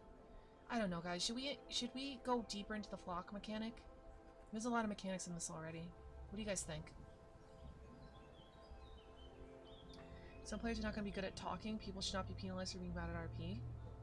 Well, I mean, a charisma check is going to be fine. You know, you don't need to. I don't think you need to. That's the role of the DM, Shadow Reaper. You can't outrule a bad DM.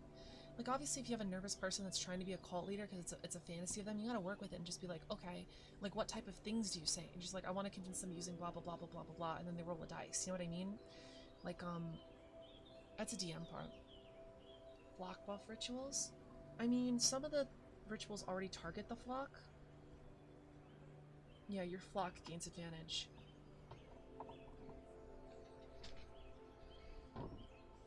You and your flock can push beyond your moral limits. Your flock were taking a ritual. It seems strenuous activity 48 hours.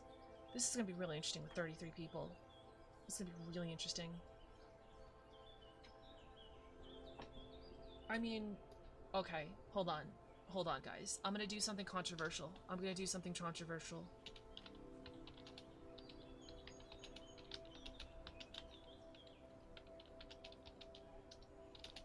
I did it. I did something controversial.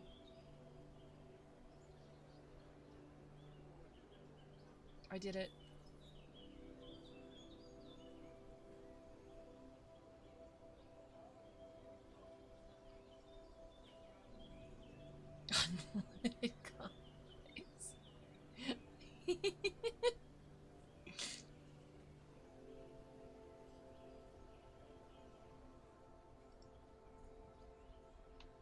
Sermon and talk with your flock once a month to keep them loyal.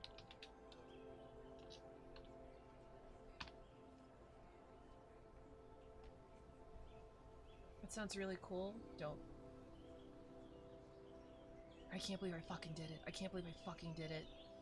I fucking put the thing in there. Okay. Find an entire nation? Yeah, you're a level 20 warlock. Cult of the Lamb. Start a cult. An entire nation of cultists. Yeah, exactly. Cult of Lori, baby. Cult of Lori.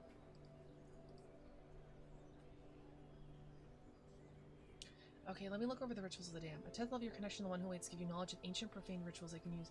So at 10th level, you gain maximum flock size and you gain the rituals. These rituals can be part of the longest hour once you perform the ritual. So, Prune says you knock off a minute per follower. So if you have a party of 5 people with you, taking my headphones off. If you have 5 people in a cult in your party besides you, you knock off 5 minutes. If you can knock off 10 minutes, you can knock off 20 minutes.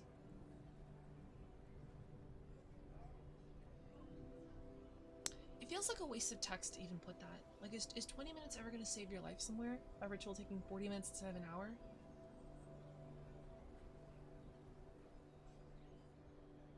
Ritual casting? It's not ritual casting. It's confusing wording because rituals are already a thing in 5e, but it's rituals.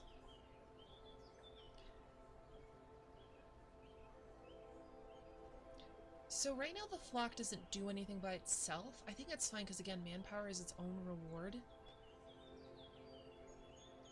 It's up to you and your DM to figure out how complicated, like if you want to do logistics of how are you feeding these people and what are they giving back to you, or if you're just like, yeah, there's a couple NPCs, they're just following us, right?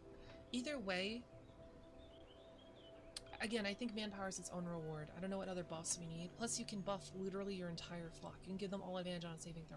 Like, if there's a lock you can't pick, you could literally give everyone advantage and then say, everyone, hey, here's thieves' tools. Do your fucking best. And then, rule of large numbers, one of them will roll a 20. Which is... Huh. I found the broken part. I think I found the broken part. Rule of large numbers if you have a cult of 22 people. I'm really happy with this one. I want to see someone use this to break it with this class.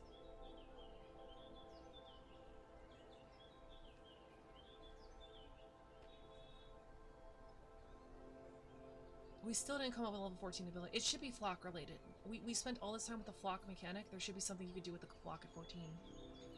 I could move Eldritch Feast to 14. That's something I could do. Because it's stronger. I think it's stronger than the rest of these. So I could move Eldritch Feast down there.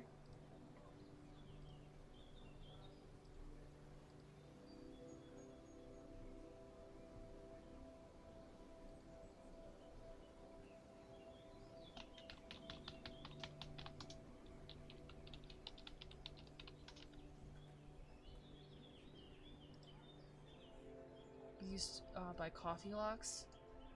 What are coffee locks? I was going with ritual casting also being affected by the 1 minute one. Was Warlock at a ritual casting baseline? Warlocks have like 4 ritual spells.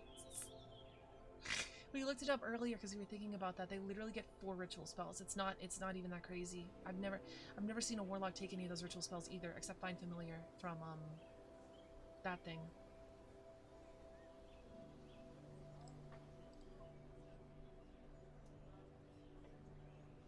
Oh, so we also have to change this ability.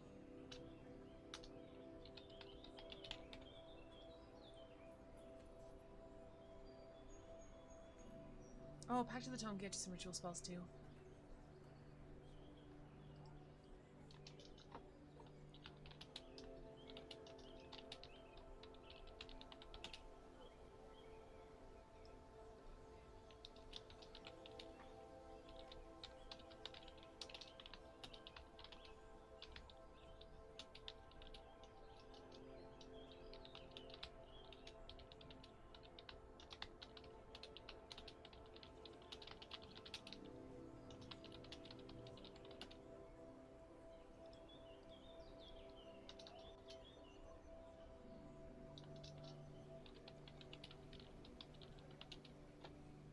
Sorcerer lock combo that lets you turn your unused spell slots into sorcery points, and you take a short rest and turn your points back into spell slots. Take a short rest.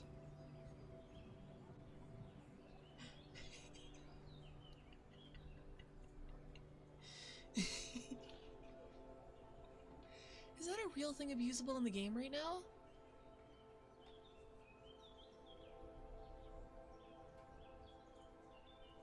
Oh my god, it is! Oh my god! That's hilarious.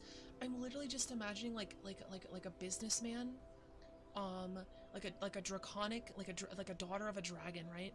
Who made a pact, and then with like some fiend, and the fiend walks in on her, and the fiend is just like, "What the fuck are you doing?" And she's just like, "Oh, I'm converting your magic into arcane magic." And he's like, "What?" And she's like, "Yeah, I'm taking a rest, using all the magic that you give me, absorbing it into my body, and using my body as a channelist to refine it into arcane magic."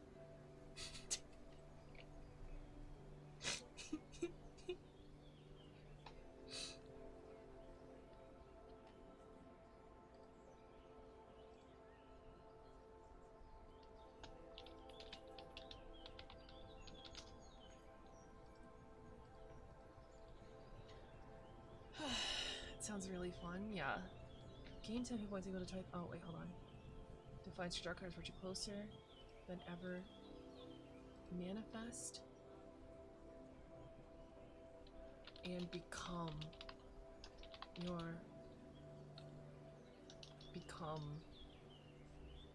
an eldritch horror worthy of worship.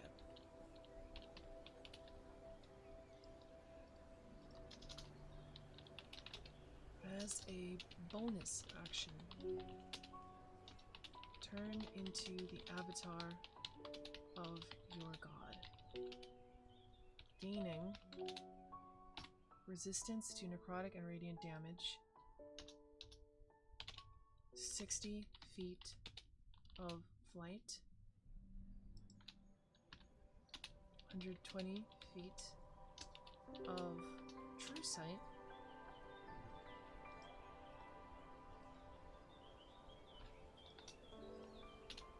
as part of the bonus action. You may choose a weapon and a sinister essence from the chart.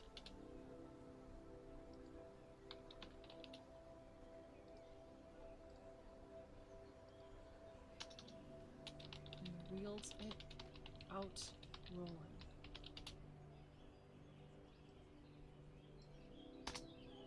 You also gain temporary hit points equal to twice the number of people in your flock, which has no maximum size. Become God. All is written, you can only channel sorcerer spells, but that's no fun. Let them roll the exhaustion checks.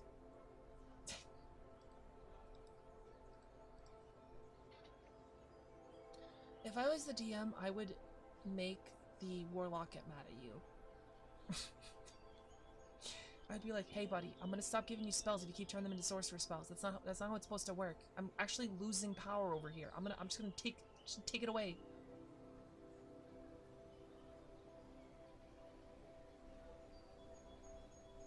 Do you want to make the warlock immune to exhaustion? Oh, hold on.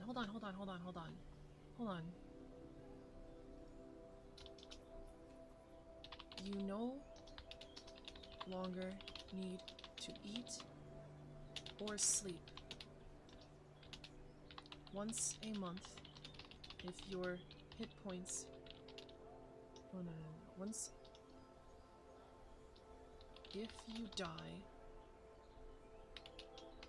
cast Resurrection on yourself without expending material components.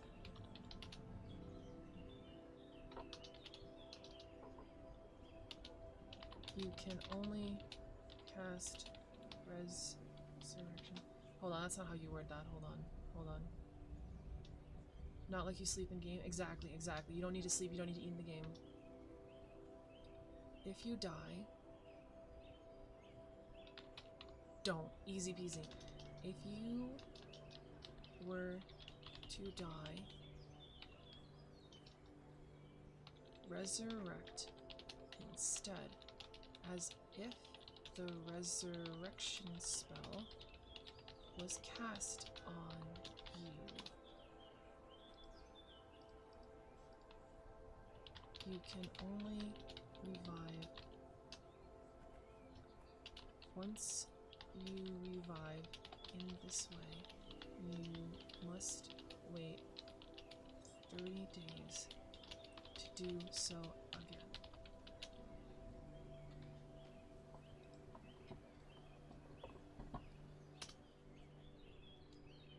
Chat, you know what's funny? We still don't have a level 14th ability.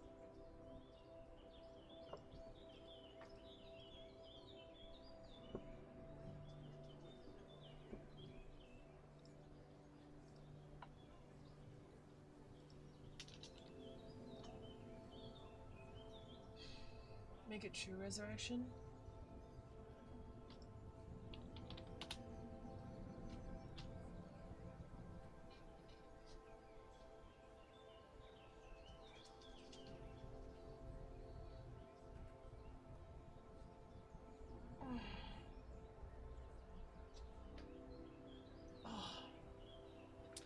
Which, you know why I also love this?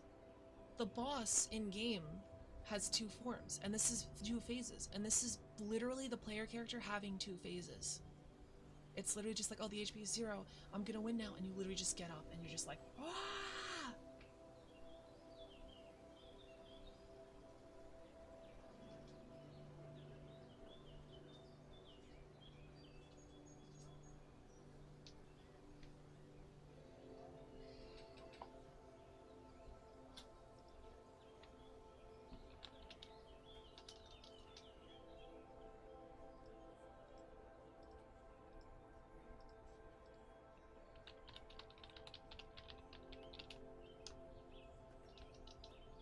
Do we need a damage increase?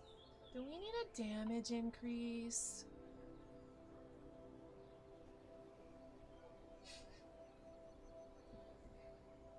Alright, and we should do something at level 14 that involves the flock.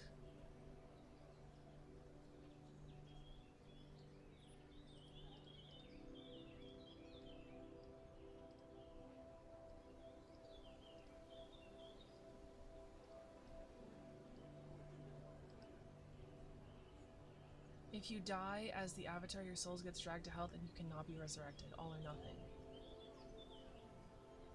Huh. Huh.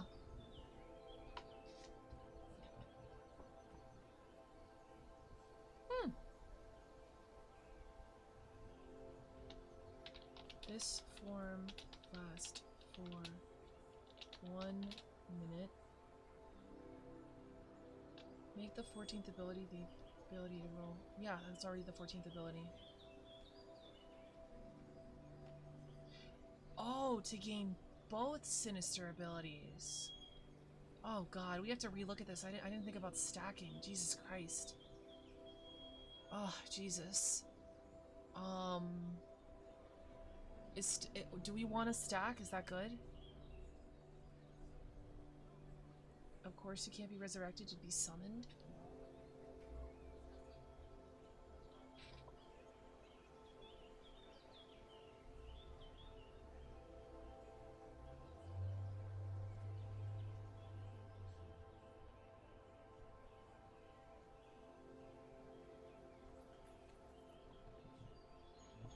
Huh.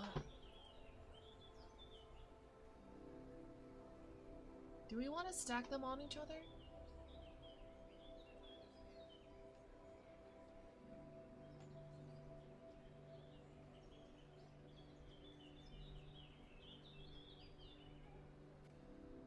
If you're an outsider native to hell, you'd have to be summoned like any other outsider.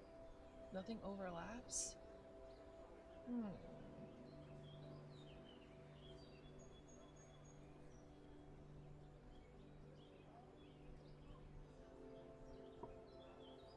thinking, I'm thinking, I'm thinking. This form lasts for 1 minute. And once used, not used again until you take a long rest. If you die in this form, you die in real life. Okay. It would work pretty well unless you want a sinister ability to augment Eldritch Blast too. No. I don't want that. I don't want that. I want you to use the abilities, not the Eldritch Blast.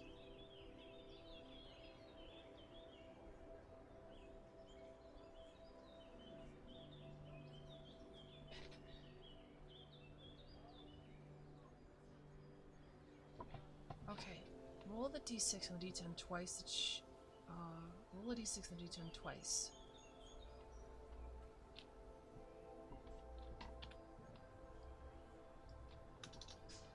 For the results of the d6, pick one of the numbers rolled for your weapon. For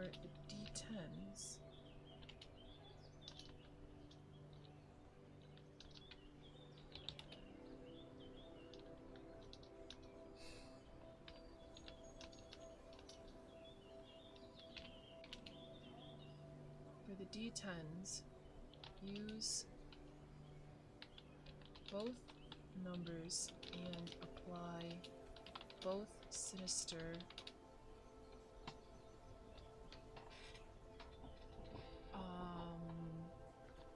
essences to the relic weapon.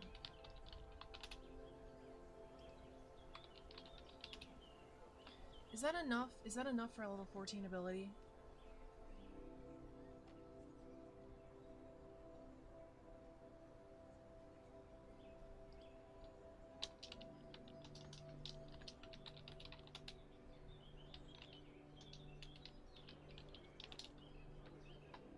What is the cost for the helmet? Yeah, it's just a joke. Die in this form, your soul is dragged to hell. You cannot be revived.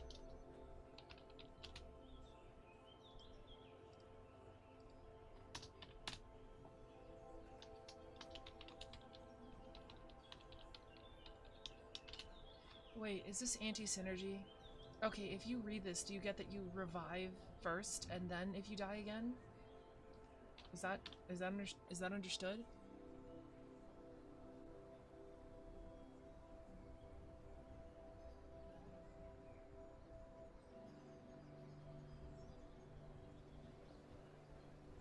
Yes, are you sure? Consumed by the one who waits.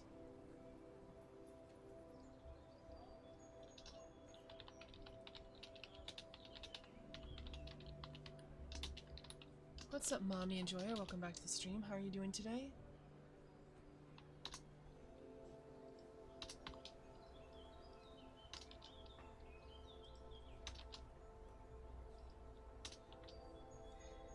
I did not intentionally make this class to be all or nothing, but this class is all or nothing.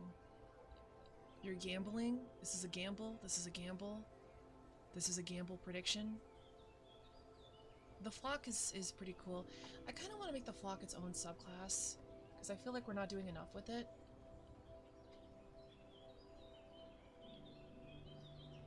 That's what I love about it, yeah. This is also Feast or Famine. If you die, you're gone for good. It's a very high roll class.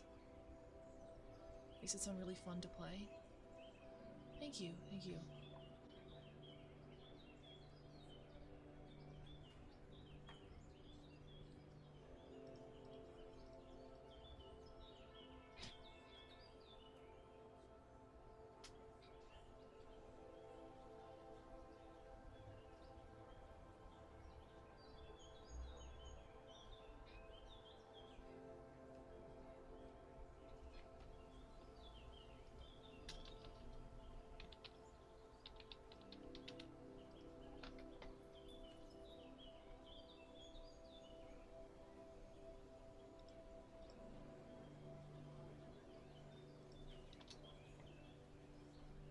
play test it a bit. What, for level 14? So we get the flock at level 6.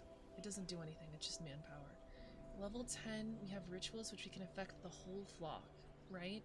And manpower is the reward here. At level 14, nothing happens with the flock. At level 10, the flock determines our temporary hit points that we get as a shield, which as a warlock is important. You're literally making a deal with the devil with insane power. It's supposed to be risky and unwise. True, Susie. True. Because you do make each member of the flock a companion as the companion race. True.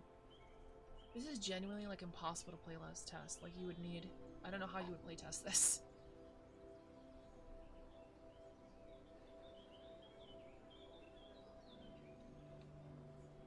At level 14, I mean, the fact that we don't increase the damage might make sense at level 14. Oh wait, we do increase the damage at level 14. Yeah, we do. I don't know what else we would do with the flock. Let me reread.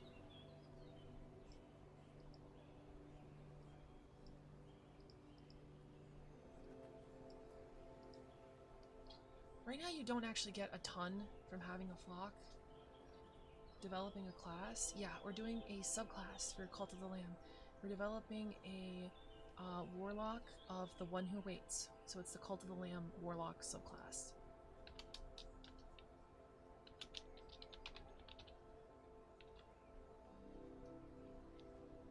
You can also, look with us because the Google Doc sheet is publicly available on the D&D Discord. My Discord has a D&D chat and it's pinned in there, so you can look around with us.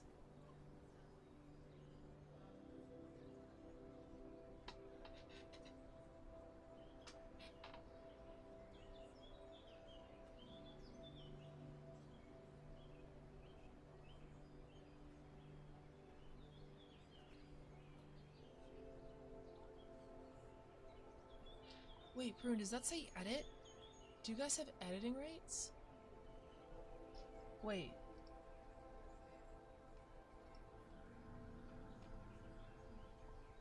Do you guys have editing rates?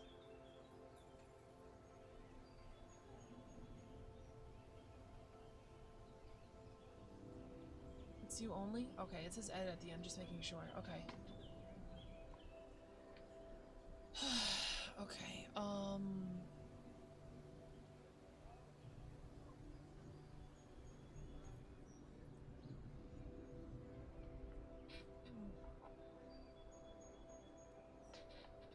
hold on.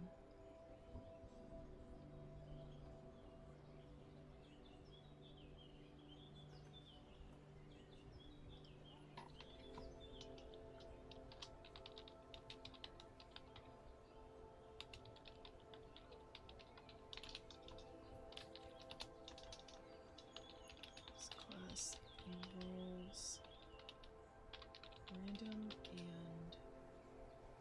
No, the randoms aren't. This class enrolls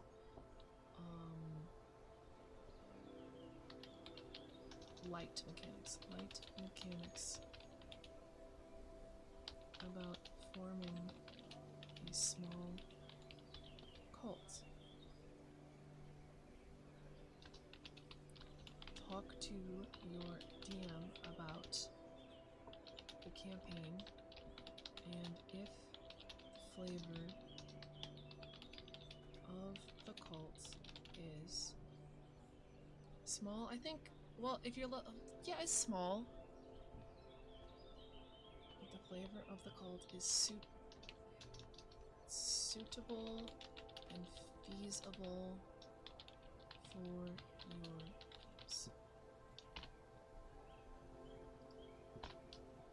fuck.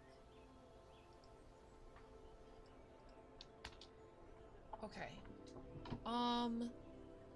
I think the class is fine as is. I'm just trying to figure out, first we need names of abilities, which chat can help me with, and I need,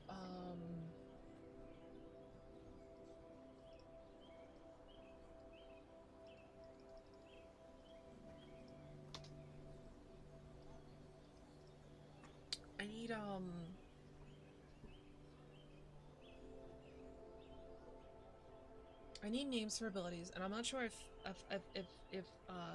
don't know how many more cult mechanics you want. Because right now the only cult mechanic is you can form a cult, you can buff the cult, and at level 20 the cult can buff you. So I'm trying to figure out, like, because right now you don't even need to play the subclass as a cult, so with the cult at all. Like, you would just play with your party members and buff your party members, which is fine. And I'm trying to figure out if that's... Shut the fuck up. I'm trying to figure out if that's, like, good, if we want more cult mechanics, less cult mechanics. Should I build a bard of the cult later to really utilize some mechanics?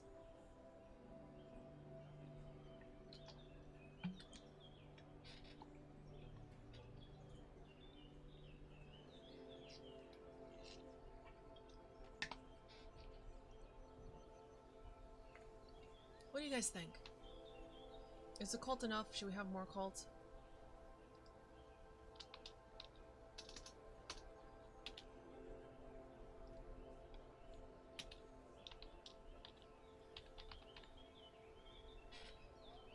The cult can generate money and resources for you. I feel like that's might be too much.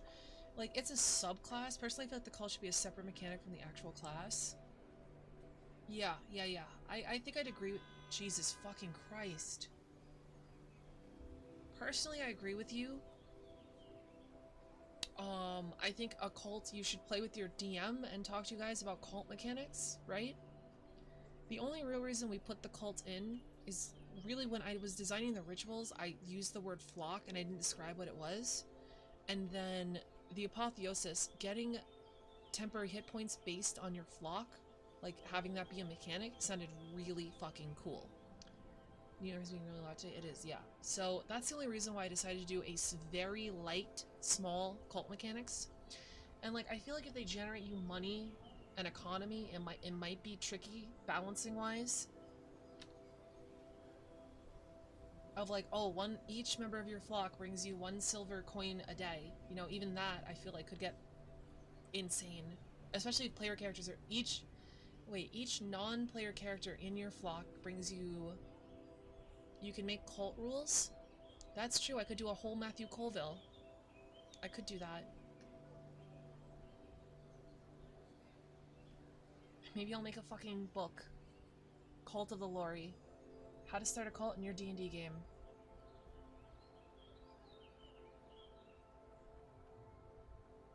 Hey Prune, you wanna make some D&D content? Find Boom? Oh, I'm really busy though. It does sound fun. Well, okay, first, a Prune, in your super busy life, if you're not busy at some point, see if somebody else did this. Let's not reinvent the wheel. If there's like great cult mechanics out there, you know, and we can't improve on them, let's not. But like, we could maybe do like a cult D&D thing. What you got in mind? Well, my idea, we have this warlock subclass in your D&D game. So, like, this could be its own homebrew we could post somewhere, but we could do a bard subclass and then cult rules is my thing. What you're looking for is downtime rules in Pathfinder. True. Or Matt Colville has rules for strongholds and followers. Maybe I can get a hold of that book and see what he writes for like getting followers. I don't think he has specific rules for getting followers besides buying them. So maybe we modify them to be more of like a cult and cult themed, right? Because that's more about like building a town, not a town. That's more about building like a stronghold. It's a background, it goes with the flavor system. No, I want mechanics. I want to build mechanics. If I'm gonna release a D&D pamphlet for flavor, it's gonna be Crystalia based. The Book of Vile Doctor's Community, I think some interesting ideas for cults, rituals or not. Prune, write this down. Book of Vile Darkness, Stronghold Followers, and Downtime Rules for Pathfinder. Going to be the inspirations. What was I saying? Mechanics. Right, because those rules are very much... Where did the chat go? Okay.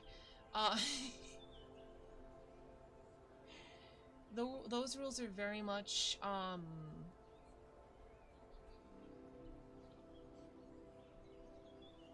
what's the word? About getting a building and building followers out of that building, which could definitely be a cult. I think you could use the stronghold and follower rules for a cult, but maybe we could design some rules that are more specific to a cult, like rituals, how to convince people, maybe a mechanic for something like that, what the cult can give you, what you can give the cults, how to avoid detection from authorities, not pay taxes, I don't know, shit like that. It's an idea.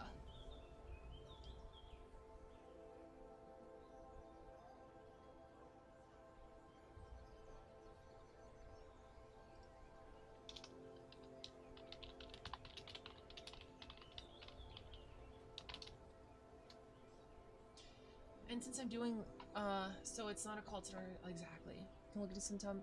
Yeah.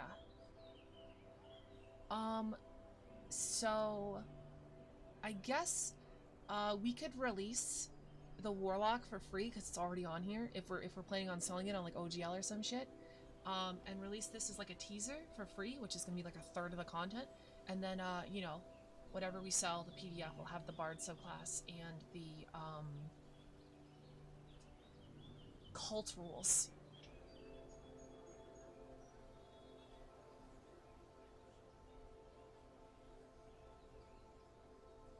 Maybe we'll call it like Cults of Crystalia or something and make it relevant. Well, that sounds like we're gonna dive into actual cults. I mean, I guess we could put some lore into it. Stuff some fucking lore into it. Does this subclass make sense in Crystalia? I guess it does. We would just need a great old one. Yeah, that's really all it's contingent upon. Like, you can summon demons. Yeah, everything else works. Alright, guys. I'm gonna call it quit soon. Most of the subclass is done. I still think we need a level 14 ability about the cults, but the Book of Vile Darkness just looks at my copy of rules for everything: sacrifices, currency, torture, but not cult. It's still important. I feel like those are all involved in... Jesus Christ, 3rd edition. Torture? I feel like all of that could be important for a cult. You know what I mean? I didn't put sacrifices in the ritual because I have this sort of guise that you could play any classes, any alignment. So having like a lawful good cultist of the one who, what's it called? The one who awaits. It's somewhat still feasible. You know, you're just a good person with a dark god. Summoning a demon to your will.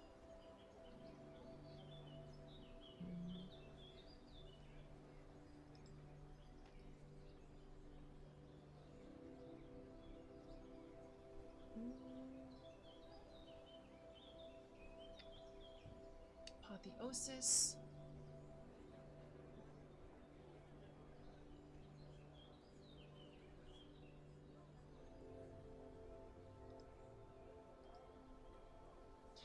I guess it's good. I don't think I'm forgetting anything. Yeah, it's pretty cool. How many pages is it?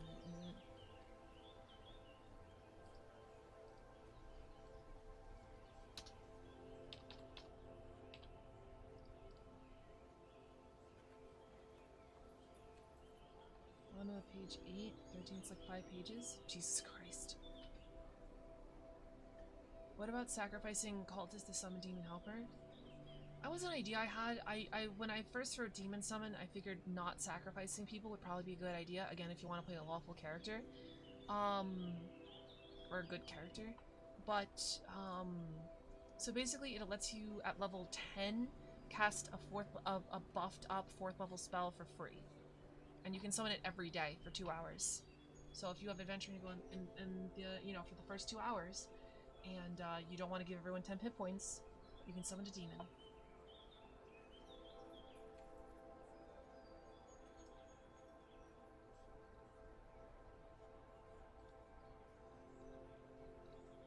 Alright, so this is gonna be the end.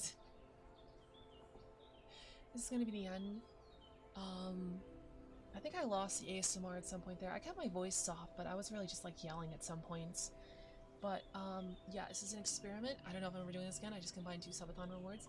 Thank you so much, everybody, for watching over on the YouTube. I'm gonna call the recording for the video. So this has been the behind the scenes.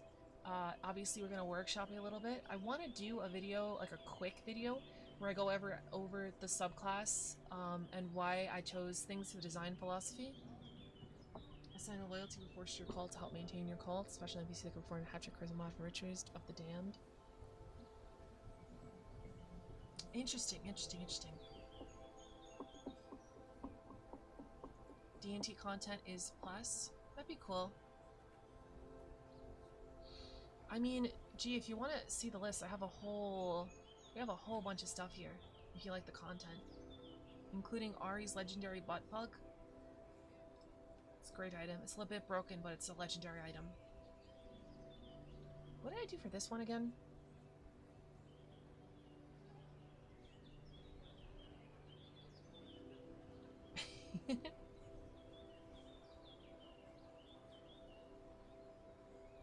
I made this for like a storm sorcerer, I think. Do this every subtitle. I usually make something D&D related every subathon.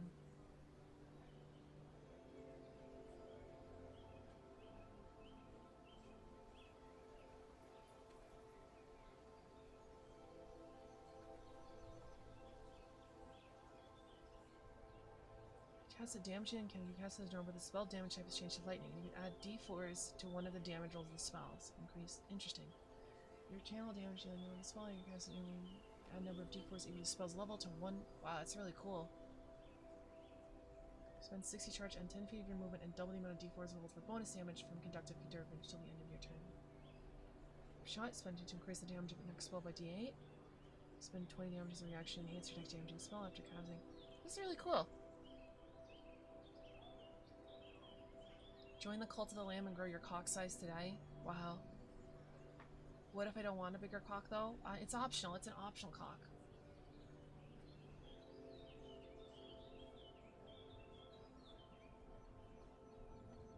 Whenever equal to the amount rolled from conditions that apply. Apply that damage to a creature within 15 feet of the damage of that spell. Oh, it jumps. Lightning crash.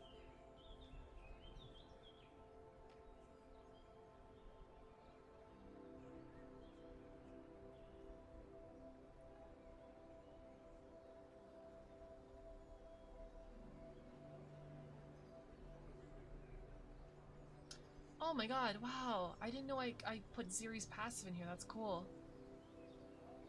And keep beside your bedside drawer like I do. Ayo. Add it to my collection. And there's the Horde Lord Lori. Which is,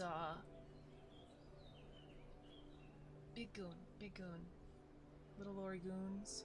Run up to people. Slash them. Look at them. Look at them. Look at the little Loris. They're coming for your kneecaps. They're coming for your foreskin. They're coming. And there's Butterball as a Horde Lord.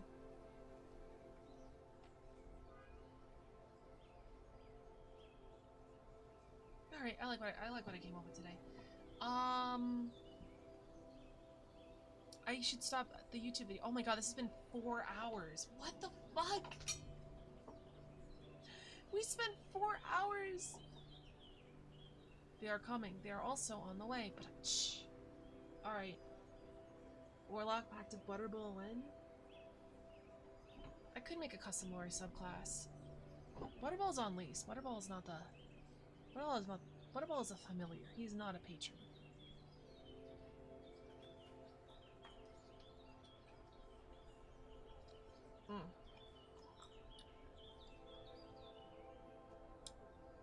Little Lori is nightmare fuel.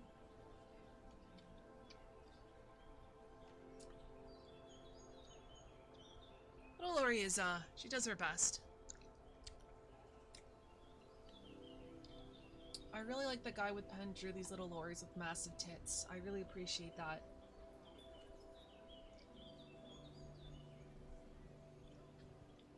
You do spare a fair amount of time? Yeah, true. Alright. Yeah, YouTube. That was it. I'm gonna do some adjustments, but yeah, I wanna make a shorter video going over everything and why I chose it. I mean, well, if you watch the whole video, you basically know all of the design decisions, unless I change the level 14th ability, and come up with some names. Like, Natural Born Leader, I think, is a cool placeholder name. Don't love it. I really love Loose of the Lamb. Love that name. you get Cult of the Lamb the same level. There's a lot of the Lamb, but it's based on a game called Of the Lamb, so it's fine. And yeah, thanks so much for watching. I'll see you later. Like, comment, subscribe, catch me live on Twitch. Bye-bye!